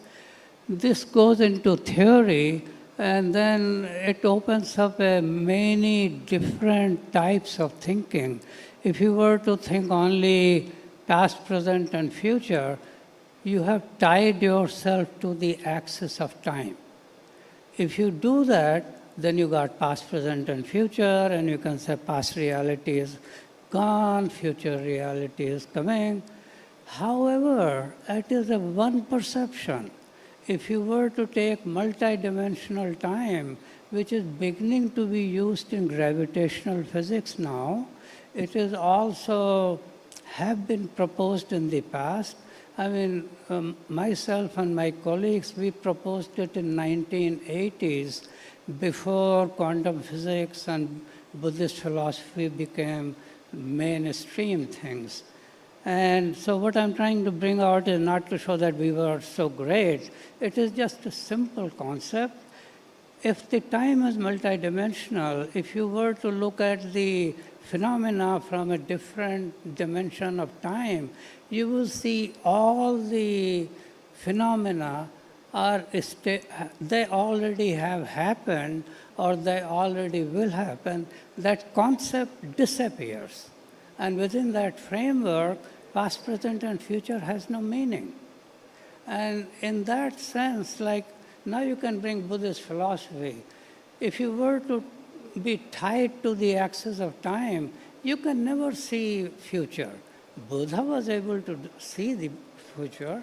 So for clairvoyance to happen, or your mind, which is capable of traveling to many places and interconnected, either at a subatomic level or at a bigger level, where two phenomena are separate in time or in space, but they are all interrelated. You can bring Buddhist philosophy, and this is where quantum gravity, quantum physics, and even the superluminal physics plays a big role. But to go into these details, best thing to do is you and me could sit down and talk about it, but these are very complex topics and it takes time to understand it. Difficult to summarize it in a gathering like this.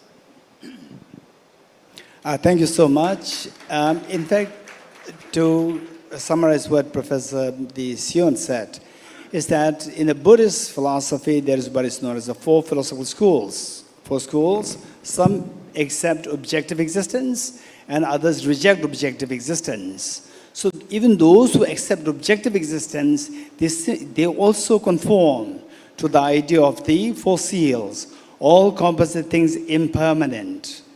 The momentariness is accepted by all the Buddhist schools, even those who accept objective existence. So they say that first moment changes to second moment, the first moment dies or disappears, disintegrates, doesn't mean that it is empty of, it is conceptual. It is still objective. So for this, we have to study the Buddhist philosophy more in depth with the four philosophical schools and their respective positions. So last question, is there anyone? Raise your hands. My question is that I am Nishkamsur Panu from Power India Group. Can meditation be explained through neurosciences? Okay, your question directed to whom? I'm from the magazine Buddha.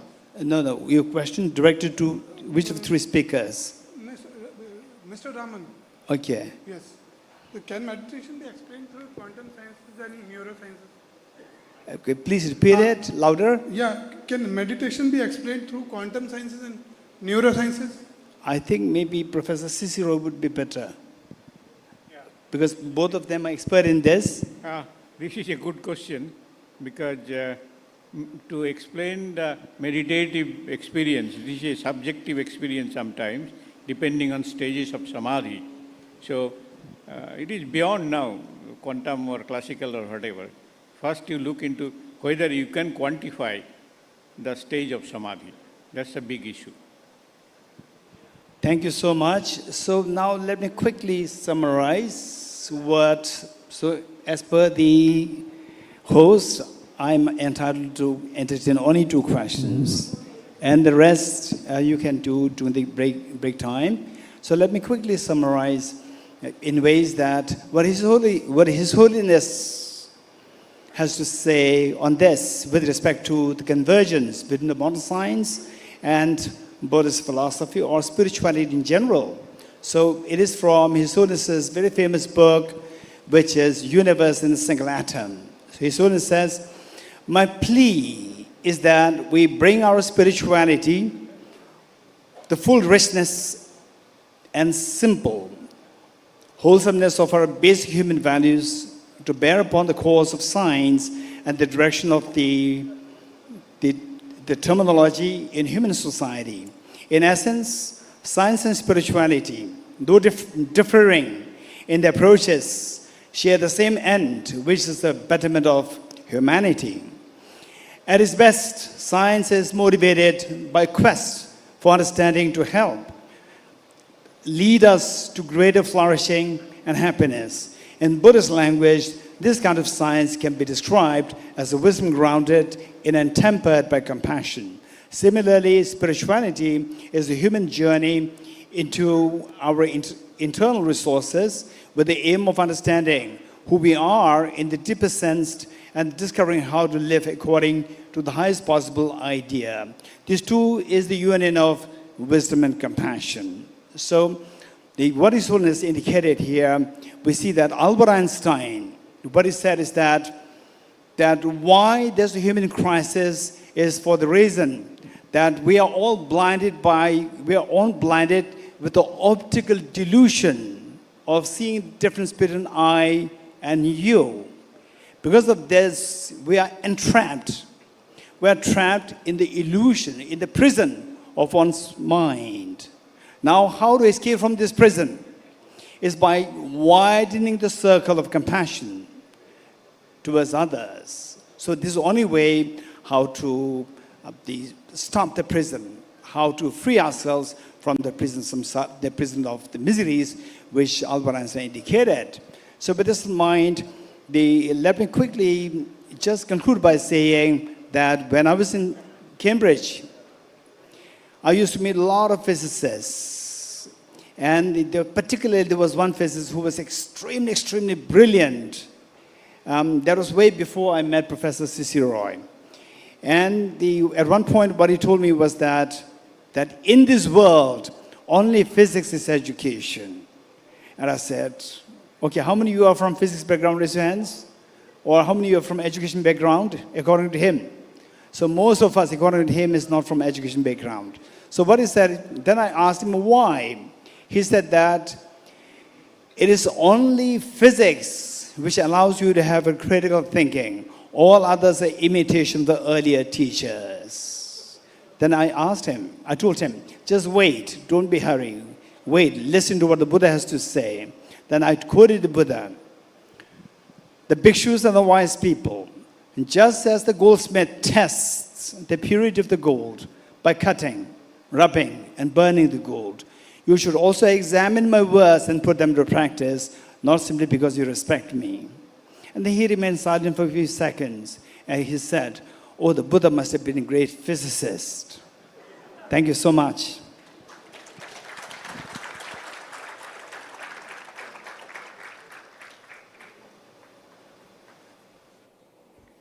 Thank you, Geshe-la, and the panelists for such a thought-provoking session.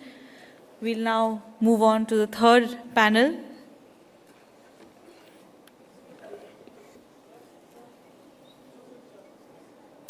May I request the panelists to come forward for a group photograph?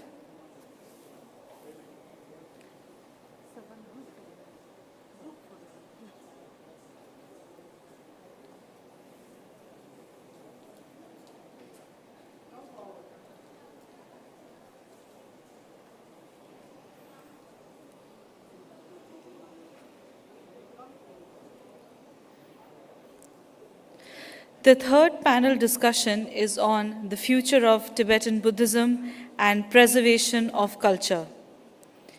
His Holiness the 14th Dalai Lama represents a highly revered lineage which provides spiritual leadership for the people of Tibet and for followers of Buddhism across the world. He is revered in Tibetan Buddhism as the reincarnation of the Bodhisattva of compassion. Our upcoming panel discusses the linkage between Tibetan Buddhism and the Indian Nalanda tradition and how the modern institutions of Dalai Lama remain historically relevant to prepare for the future. For this panel, our moderator is Khenpo Dr. Nawang Jordan, Principal of International Buddhist Academy from Nepal. Sir, may I please request you to come on the dais?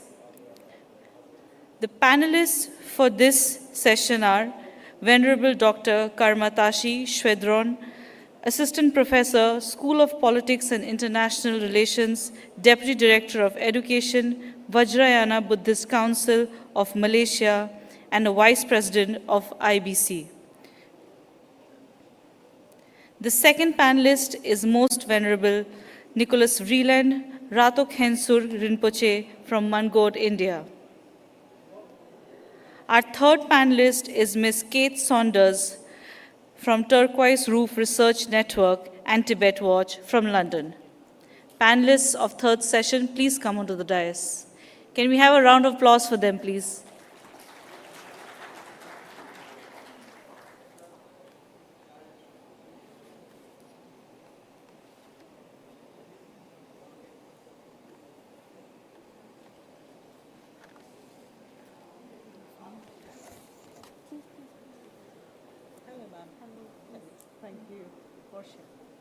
Hi, Portia. Thank you for being so patient and rather present. No, no, are you going to explain? Yes, I will do to all of you. Can I go back with you?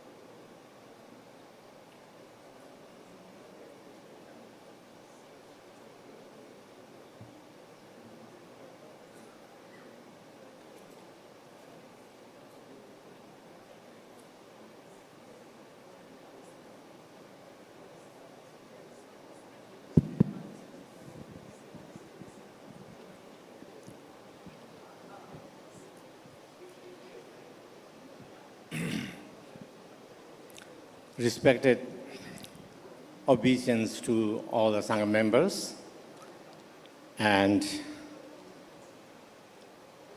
dear brothers and sisters,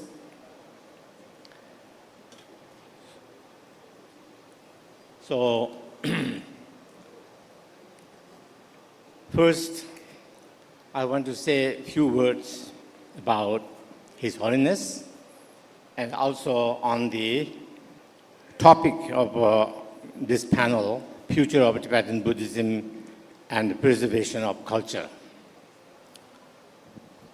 His Holiness actually is the embodiment of compassion, and he is known as, the reincarnation of our Valedictory. But not only that, I think we all know what he represents. He's not just a good scholar to talk about and explain to us about what is compassion, but he lives with it. He is the living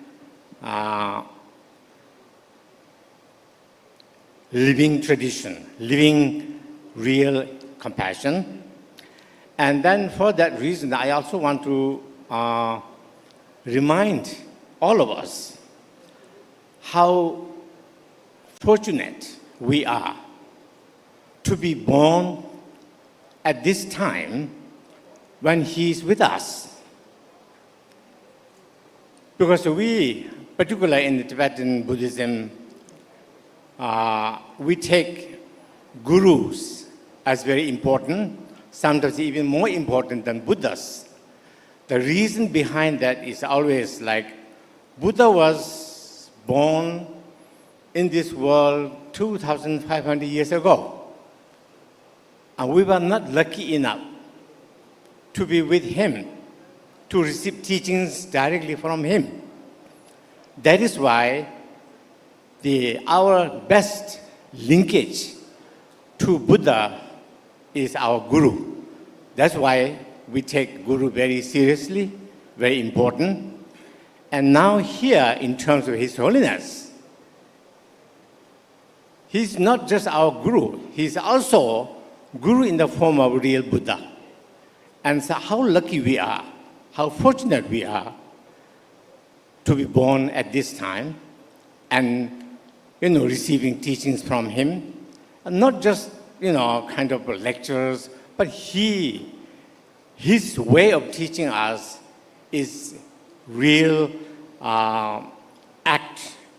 real activity of what actual our Valedictory does. Like a, father to the beloved son, mother to beloved her children, like that. He is for everybody. And he himself said, whenever he meets somebody, he never thinks that that person is from such and such place, such and such country, but he always immediately comes to his mind that I'm meeting with a human being, right? And that is how he is. And for that reason, we really have to rejoice ourselves and feel very good about ourselves to be born at this time, to be with His Holiness. And then also now on the second part, on the future of the Tibetan Buddhism. Tibetan Buddhism, actually, the earlier panels also talked about a little bit. Tibetan Buddhism is none other than actually Indian Buddhism. And whether Tibetan Buddhism has relevance in the future and how long it's going to last and whether there's importance for it, all depends on how we take care of it now at this time. Right now, we have very good Tibetan Buddhism with us, and we have to think why it is here with us. We have to give all the credit to the previous great masters. With their own effort, we have this. We now enjoy it, right? And now whether this is going to be in the future also like this or not depends on us. And for that reason, I also want to remind you, or at this time, to recollect the kindness of those great masters. Because it's particularly in Tibetan Buddhism, when it comes to Tibetan Buddhism, we emphasize very much on the, from the, for example, in the Sutra part of the Tibetan Buddhism, we emphasize on oral transmission. And when it comes to Tantric Buddhism, then you have all the things like empowerments, instructions, and all of those are with us because of the previous guru's effort. They put a lot of effort into it. So we shouldn't forget that. And now in the future, whether we will have these kinds of teachings forever or not, it's really up to us. Because many of the great masters are passing away. And, but they have given us a lot of teachings, and particularly our present His Holiness the Dalai Lama. He gave us a lot of teachings. He gave us how to practice on all of those. Now, that's why he's putting a lot of effort into making sure that these Buddhist teachings continues, right? But also, at the same time, I also want to say, His Holiness himself said, he's not putting effort into continuation of the Tibetan Buddhism and Tibetan culture because of it is Tibetan thing.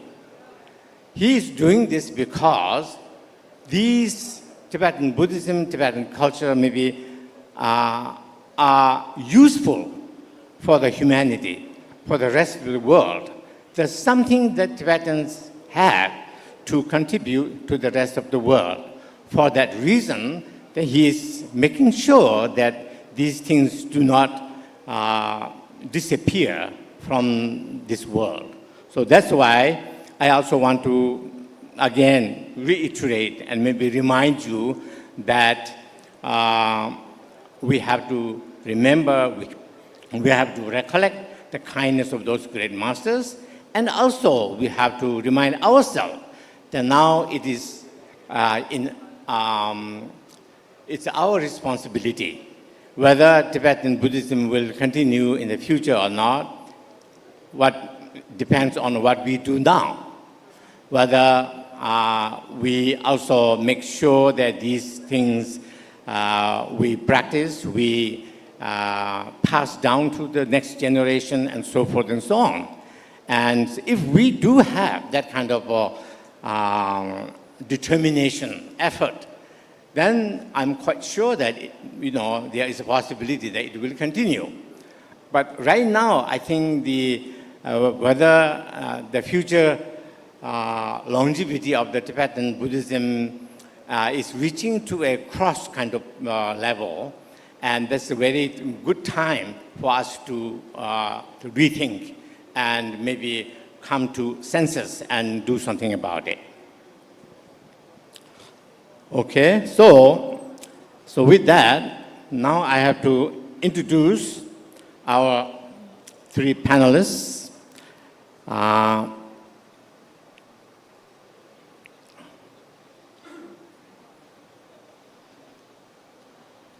So, panel number one is Venerable Dr. Kamatashi Choden, Assistant Professor, School of Politics and International Relations, Deputy Director of Education, Vajrayana Buddhist Council of Malaysia, and a Vice President of IBC Malaysia. Venerable Dr. Kamatashi Choden, a Shaman Nerika ordained in 2009 by Khenchen Thanggu Rinpoche. She is an environmental sociologist, civil engineer, educator, and also holds a PhD in environment and resource studies and MA in Buddhist studies. Currently serving as assistant professor at the University of Nottingham, Malaysia, and also holds key roles in the Vajrayana Buddhist Council of Malaysia and the Malaysian Buddhist Consultative Council. honored with multiple awards, including the Outstanding Women in Buddhism 2010. She has authored works on conservation and interfaith dialogue, and was elected as Vice President of the International Buddhist Confederation, IBC, in 2023. So I want to remind our panelists the time. Each one has 15 minutes, and like previous panels, maybe at the 13th minute, then I will remind them. So thank you, and now you can take.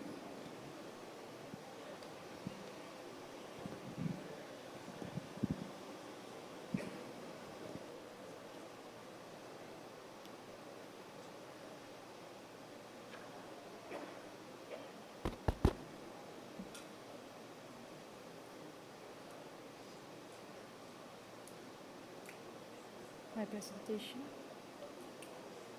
I would like my presentation to be on the screen.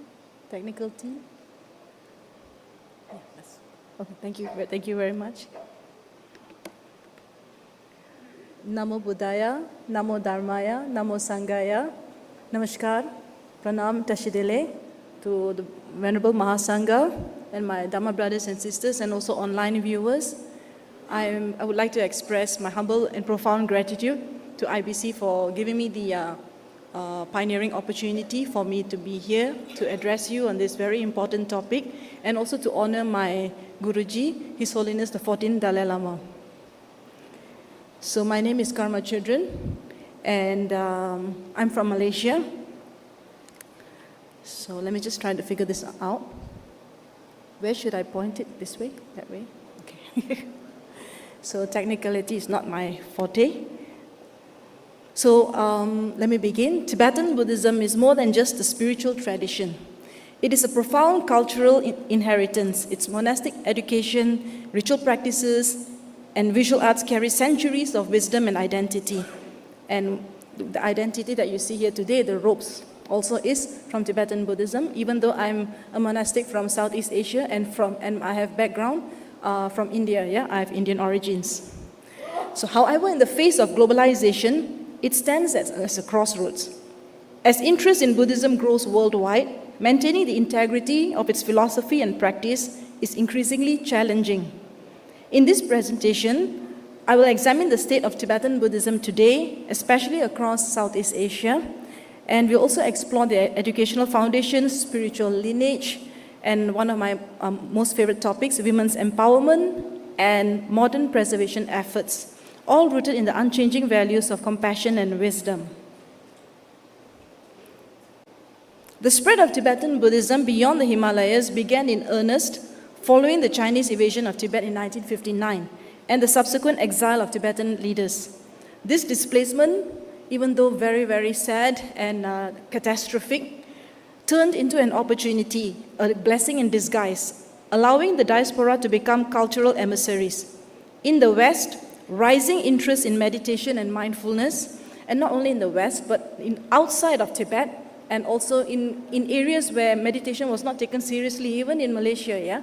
Even though we have a sizable Buddhist population, but Southeast Asia also is very new to many meditation techniques, very profound techniques from the Tibetan Buddhist culture. So this created a fertile ground for these teachings, and Western practitioners were captivated by the ethical depth and contemplative sophistication of Tibetan Buddhism. Not only Western, but also myself as an Asian, but not in India and not born in a traditional Buddhist country. But Tibetan Buddhism, I would like to explain that Tibetan Buddhism is actually Vajrayana Buddhism, and Vajrayana Buddhism was present in Southeast Asia more than 1,000 years ago, and Vajrayana Buddhism in Southeast Asia preceded Buddhism in Tibet. So if you have heard about Lama Atisha going to visit Lama Serlingpa in Swarnabhumi, Swarnadipa in Sumatra, so Lama Atisha actually landed in Malaysia first, Malaya that time, the islands of Malaya, and also, and then later made his onward journey to Sumatra and Java. So it goes to show that Vajrayana Buddhism, people in Southeast Asia have a very deep connection with Vajrayana Buddhism, and the wave that we see today is actually a second wave that is coming. It's not the first wave. And we owe it to His Holiness the Dalai Lama, His Holiness the 16th Karmapa, who also sent an emissary to Kukgin Rinpoche, to Malaysia and my hometown, Ipoh, in the late 1960s. And that is the catalyst for the revival of Tibetan Buddhism, Tibetan Vajrayana Buddhism in Malaysia. So figures like His Holiness the Dalai Lama made Tibetan Buddhism accessible and globally respected. This expansion, however, also introduces new tensions, such as simplifying practices into pop spirituality, which I'll explore in the next slide. So, while the global spread of Tibetan Buddhism brings many benefits, it also comes with several risks, yeah? So chief among them is commodification. So in Western consumer culture, which of course has become globalized, mindfulness has become a buzzword, often severed from its ethical and philosophical roots. Tibetan practices like mantra chanting, visualization, and ritual offerings are sometimes dismissed or stripped away, leaving only surface-level calmness without deeper understanding. This decontextualization reduces a profound spiritual tradition into mere wellness tools. So the challenge today is how to stay accessible and open while safeguarding the complexity and depth that gives Tibetan Buddhism its power. So faced with the threat of cultural erosion, institutions like TBRC, former TBRC, and now it's called the Buddhist Digital Resource Center, and the Library of Tibetan Works and Archives, which has also very kindly published my book, actually. Yeah, so my humble respects to Geshe Lagdo. Thank you. Have become the lifelines. So the Buddhist Digital Resource Center has digitized over 26,000 volumes, making them available worldwide. This is crucial not only for scholars, but also monastics like myself and lay people seeking authentic teachings. LTWA, for example, founded under the guidance of His Holiness the Dalai Lama, plays a central role in preserving ritual techniques, historical documents, and language education. These archives are more than just repositories of knowledge.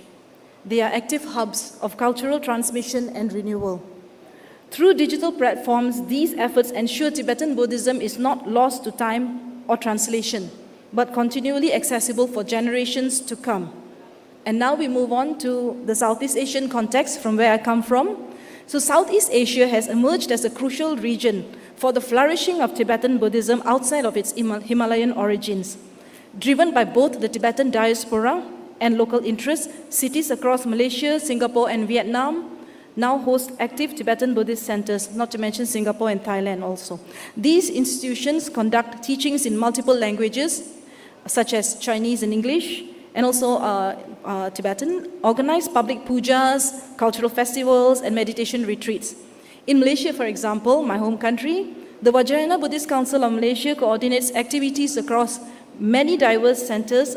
A key strength of regional growth is its openness, community engagement, youth education, and one very interesting fact that Malaysia's official religion is Islam, and we actively promote interfaith collaborations, embodying the compassion and adaptability, which makes Tibetan Buddhism very resilient.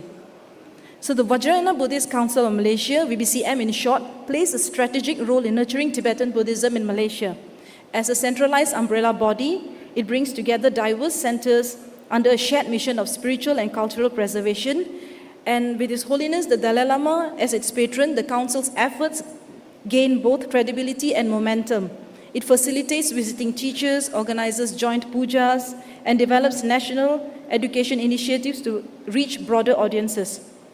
However, BBCM is not just administrative, it acts as a spiritual catalyst. It fosters cooperation, deepens understanding, and ensures that Vajrayana Buddhism continues to thrive while remaining anchored in its authentic roots. And one of the activities in the pipeline I would like to share is the Vajrayana Buddhist Education Program.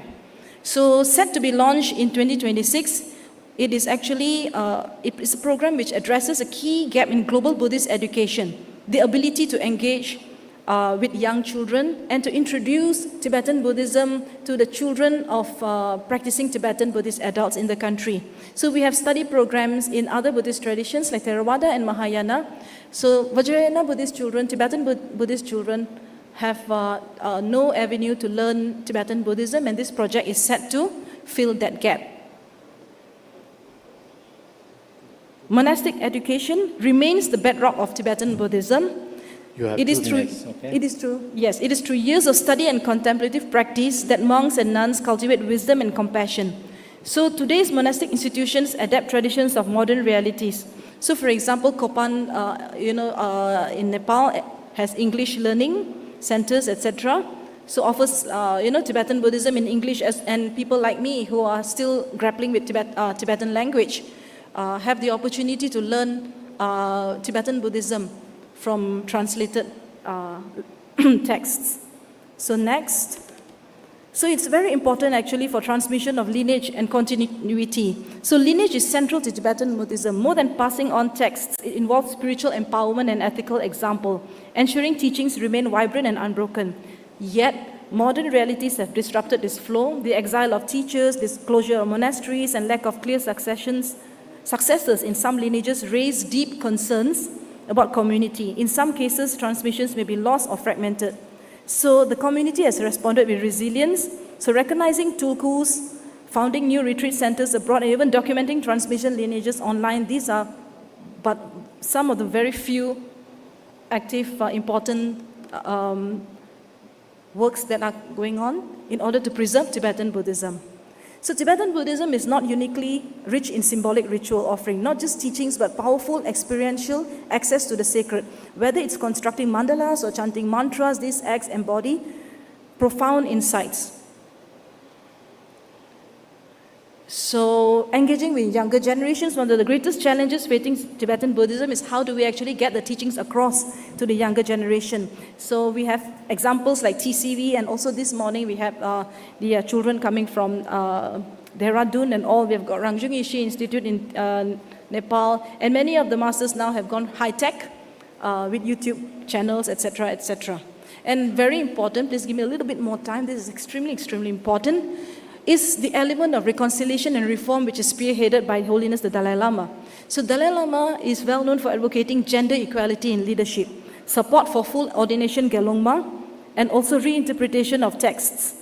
Education and ordination initiatives empower women, and movements challenge patriarchal norms. As much as this may be a very highly sensitive topic, but please allow me to also speak about it, about some history. So in order for Tibetan Buddhism to move forward, it is very important that in the 21st century, in the century of gender equality, and also SDG number 5 warrants gender equality.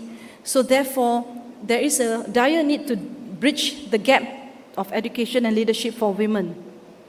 So if you look at the Geshe-ma degrees, so the Geshe-ma degrees is an amazing achievement. First conferred in 2016, it grants nuns equal monastic opportunities, equal scholastic recognition, same as monks.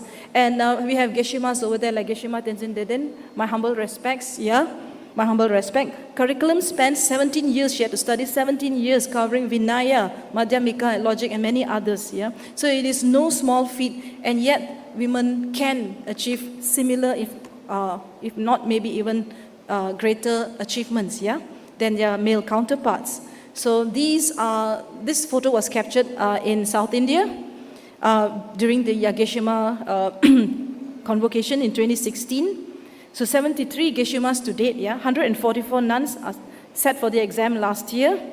So we also have nuns which are actually, there are already 5 cohorts now who have actually studied the tantric studies at Jute Monastery. So, and this is all thanks to the effort of His Holiness the Dalai Lama and executed to the Tibetan Nuns Project. And very quickly, I will just also look at the Tibetan nuns, a group of Khenmos from the Sakya tradition. So we have my guru also, Gyana Vajra Rinpoche, this morning. So very deep appreciation to the Sakya tradition for also having the Khenmos. And another very important aspect, let me just fast forward very quickly, is the revival of the Togdenma tradition. So the Tokdenma tradition revived in the Rupa Kagyu tradition, facilitated by Jetsuma Tenzin Palmo, happened just this year. So these are some very exciting new developments which pave the way for Tibetan Buddhism to not only be relevant today, but many, many generations to come, because it has risen to the challenge of the 21st century, which is the gender gap that has been prevalent for centuries in Tibetan Buddhism. So we have full ordination, which is pending in outside of Bhutan, but Bhutan also practices Vajrayana Buddhism. So this is very interesting that Bhutan has also had ordinations. So I'm going to skip the next. Your time is up. Yeah, just very quickly, just one, please, my apologies, this is so important. So I just wanted to say that the Dalai Lama's leadership and legacy, so no figure has done more to internationalize and preserve Tibetan Buddhism. I think we should my stop apologies, now. maybe 30 seconds. Again, my apologies, really, really very important. So this last slide of mine, I would like to say that no matter how well Tibetan Buddhism is institutionalized or digitized, its survival hinges on the personal integrity of its teachers. In Vajrayana, and intimate transformative, ethical discipline isn't optional, it's essential. When teachers embody the precepts they teach, they preserve the Dharma not only through words but by example. Conversely, abuse or exploitation destroys trust, deters discipline, deters disciples, and threatens the lineage itself. Global audiences today are more discerning and demand accountability. Upholding the Vinaya, Bodhisattva, and Tantric vows is a moral and practical imperative. Ethics isn't just individual, it's structural, ensuring Vajrayana Buddhism remains a force of compassion and clarity long into the future. With this, I wish His Holiness the Dalai Lama long life and my humble appreciation for all the great works he has done, especially for female practitioners in Tibetan Buddhism. My humble pranams. Thank you so much. My apologies, Dharma.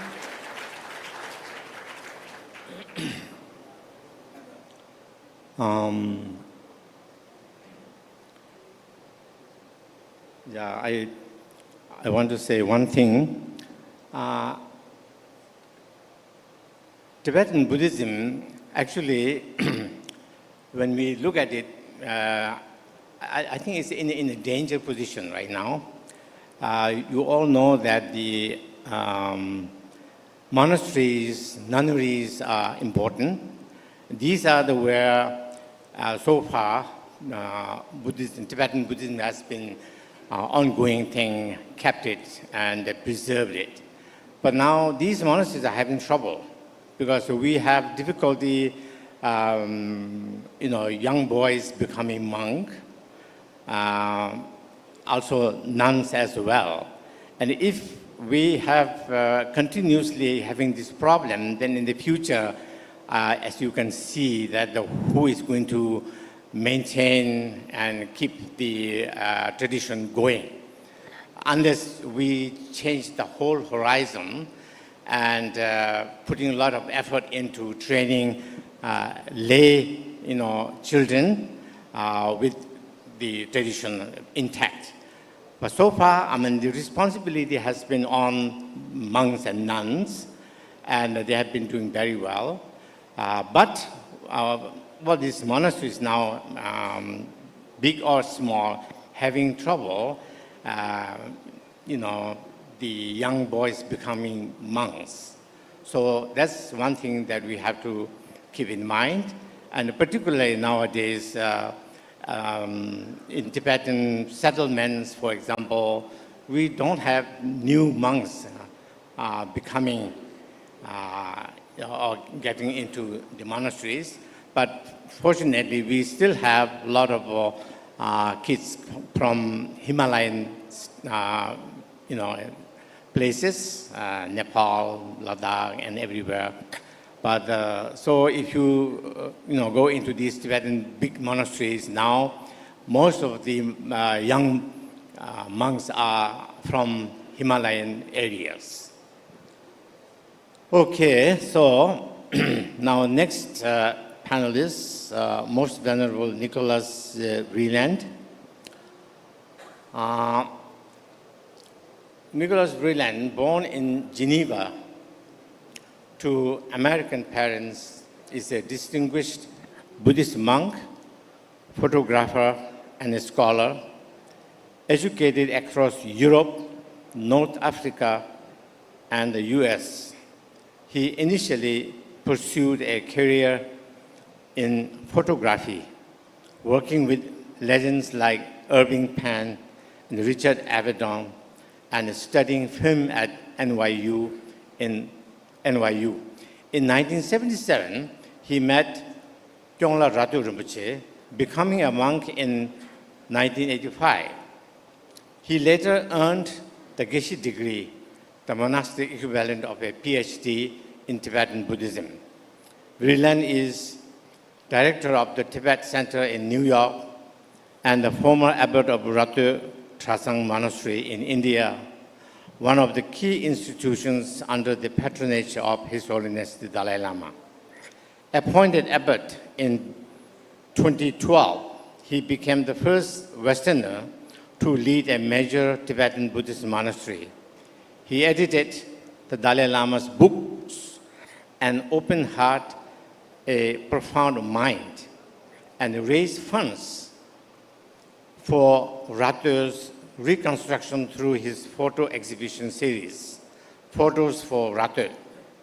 His acclaimed photography has been exhibited worldwide, including at the Leica Gallery in New York and in Taipei. Okay, Venerable Muscula.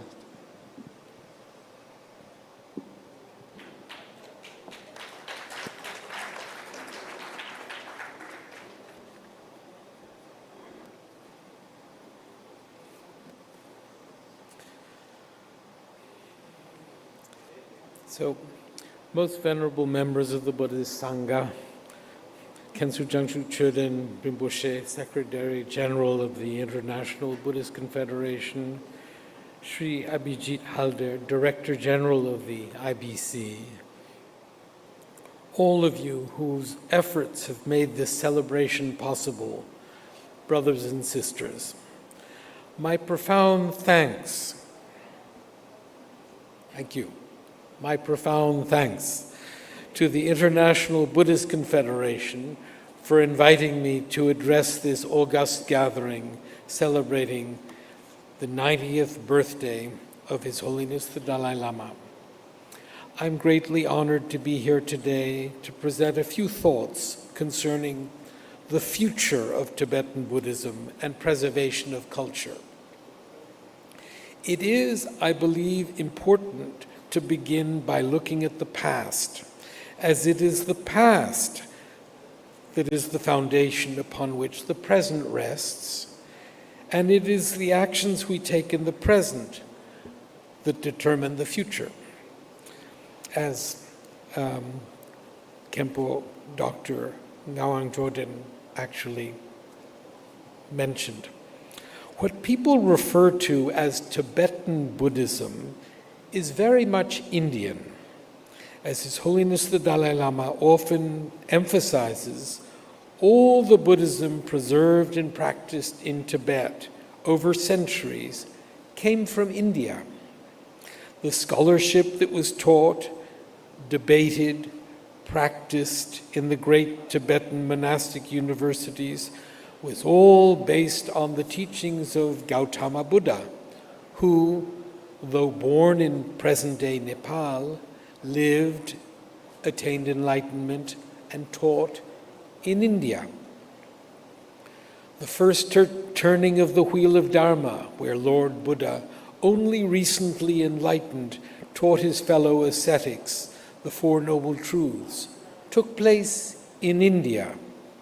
The second turning of the wheel of Dharma, where Lord Buddha taught the Wisdom Sutras on Vulture's Peak near Rajgir, took place in India. And all other teachings by the Buddha also took place in India. Subsequent commentators on the Buddha's teachings on ultimate truth of selflessness, the unique essence of Buddhist thought and practice. Scholars, saints such as Nagarjuna, Ayardeva, Buddha Palita, Bhavaviveka, Chandrakirti, Shantideva, were all Indian.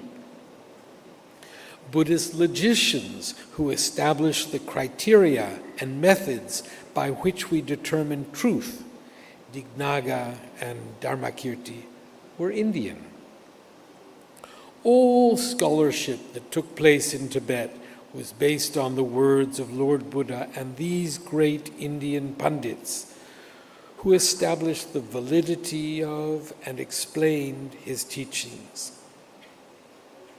And then, in the 7th century, the king, the Tibetan king, Tsongtseng Gampo, sent his prime minister, Tomi Zambota, to India to create a script to apply to the Tibetan language.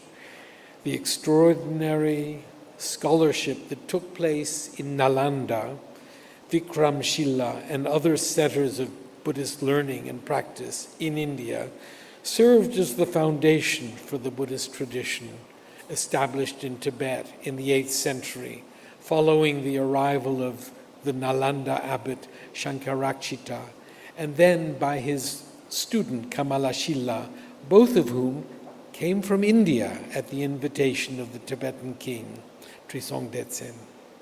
It was Shankarakshita who brought the Buddhist monastic lineage, which survives to this day, from India.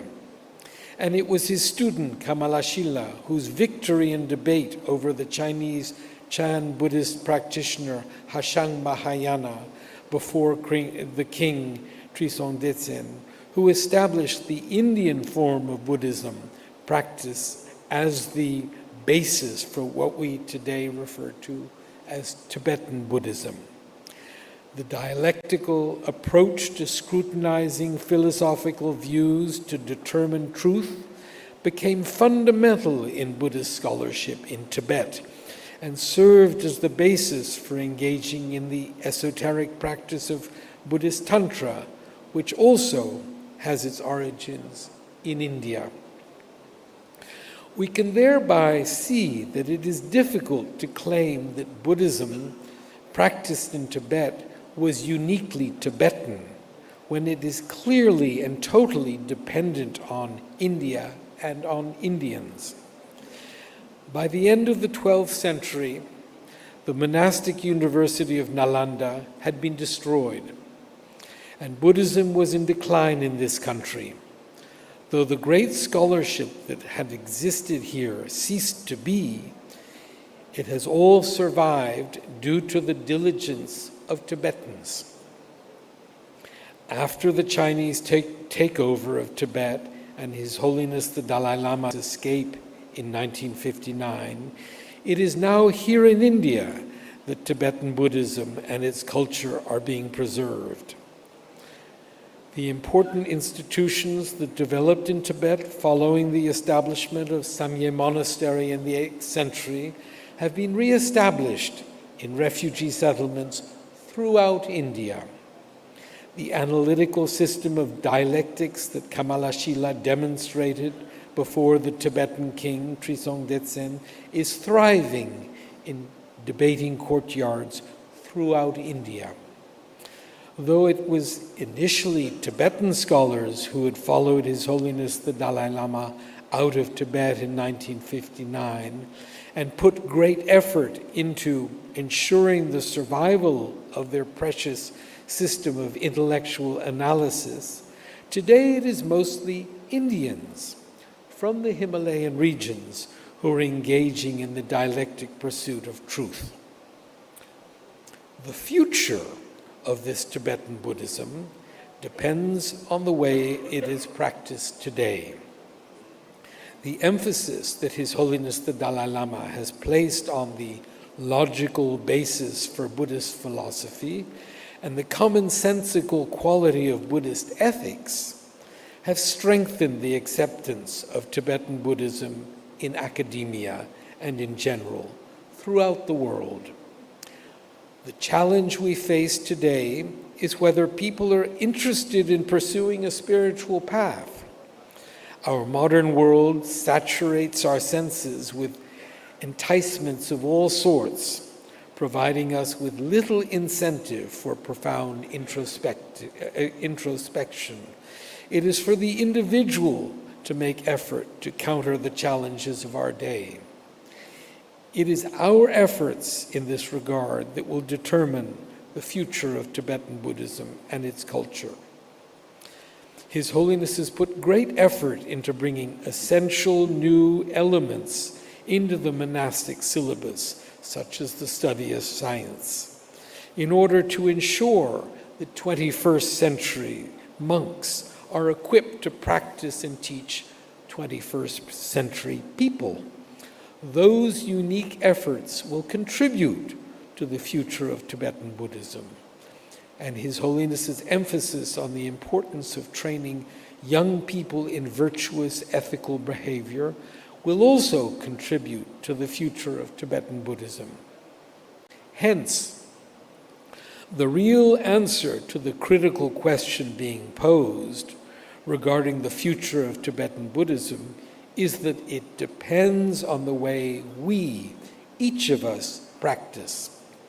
As I said, just as the present has evolved from the past, the future will evolve from the present. And so it is up to each of us to make effort to implement and practice these aspects of Tibetan Buddhism that we consider to be of benefit to ourselves and to the world around us.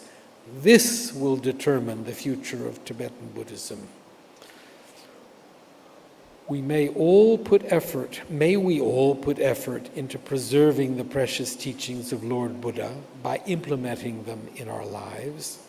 And may we all be inspired by the effort made by His Holiness the Dalai Lama, who by his own diligent practice and teaching has provided us with the present opportunity to implement what we have been so kindly taught by him.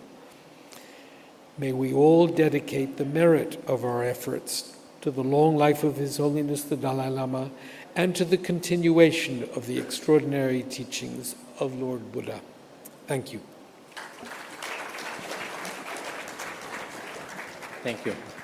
Thank you very much. I'm so glad that you have already indicated that how Tibetan Buddhism is called Indian Buddhism or came from India, because we have a tradition which is in order to authenticate when we study, in order to authenticate whatever we are studying, whether this is a legitimate Buddhism or not, we say that whether it came from a legitimate Indian source, and then whether it was translated by a reputable translator, and then that particular topic of Buddhism, whether that was practiced by some Mahasiddhas, and if all these are checked out, then it is considered a real Buddhism, and then there's no other elements except always looking up to India, and whether this is Indian source there, whether they are Indian masters. So that's how we go for it. And then particularly, for example, Sakya also says the same thing in his commentary to the three vows, that he always checks with whether there's any source in India. So with that, with these kinds of reasons, then we say that the Tibetan Buddhism actually is Indian Buddhism. It's no other reasons at all. So that's why those who say Tibetan Buddhism is something else, or giving even different names for that reason, is wrong. So now next, panelist number 3, Ms. Kate Saunders, co-founder of Turquoise Roof Research Network and Tibet Watch. She's from United Kingdom.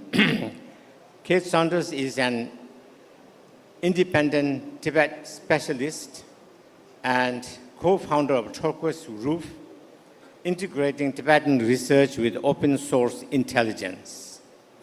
With over 20 years experience, she formerly served as research director at the International Campaign for Tibet. Kate authored 18 Layers of Hell and the 2025 Synopsis report on the Dalai Lama Institution. A seasoned international advocate and a media strategist, she has briefed governments, spoken at the UN, and published in major outlets. Now, a research fellow in Delhi, she collaborates with the SecDep group and Free Tibet, Tibet Watch, focusing on verifiable intelligence to illuminate the evolving situation in Tibet. Okay, so yeah, so to you now, Kate Saunders.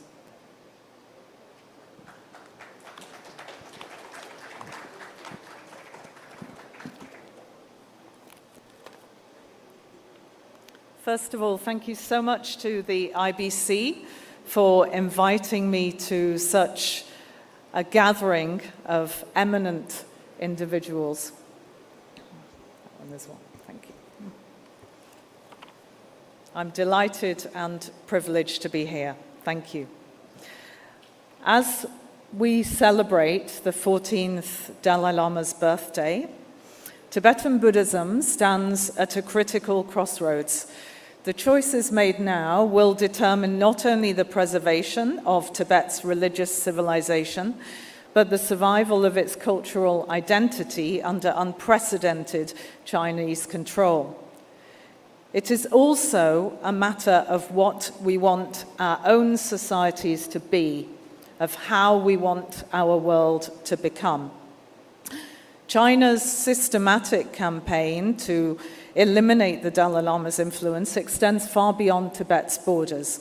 Beijing calls this a protracted war to control religious succession, while Xi Jinping simultaneously promotes what he calls unyielding Marxist atheism.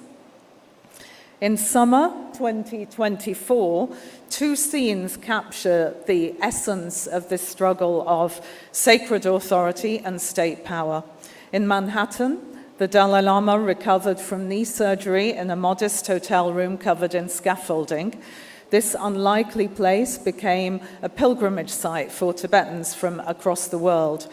Meanwhile, 8,000 miles away in Xining, Xi Jinping visited Tibetan children at a Chinese boarding school. He emphasized the Communist Party's Sinicization agenda to replace Tibetan identity with a Chinese cultural nationalism. And during his visit, Xi went to a monastery in Xining, the very site where his father, communist revolutionary Shi Shongshun, had met the 10th Panchen Lama in 1951.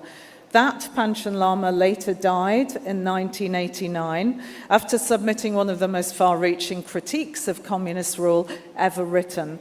His successor, installed by Beijing, while the Dalai Lama's choice, Gendon Choki Nyima, was disappeared at age 5 in 1995, remains central to China's plans for controlling Tibet's future.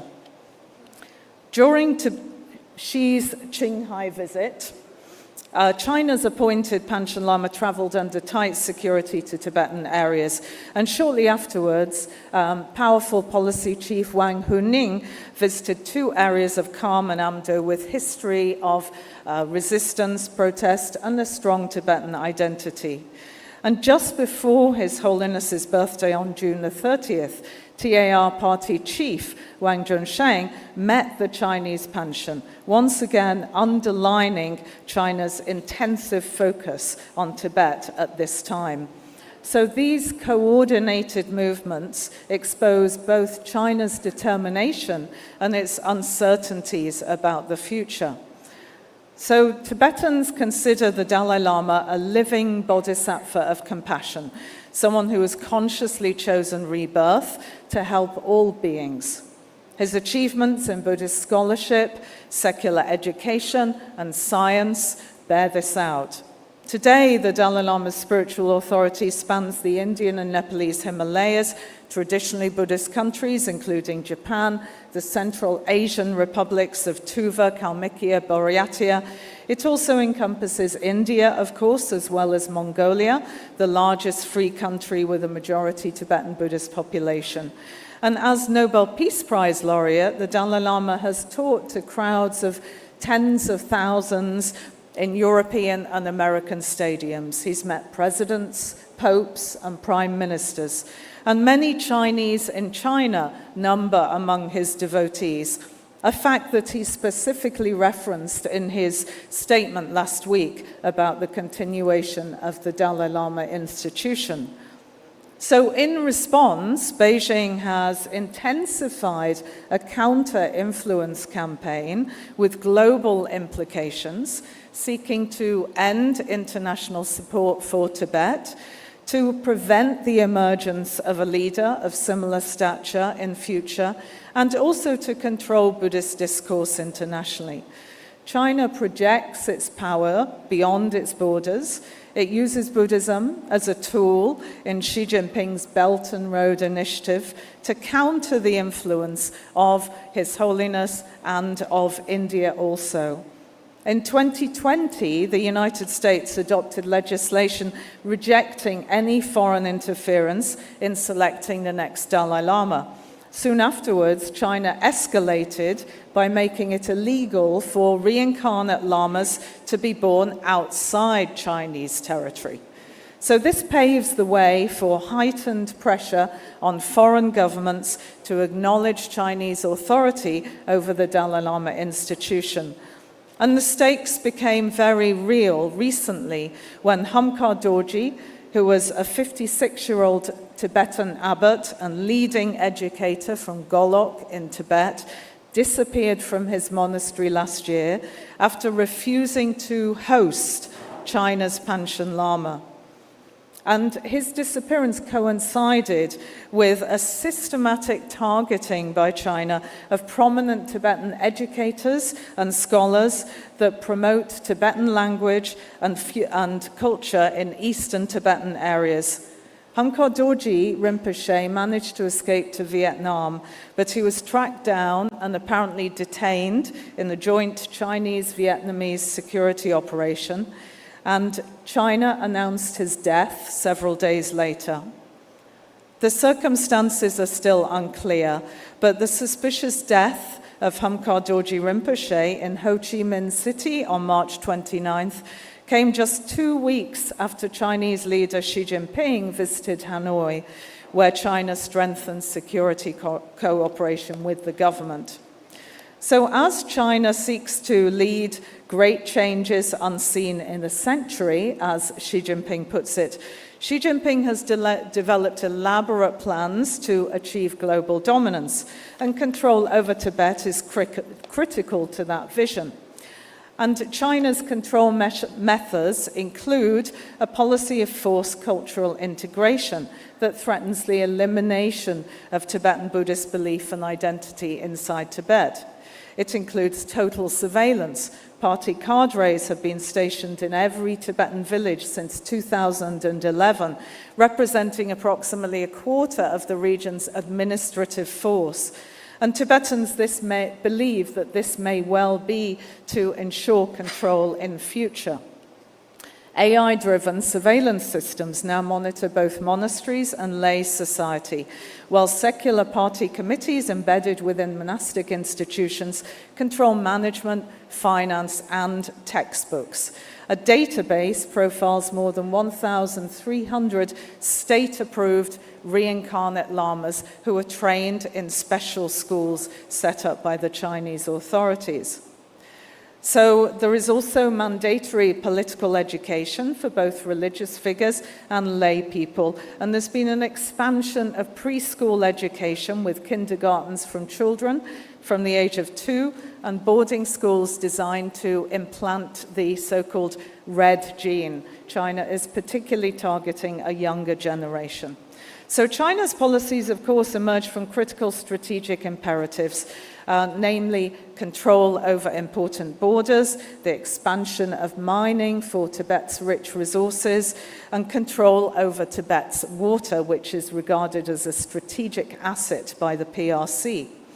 And China has launched also a comprehensive campaign to reshape the global Buddhist landscape, combining financial investment with diplomatic pressure to diminish the Dalai Lama's influence while asserting control over Buddhist narratives internationally. And that includes, for instance, investment in Buddhist heritage sites like Lumbini in Nepal, support for Chinese Buddhist organizations such as Fo Guangshuan with significant Western presence, long-term promotion of the pro-Beijing Shugden sect, particularly in Mongolia, and the 2014 official directive in China acknowledged this sect as an important front in the struggle against the Dalai clique. So Mongolia represents a critical test following the Dalai Lama's recognition of a Mongolian American child, pictured here, as the 10th reincarnation of the Bogd Lama, or Jetsun Dampa, which is a lineage symbolic of Tibetan Buddhist civilization in Mongolia and independent Mongolian nationhood. And as we heard this morning, the Dalai Lama has played a critical role in the revitalization of Buddhism in Mongolia. So China has responded with pressure on Buddhist institutions, interference in monastic practice, and pressure even on the family of the child Bogd Lama and other Tibetan Buddhists connected to Dharamsala. So India, the land of the Buddha... You have 2 minutes, okay? 2 minutes? Okay. India stands at the epicenter of the struggle. Tibet is where, of course, India and China's competing interests intersect in a complex, high-stakes relationship. So, since the Dalai Lama's arrival in exile in 1959, Dharamsala has become a major global spiritual and cultural center. Tibetans in Tibet recognize India's central role. Just last week, a young Tibetan singer released a song about the Dalai Lama, which circulated widely on social media. And some of the lyrics are, born in Amdo, having set foot in Utsang, whose activities are sustained in India, missing you, the Prince of Peace. And of course, the 6th Dalai Lama was born in Tawang in Arunachal Pradesh. So in India, you have a picture where the soft power of His Holiness and Tibetan Buddhism are intertwined with hardcore security imperatives, and that is likely to shape India-China relations in future.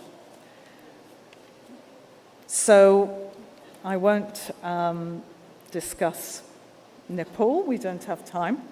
But I will say that I'll just finish up by saying that the Tulku system of consciously directed reincarnation is unique to Tibetan Buddhism. It combines religious with political authority. Tibetan exiles must now reimagine succession planning without access to their sacred landscape, combine and the mountains and the oracle lakes where visions of future leaders were traditionally sought. They must also counter China's aggressive extraterritorial strategies targeting the Dalai Lama institution through disinformation, economic coercion, and other forms of digital control.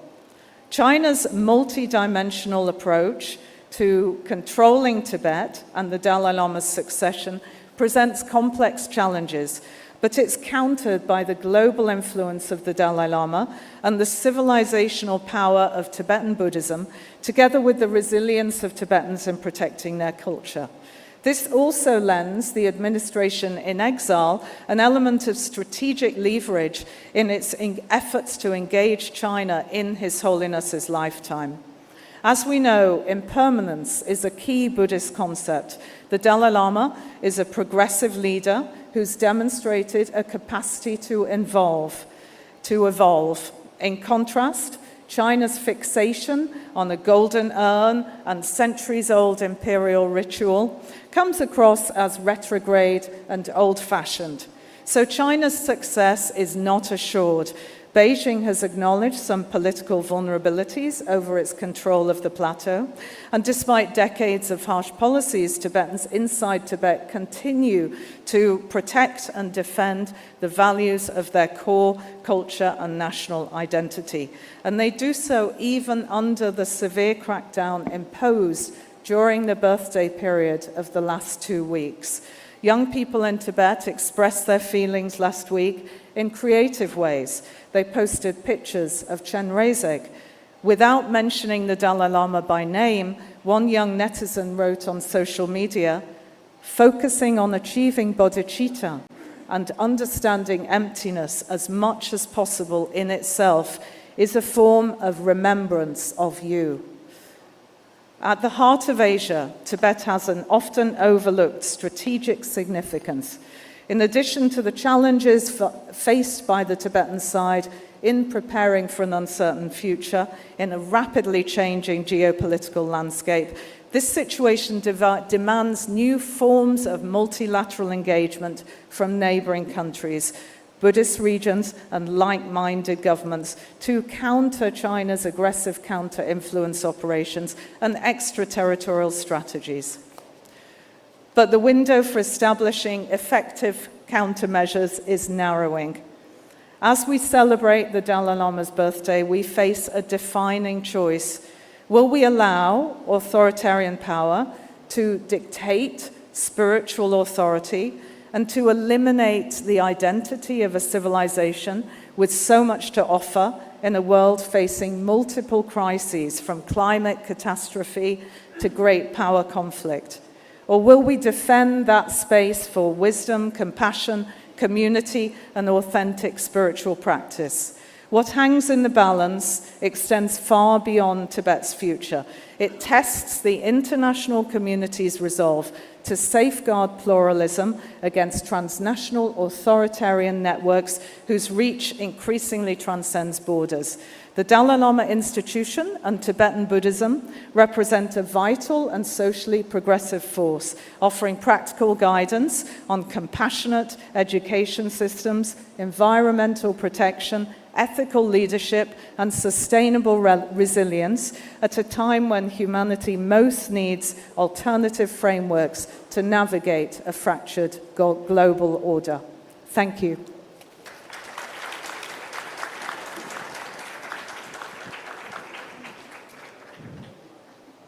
So, do we have a time for some questions?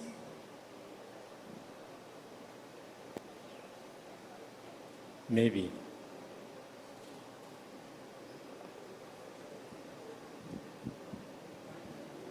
Do we have time for some questions? One question? Just one question. So, if you have a question, please raise your hand.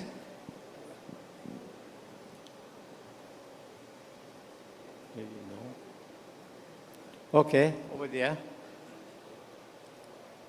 Can you get a mic? Loudspeaker.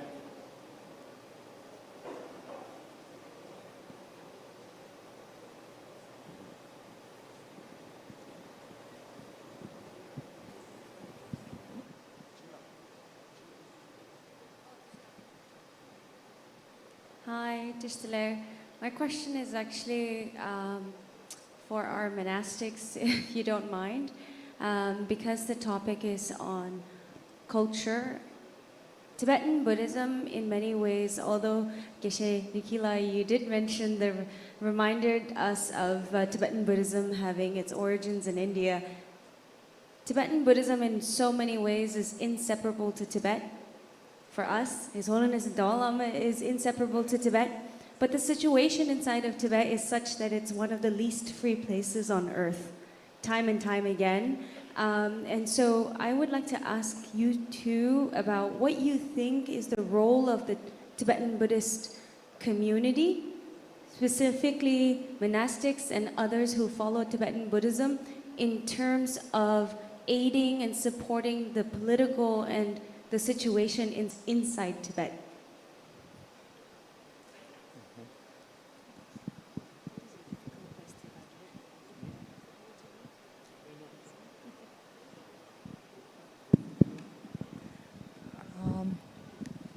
Tashdele, sister, are you asking the monastics beside me, or am I included? Me? Oh, okay. Right. So, yeah, because basically, first of all, I would like to thank you for your question, and I really empathize with the people of Tibet. Yeah, and it has been close to my heart, and one of the reasons why I ordained also, I think is there's a very strong karmic connection with the Tibetan people. And what we can do actually outside of Tibet to support those in Tibet is basically by promoting the Tibetan Buddhism first and foremost in its authentic way, and also to dispel any misconceptions about Tibetan Buddhism being a feudal system fueled by feudal lords, you know, and the misconception regarding the Tulku system as a perpetuation of a feudal system and patriarchy, etc. So basically, monastics and lay people in my country, even though our country, Malaysia, is very much aligned to China, we've signed many free trade agreements with China, and China basically is looming everywhere, yeah, inside, outside, everywhere. But still, we do actually really organize many cultural events in order to promote the Tibetan culture, so that people do not forget that Tibetan Buddhism actually comes from Tibet. And it is the kindness of the Tibetan gurus, those who have led Tibet, and also the kindness of the Tibetan people and the blessings of all the gurus of the past, coming from Guru Rinpoche, etc., that has made Tibetan Buddhism available to us today. And Tibetan Buddhism is such a blessing to the world because its practices, Vajrayana Buddhism, can actually result in enlightenment in a single lifetime. So definitely we rest assured that the rest of the world actually, through our writings, through just being here, sitting here and speaking, and also through all our Dharma centers, we always not only pray for Tibet, but the activities that we do eventually will be a cause for Tibetans to be free. Thank you.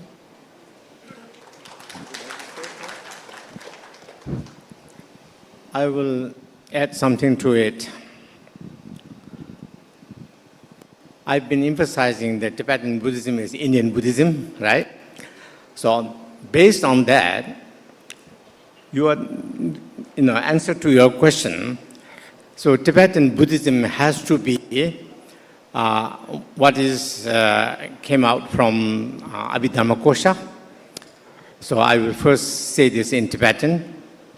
Tembe tamju namni de lungda tokbe danito tenzin cheba ma cheba duba cheba khonai, which means when you are asking about what is the teaching of the Buddha, then answer is teaching of the Buddha can be twofold. Okay, one is the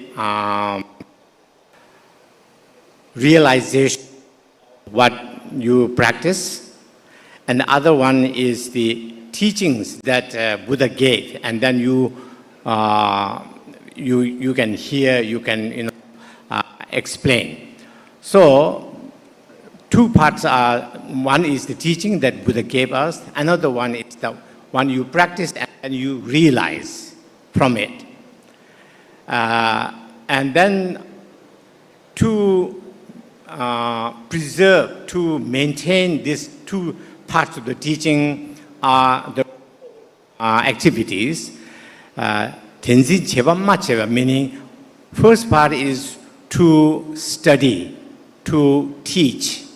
So studying, meaning you listen to teachers and you learn it. And then also you teach whatever you learn. So the teaching part of it. The other part is the realization. Now you practice. When you practice, then you realize. So what is the realization is the second part. For our own community, in order to encourage our community, in order to support Tibetan Buddhism, you have to do these things. You have to learn what are the two poles of the Buddhism, and then you, in order to maintain it, in order to keep it alive, you have to do it yourself, like teach, study, teach, and practice, right? So when you do that, then you will also feel, you will also get the value of it. When you have the value, then you can also, see why we have to preserve it, why we have to work hard on continuation of this tradition alive.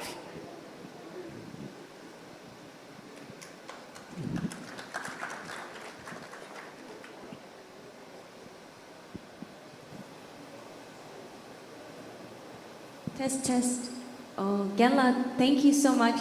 With all due respect, my question is, in order to access and practice the Buddhism, the great His Holiness the Dalai Lama's birthday that we're celebrating today, a picture of the Dalai Lama is illegal inside of Tibet.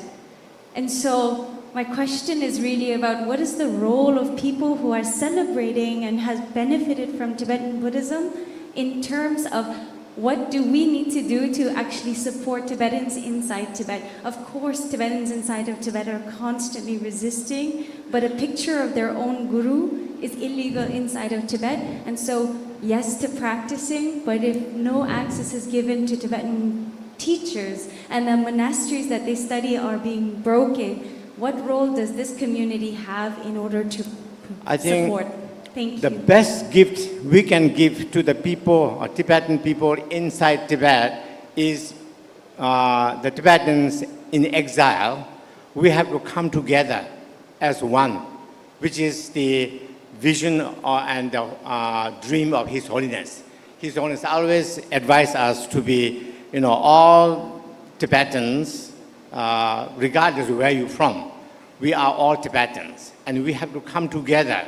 And then also same thing, with one voice, with one effort, we can do whatever we can in terms of preserving Buddhism, Tibetan Buddhism. And also this will encourage people inside Tibet that we are doing it, right. And then it will encourage them. It will never then give them the feeling that, it's the lost cause. They will always be encouraged by our coming together as one and then following His Holiness, His Holiness advice. So when we do that, when we practice that, they will know. They will know. They don't have to have a picture of the Dalai Lama.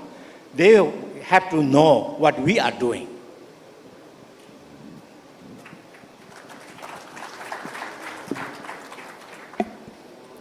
That brings us to the end of the session. Thank you, Khenpola and the panelists. And now, before we move on to the valedictory session, I would like to make an in-house announcement. All those delegates who have flights tonight or even tomorrow, you are requested to report to the help desk at the reception 4 hours prior to your departure. It is only then when Team IBC can assist you with your transfer from hotel to the airport. So all those who have flights tonight, please report to the help desk right now. Thank you. We'll have a group photograph for the third panel and we'll move on to the valedictory session.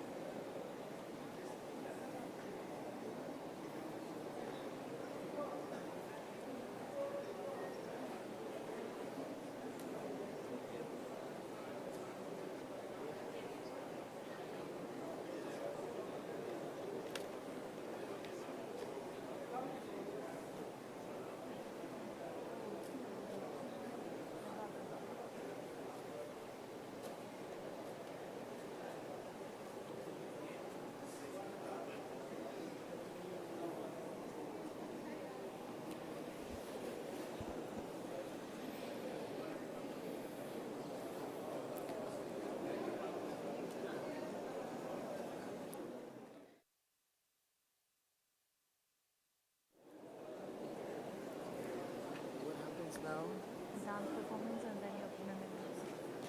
And then what? Your mementos, you get all of your mementos.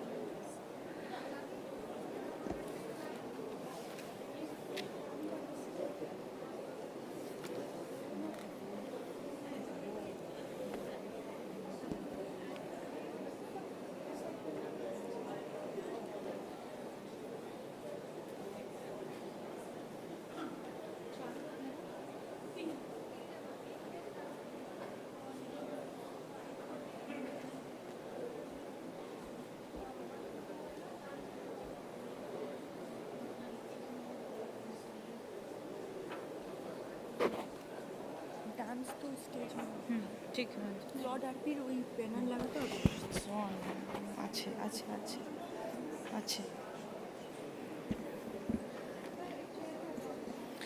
For the valedictory session, I request Mr. Claude R.P., Distinguished Fellow, Center of Excellence for Himalayan Studies, Shivnada University, to please come on the dais. Can we please have a round of applause for him?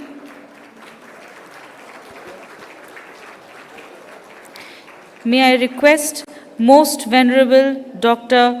Vaskaduve Mahinda Vansa Mahanaya Kathero from Sri Lanka to please come on the dais.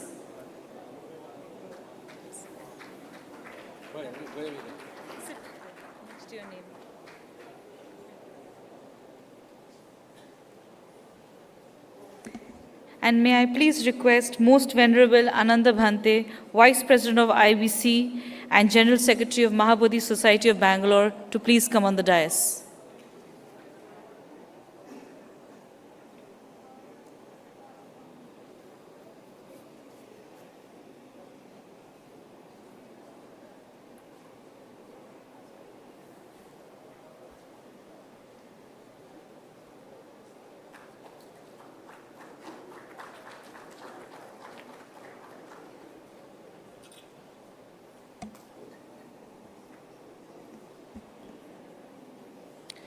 We will commence the valedictory session with a cultural performance, contemporary Kathak dance.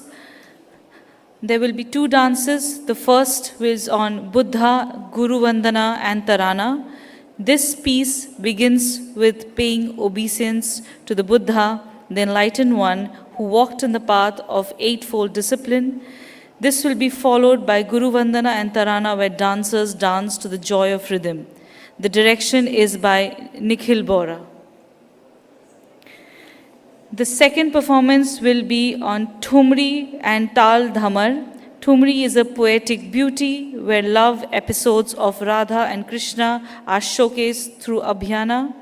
This will be followed by Tal Dhamar, a cycle of 14 beats where dancers dances to different rhythmic compositions like Tukra, Paran, Ahmad and Tatkar, for which the goal is always to reach the first beat of the Tal, that is Sam.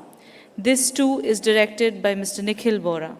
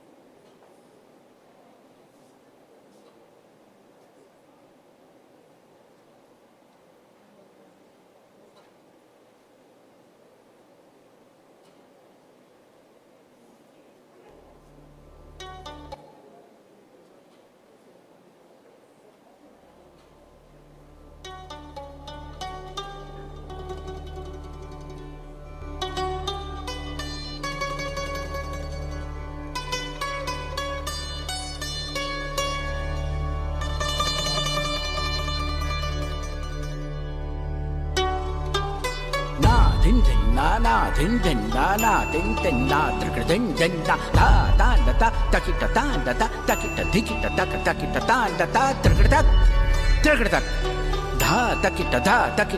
तकिट बोधि के वृक्षन के नीचे परम ध्यान से शुद्ध हुए हैं। तकिट कतान कतिट ताकिट सब सुख त्यागे मोह से भागे तब जाकर वो बुद्ध हुए हैं। ताधा कृत थुंगा तकिट तक थुंग लुंग तक थुंग तक बुद्ध करे सब शुद्ध ये जाना। अष्ट मार्ग से सब पहचाना महाशून्य में सबको जाना। बुद्धं शरणं गच्छामि ता त्रिकृत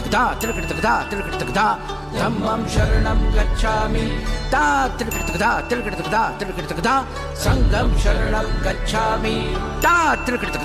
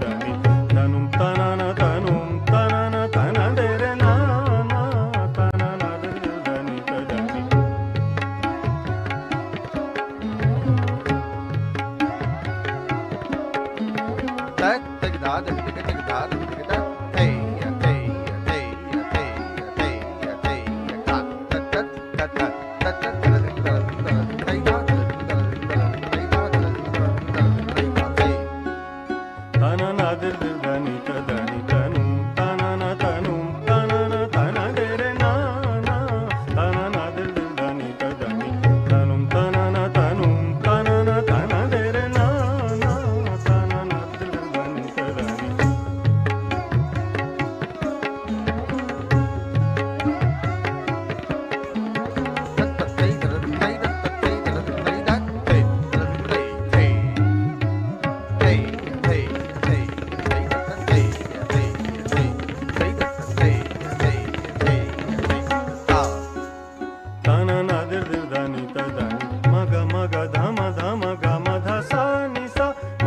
ga dama dama gama dha sa ni sa ga ga sa ni sa ni dha ni dha ma ga sa ga ma ma ga ga sa ni sa ni dha ni dha ma ga sa ga ma ma ga ga sa ni dha ni dha ma ga sa ga ma ma ta na na dir dir da ni ta da ni ta nu ta na na ta nu ta na na ta na de re na na ta na na dir dir da ni ta da ni ta nu ta na na ta nu ta na na ta na de re na na ta na na dir dir da ni ta da ni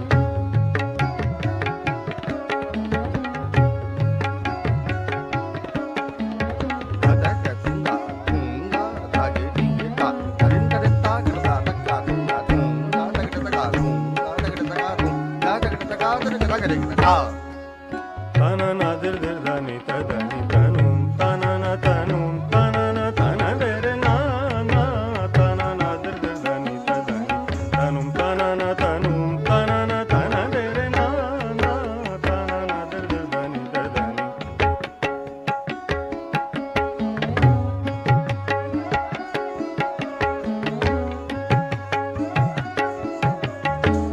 ta na de ta ta ta ta ta ta ta ta ta ta ta ta ta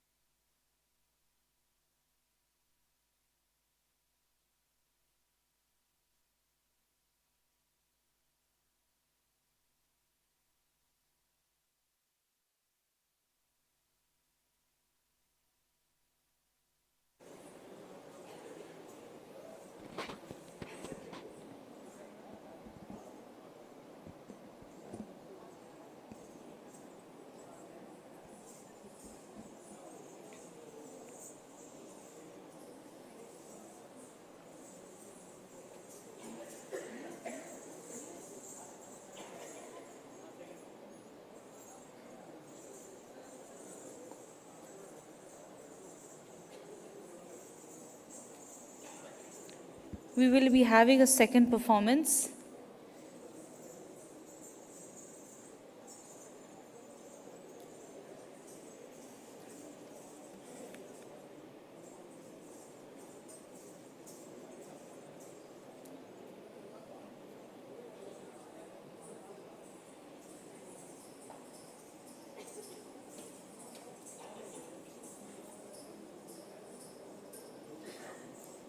Thumri and Tal Dhamar.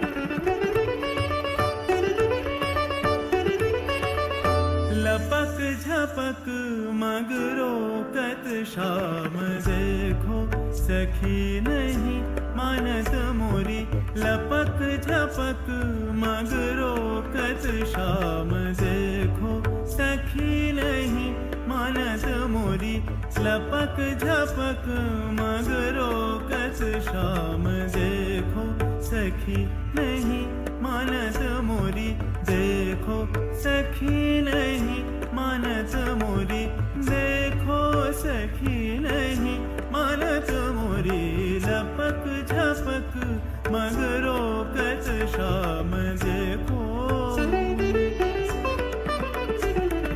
देखो वनाड़ी कान्हा एको नहीं माने देखो वनाड़ी कान्हा एको नहीं माने अरे झक मोसे देखो करत बारा जोरी अरे झक मोसे देखो करत बारा जोरी अरे झक मोसे देखो करत बारा जोरी लपक झपक मगरो कत शाम देखो नहीं मानत मोरी देखो नहीं मानत मोरी देखो सखी नहीं मानत मोरी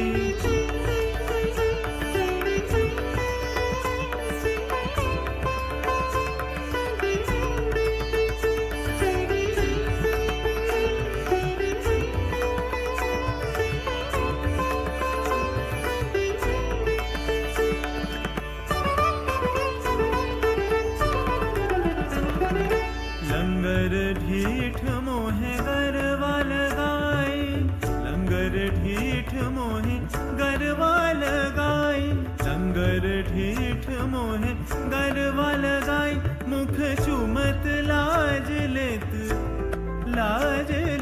चुमत लाज लेत चुमत लाज लेत कहत ब्रिज श्याम जाओ जाओ जाओ नहीं मानूंगी तोरी जाओ जाओ जाओ नहीं मानूंगी तोरी जाओ जाओ जाओ नहीं मानूंगी तोरी मानूंगी तोरी मानूंगी तोरी लपक झपक मगरो कत शाम देखो सखी नहीं मानत मोरी लपक झपक मगरो कत शाम देखो सखी नहीं मानत मोरी लपक झपक मगरो कत शाम देखो शाम देखो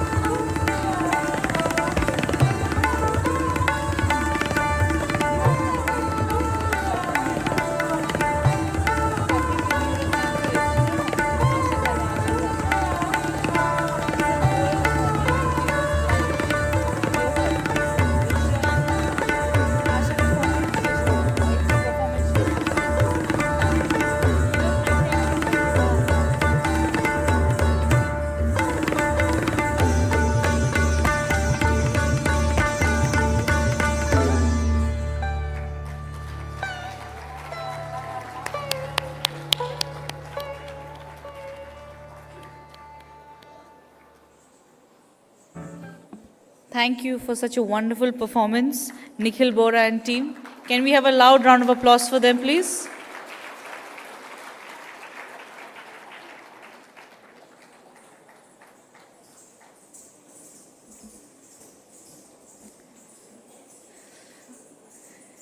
This conference on celebrating 9 decades of His Holiness the 14th Dalai Lama and enduring legacies serves as a profound testament to his unparalleled stature and the multifaceted impact of his contributions across spiritual, scientific, and cultural domains. To examine this, we have an exceptional valedictory address by none other than Mr. Claude R.P. Currently a distinguished fellow at Center of Excellence for Himalayan Studies, Shiv Nada University and Institute of Eminence in India. While he has authored prominent books on Tibet, he has also published more than 2,000 articles in the Indian media alone on Tibet, Sino-Indian relations, the Indo-Tibet boundary, and others. His scholarly interest has made him reside in India for more than 50 years. Sangha members, ladies and gentlemen, please put your hand together for Mr. Claude R.P.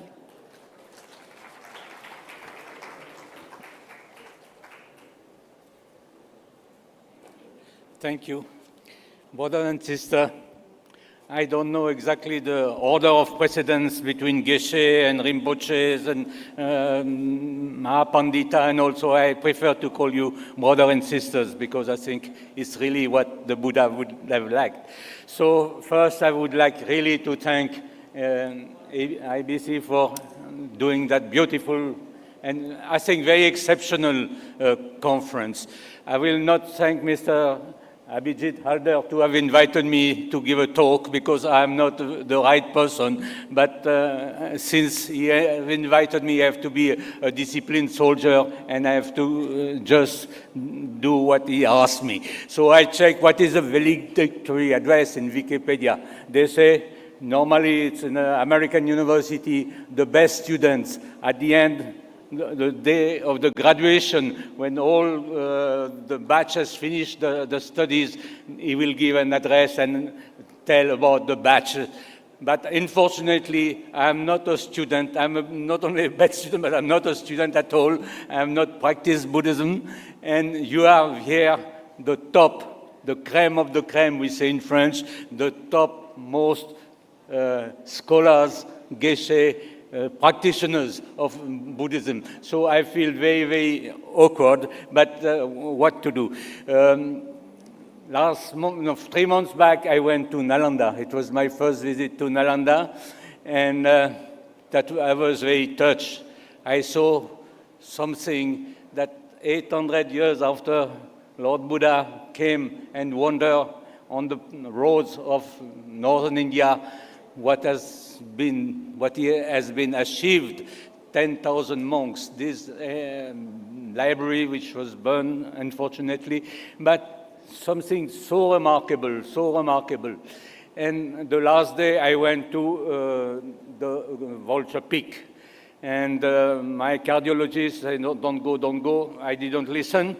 You should not listen always to the doctors, so I say, I'll go. I wanted to go there. So, but while reaching there, I twisted my ankle, so for 3 months I was at home, not able to move. So my good friend said that Buddha has taught you something. You never want to listen, you never take time to listen, but Buddha has told you, you have to stop running and you have to think. And you have to meditate and be quiet, not headless chicken going here and there and there. So I think I've learned a little bit.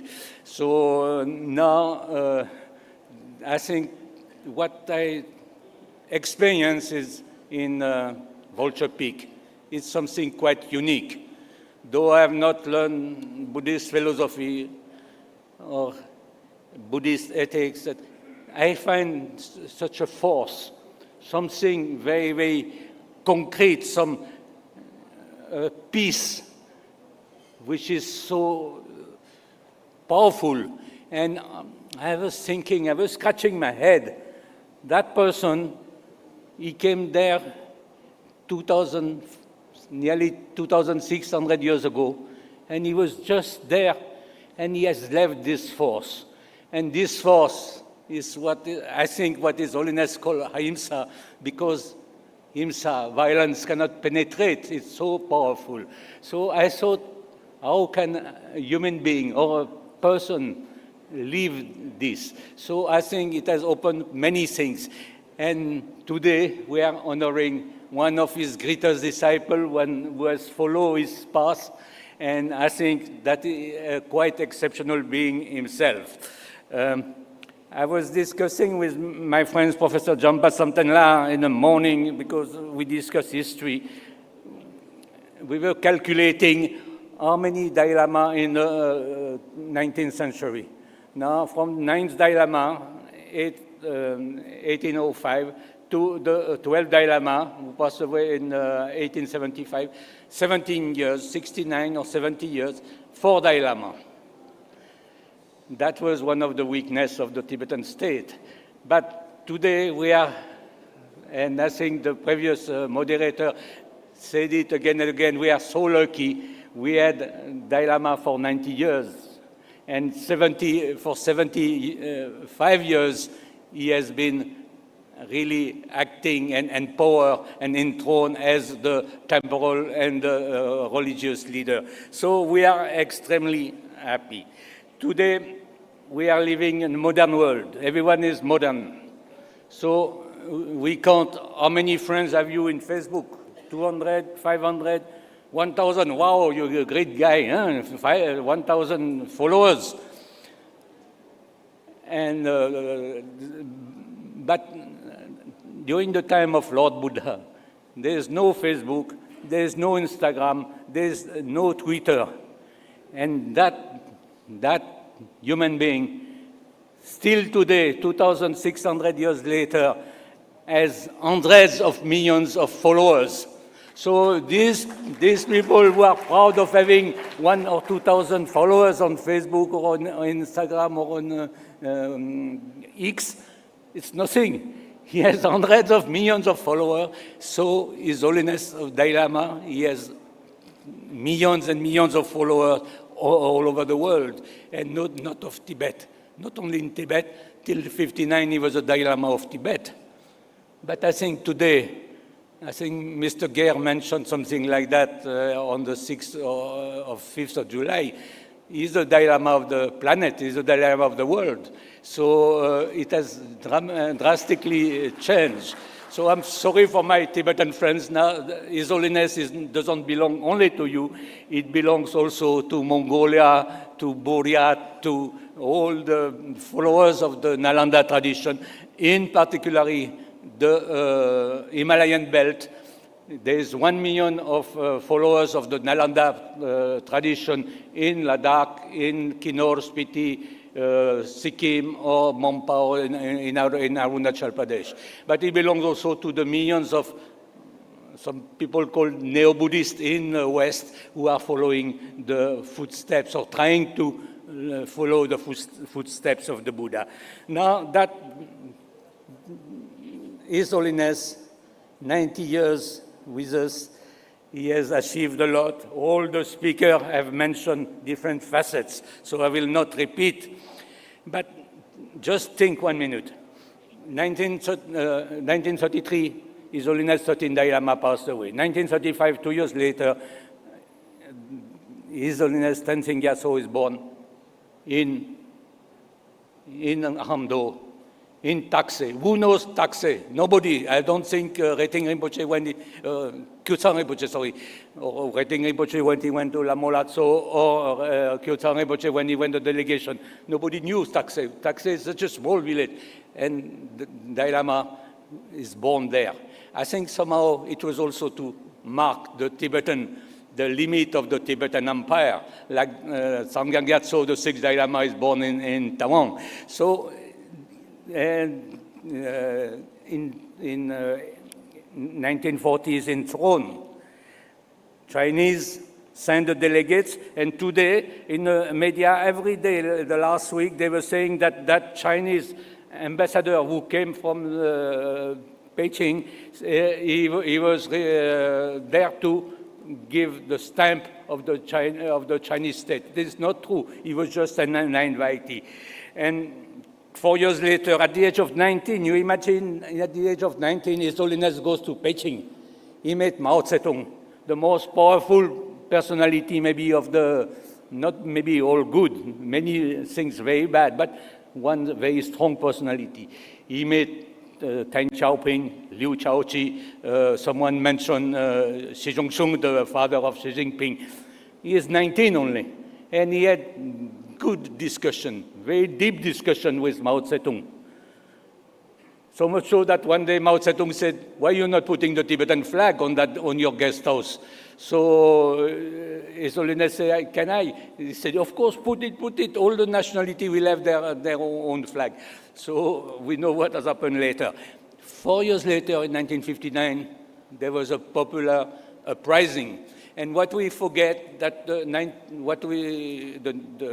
March 10 March of 1959 uprising, it's the entire population, because China is always speaking about the masses. The masses, they represent the masses, the people, the party represent the masses. But on March 10, 1959, it's the entire population of Lhasa who surrendered the noble Inca to stop His Holiness to live and take refuge in India. Finally, he took refuge in India, and there he started working very hard for the rehabilitation. He had a meeting of 4 hours with Nehru, the Prime Minister, in Missouri. It was not very nice. I had the opportunity to go through the minutes taken by Nehru's secretaries. It was not nice, but Nehru said 2 things good. I will educate your children, and I will rehabilitate your people. Third thing he said, I will not allow you to do politics, and you should not fight politically for your nation. So the 2 first things, government of India has done it. From that day in Missouri in 1959 till today, I think now we have one of the most educated. All our young friends, they are very, very educated, so much educated that they are admitted to every US university or French university. And the second thing, the rehabilitation has worked very well. Politically, nothing has worked so well, but what to do? So His Holiness, between 59 and 73, he worked very hard to rehabilitate these people and to introduce, for the first time, democracy. People in Tibet, nobody knew about democracy. He did that charter, he created that Assembly of Tibetan Deputies. 73, I think, is an important date, because for the first time he went to Europe. And I was very lucky. I was in Switzerland. I decided to go to the airport. I was studying in Bordeaux at that time. I went to the airport to receive him. At that time, there's no Z plus category. There's one secretary, I think Tensegeshe was there, and one PSO, and no reporter, no journalist, hardly any Tibetan. But interesting thing, that was the 1st October 1973. The day before, when he landed in Europe, where did he go? He went to Rome, and he met Paul VI, the Pope. So it shows that the first step, the first gesture that His Holiness did was to this interface dialogue that he spoke in his 4 commitments. He did the first step in Europe in 73. Of course, 79 he went to the US, and the other important date which really changed, where he stopped being the Dalai Lama of Tibet only, is 89 in December 10, when he got the Nobel Peace Prize. Suddenly everyone recognized, because in the 70s, very few people knew about His Holiness. So, of course, after the first trip to Europe and after to America, he got to be known. But 89 really was a big turn, and he was recognized by the world. So just to say that such exceptional life, the number of presidents, I think we have seen it in the movie, the number of important people, including Hollywood actors and things like that. He has met people from all over, different religion, different background. So there's nobody on earth today who has met so many leaders and so many for such a long period of time. And just a small story about His Holiness, his character. In 2000, there was in Kalachakra initiation in Khe Monastery in Spiti. So some of my friends were organizing. So the first day before the Kalachakra, we went to meet for an audience, five or six of us. And the first thing His Holiness said, I forgot to mention that in parallel there was two conferences, one on the Boti language, which is unfortunately not yet part of the eighth schedule of the Constitution, and on Tibetan medicine. His Holiness said, why are you putting banners with Tibetan medicine? You should not put, you have your Ladakhi brothers. There was 20 Amshi from Ladakh. There was some Amshi from Kinor, from Mompa. They said, put something which will unite people. Not, if you say Tibetan, the Ladakhi will be very upset. They'll say, we are the small brothers and things. He made us immediately remove. He said, put Swarikpa, means the heart of healing in Tibetan. And the Ladakhi were very happy. And the other Himalayan people were very happy. But His Holiness, small details like that, he thinks first the others, what the other will think, how will they feel, will they be hurt? And certainly, we saw the following days, the Ladakhi would have been deeply hurt if there was Tibetan medicine only. And later on, when the Swarikpa was introduced in the government of India, in the Ayush system of medicine, it's called Swarikpa, not Tibetan medicine, though we know that 90% comes from Tibet. So now I'm not speaking about the four commitments. His Holiness the Sakya Tenzing has mentioned in the morning. At the beginning, there was 3 commitments. So one time, about 25, 30 years ago, I had an interview in Dharamsala for some magazine or something. And His Holiness mentioned for the first time these commitments. So he mentioned about human value and universal responsibility, compassion, and about interface, harmony, and dialogue. And he said the third one is Tibet. So I made him repeat 3-4 times. Why are you saying third? Tibet is first. You're Tibetan. You're leading the Tibetan people towards whatever autonomy or genuine autonomy or independence. But why? No. Third. So suddenly I realized who was His Holiness. Yes, later on there was a fourth commitment of about ahimsa, and which is added. But His Holiness put the other person in front of him. He is not speaking only for the Tibetan. And of course, 70 years later, Tibet still doesn't have any genuine autonomy. It's very far from it. But he has generated so much goodwill that I believe one day it will pay also, and Tibet, karmically or otherwise, will get a reward and will get whatever as the Tibetan are aspiring for. So just to conclude, I think this conference today is really about Nalanda tradition. Nalanda tradition means something very special that I've experienced in Nalanda. You will not study only one topic. You would see every thing on different angle, different aspect. And I think it's what His Holiness has really achieved. If you ever ask what His Holiness achieved since he has come to India, he has achieved to bring the science, whatever we have spoken today, all this, not only philosophy, but everything, bring it together. And for the Tibetan, he has united Tibet.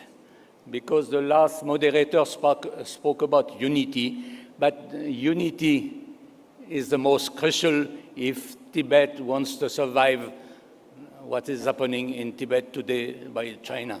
So in the past, I had written maybe 30 years ago one small booklet, The Karma of Tibet, and my conclusion was that it's Tibetan fighting between themselves, the Khampa or Amdoha or the Usangpa don't agree on things, or the religious sect, the religious school fighting among them. His Holiness has managed to bring together people from the 3 provinces of Tibet, from the 4 or 5 schools of Tibetan Buddhism, plus the Burn faith. So I think it's enormous achievement. And I was happy that in the statement on July 2nd, he speaks about unity. And I think for Tibetans, every Tibetan, that is the most important to remain united. Because China is more powerful than you to try to infiltrate you and to try to bring disharmony and disunity and fight between. So they are powerful with money and other type of influence we see every day, including in the American universities. Something I think we have not spoken about IKS. IKS is Indian knowledge system. The government of India has taken very, very seriously the study of IKS. I think somehow, I don't know, where is Mr. Halder? Somewhere here. I think if something that Nalanda tradition is part of the IKS, so now each and every university in India has to go through this IKS program. Very interesting things are happening, very interesting knowledge, including the lecture that we got on science, His Holiness mentioned Raja Ramana, but the nucleus, many, many interesting things. So I think Nalanda tradition is part of the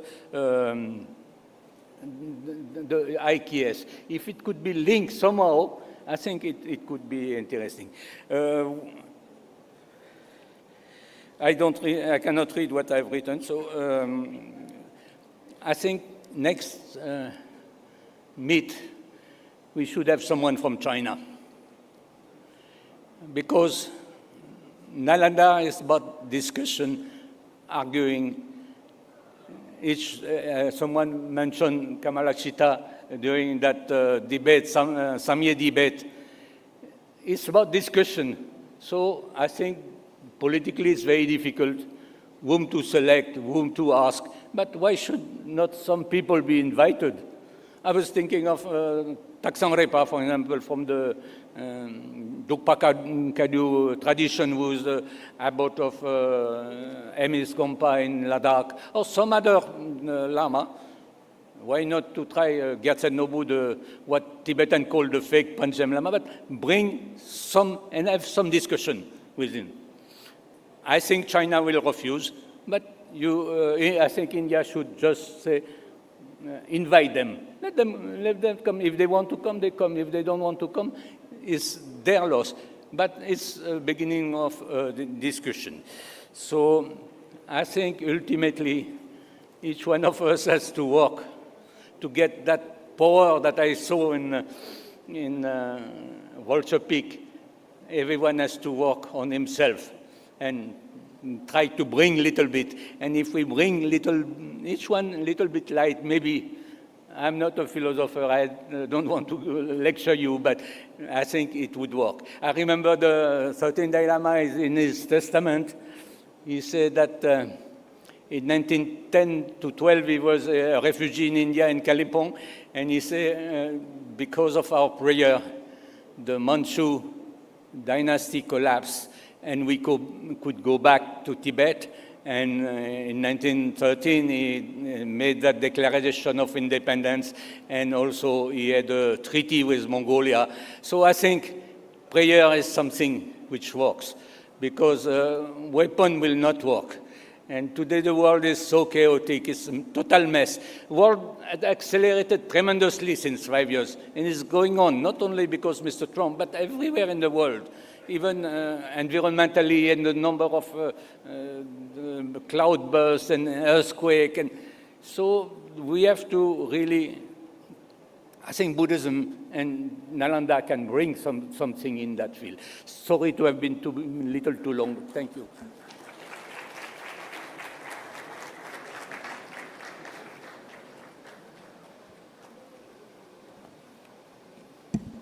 Thank you, sir. We will now be presenting mementos to our panelists and moderators today. And to present the mementos, may I please request Most Venerable Dr. Vasakaduve Mahinda Vansa Mahanayaka Thero, Head of Amarapura Sambuddha Sasanudaya Mahanikaya, Sri Lanka, to please come forward. Panelists of the first session, Moderator Geshe Nawang Sonam. First panelist Geshe Lopsak Tenzing Negi. Second panelist Dr. Alexander Berzin. Third panelist Dr. Eddie Ramavijaya Putra. Please come on the dais.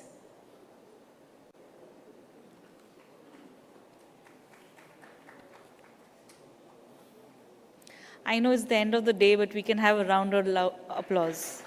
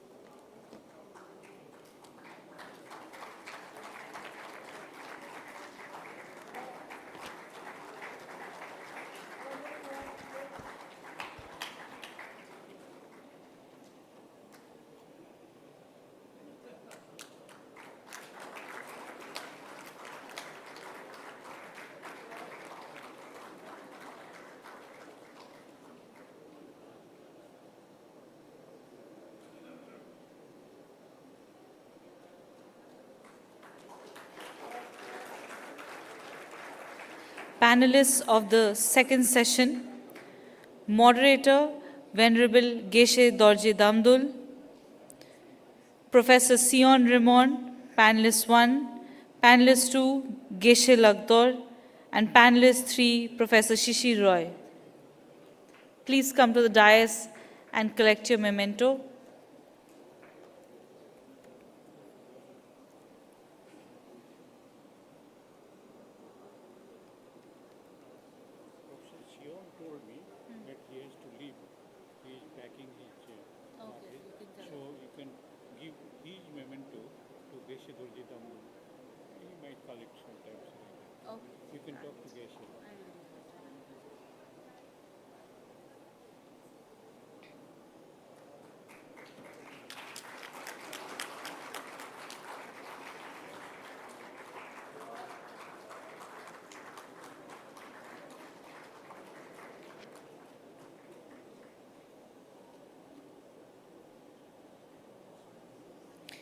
Panelists of the third session, Moderator Khenpo Dr. Nawang Jordan, first panelist Venerable Dr. Karma Tashi Shwedron, second panelist Most Venerable Nicholas Vreeland, and third panelist Ms. Kate Saunders.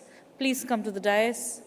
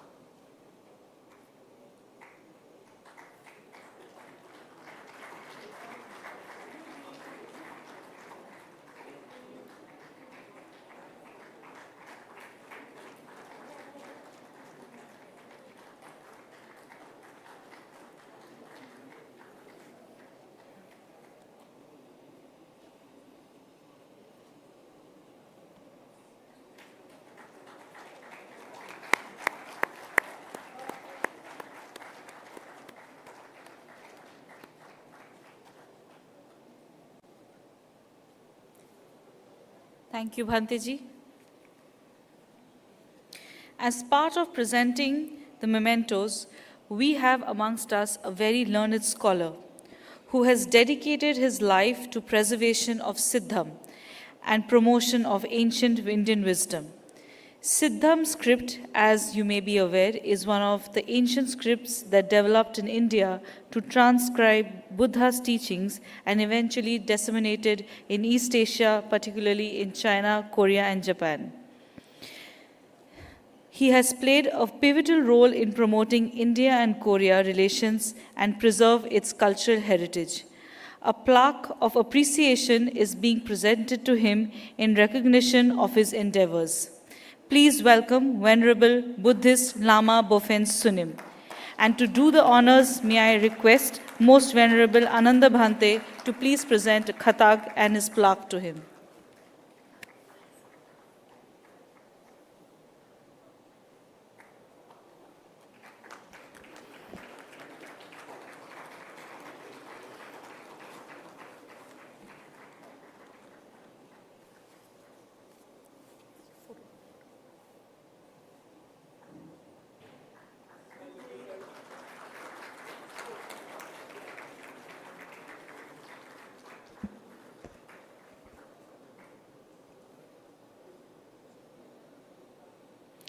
Thank you, Venerable. This conference is positioned not merely as a commemorative event, but as a catalyst for continued dialogue, deeper learning, and the active application of His Holiness's universal message. And to re-emphasize the key takeaway from the gathering today, I request Most Venerable Ananda Bhante, Vice President of IBC and General Secretary of Mahabodhi Society of Bangalore, to announce the declaration adopted at the conclusion of this event and subsequently propose the vote of thanks.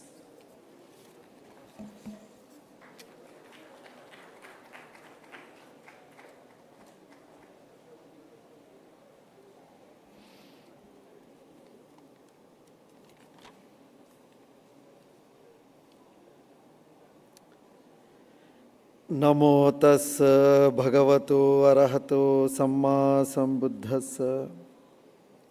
Namo Buddhaya. Today on this occasion of celebrating the 90th birthday of His Holiness the 14th Dalai Lama, I would like to read the declaration. Declaration for the 90th birthday of His Holiness the 14th Dalai Lama. 13th July 2025, New Delhi. A beacon of compassion, celebrating 90 years of His Holiness the 14th Dalai Lama. On this sacred and joyous occasion, celebrating glorious 90 years of His Holiness the 14th Dalai Lama, the International Buddhist Confederation and all the participants present today offer our deepest reverence and boundless gratitude to a life devoted to the service of humanity, peace, and spiritual wisdom. For 9 extraordinary decades, His Holiness has been a living embodiment of compassion, courage, and moral clarity. From the highlands of Tibet to the farthest corners of the world, His teachings have transcended borders and beliefs, inspiring millions to walk the path of non-violence, harmony, and inner awakening as the revered manifestation of Avalokiteshvara, the Bodhisattva of compassion. His Holiness has upheld and revitalized the precious traditions of Tibetan Buddhism, while also emerging as a global voice of conscience in contemporary times. As we reflect on 90 years of His Holiness' life, we celebrate his profound impact as a global advocate for peace, understanding, and universal responsibility. His message of compassion transcends cultural and religious boundaries, inspiring countless individuals to cultivate inner peace and work towards a more harmonious world. His enduring spirit and unwavering dedication to the well-being of all sentient beings serve as a powerful testament to the timeless values he embodies. Throughout his remarkable life, His Holiness has exemplified profound spiritual leadership. He has consistently championed the preservation of rich Tibetan culture and religious freedom, guiding his people with unwavering resolve. His recent statement announcing the continuation of his reincarnation, and only by Tibetan people, without any foreign interference, is a testament of preserving its culture and heritage. We pay tribute to his enduring efforts in preserving the Tibetan identity, his unflinching commitment to interfaith dialogue, and his far-sighted vision for a future rooted in ethical values and universal responsibility. His wisdom in safeguarding the sacred institution of the Dalai Lama, particularly his clear and courageous stance on its future stands as a beacon of spiritual integrity in the modern world. As this historic celebration draws to a close, we collectively offer our deepest reverence and heartfelt prayers for the continued health and long life of His Holiness the 14th Dalai Lama. May his luminous presence shine for many more years, guiding humanity towards peace and mutual understanding. May His Holiness the Dalai Lama live long. May the sun of compassion never set on this world, and may his legacy illuminate generations to come.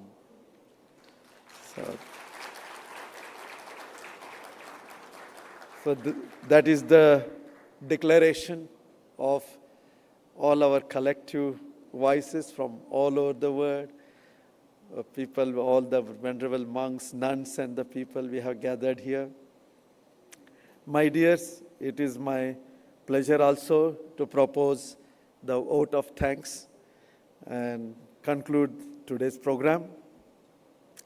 My heartfelt gratitude to the International Buddhist Confederation, of course, for organizing this unique conference, uniting diverse nations to celebrate the 90th birthday of His Holiness the Dalai Lama. First of all, my sincere thanks and gratitude to His Holiness the Dalai Lama for his beautiful, hope-filled message that was presented by most respected Samdong Rinpoche. And then there was this united prayers by different monks and nuns from different countries and traditions. It was very deeply moving, and thanks to all the participants in that prayers. Gratitude to Samdong Rinpoche, not only for his conveying the message of His Holiness the Dalai Lama, but he also reminded us of the power of unconditioned loving kindness, which can be the solution. Otherwise, he said, there will be conflicts going on. So we are very grateful to Samdong Rinpoche for his illuminating speech, and to Most Venerable Aryavamsa Mahathera for his deep reflections on meditation and His Holiness Dalai Lama's philosophy. Our thanks to Sakya Trizin Gyana Vajra Rinpoche for his personal memories which touched our hearts, and thanks to Venerable Nicholas Vreeland for his graceful conclusion of the inaugural session. And of course, in another panel discussion, it was his illuminating speech was also there. The cultural performance by Dehradun children added grace and joy, which surely has entertained everybody, and we are very grateful to them.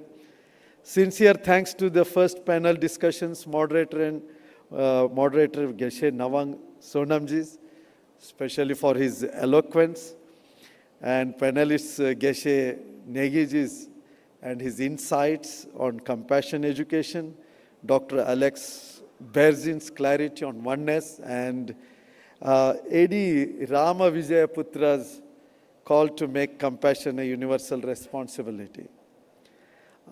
And also thanks to the second panel discussion team, which opened powerfully with Geshe Damdulji's linking science and spirituality, which was followed by Professor Sion Ramon's profound time-space reflections and great detailed explanation about the time.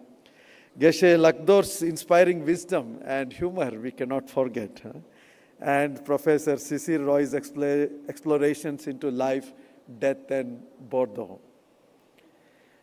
Panel third discussion began with Kempo Dr. Nawang Jordan's moving reminder that we are truly fortunate to live in the time of His Holiness in this present era. And Venerable Karmatashi Chordon's emphasized the importance of preserving the Tibetan Buddhist tradition. And Venerable Nicholas Freeland, just I mentioned, reminded us that Tibetan Buddhism remains rooted in India, where it continues to flourish. And our panelist, Madam Kate Sounder, highlighted the current state of affairs in Tibet and called for the preservation of this rich heritage. And then came thanks to our dynamic cultural team of Nikhil, bringing rich Indian culture live, including the Guru Vandana. Our valedictory session was made specially moving by Mr. Cloud Arpit, very nice, who shared his personal experiences very freely and beautifully, highlighted the enduring power of ahimsa, and very nicely put the number of followers of Lord Buddha for 2,600 years till now. It was really very nice comparison with present-day followers with Facebook. We are very grateful to you, Mr. Cloud. And we are deeply honored to have the most respected Vasaka Duve Mahinda Vangsa Mahathera, who graced the occasion by presenting the mementos, adding a profound spiritual present to our closing ceremony, Bante. Our deep thanks go to the Tibet House for bringing this beautiful exhibition, as you see here inside and outside. The panels and the photos which have created the ambience of beautiful gallery in this Ashoka Hotel. Our special thanks now to our own IBC. I must remember and thank our Rinpoche, Choden Sharse Rinpoche ji, our Secretary General, who has worked very hard, and our Secretary General, our Director General, Abhijit Haldarji, who is very quiet, who is very behind the screen, we can say, but he has worked day and night for all of us to make this conference really, really a great success. So deep, deep thanks to Abhijit Haldarji.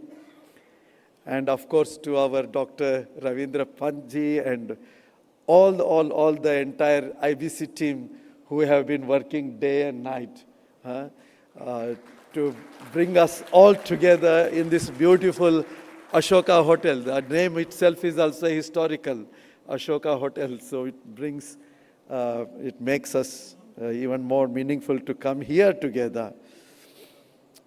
And our big thanks also go to, of course, to so many abbots I see here, so many chief monks, chief nuns, Dhamma teachers, luminaries, and practitioners from India and abroad. You all have traveled long ways to come over to Delhi and to spend this whole time here, 2 days, 3 days, 4 days. It is not a simple thing. And that has made this program even more very valuable and graceful. And of course, our thanks to all the participants and all the questioners for valuable questions that you made the program more interactive and participated. And thanks to all the organizers, volunteers, media and support staff who who made our stay and gathering smooth and welcoming, including this Ashoka Hotel. May this celebration of His Holiness the 14th Dalai Lama's gracious 90 years, filled with spiritual wisdom and global reverence, bring peace, harmony, and happiness to all. Namo Buddhaya. I hope I have not forgotten anybody, but if I have forgotten, from our heart, from the team of IBC, we really, really deeply thank one and all. Thank you so much.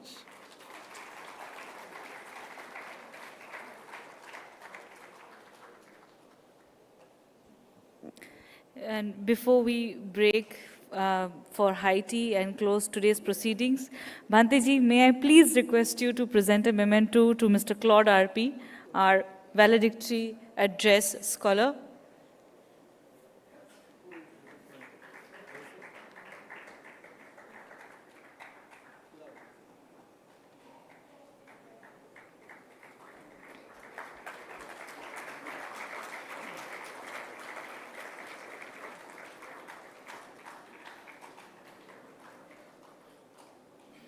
Thank you everyone for joining us. Please join us for high tea on the other section.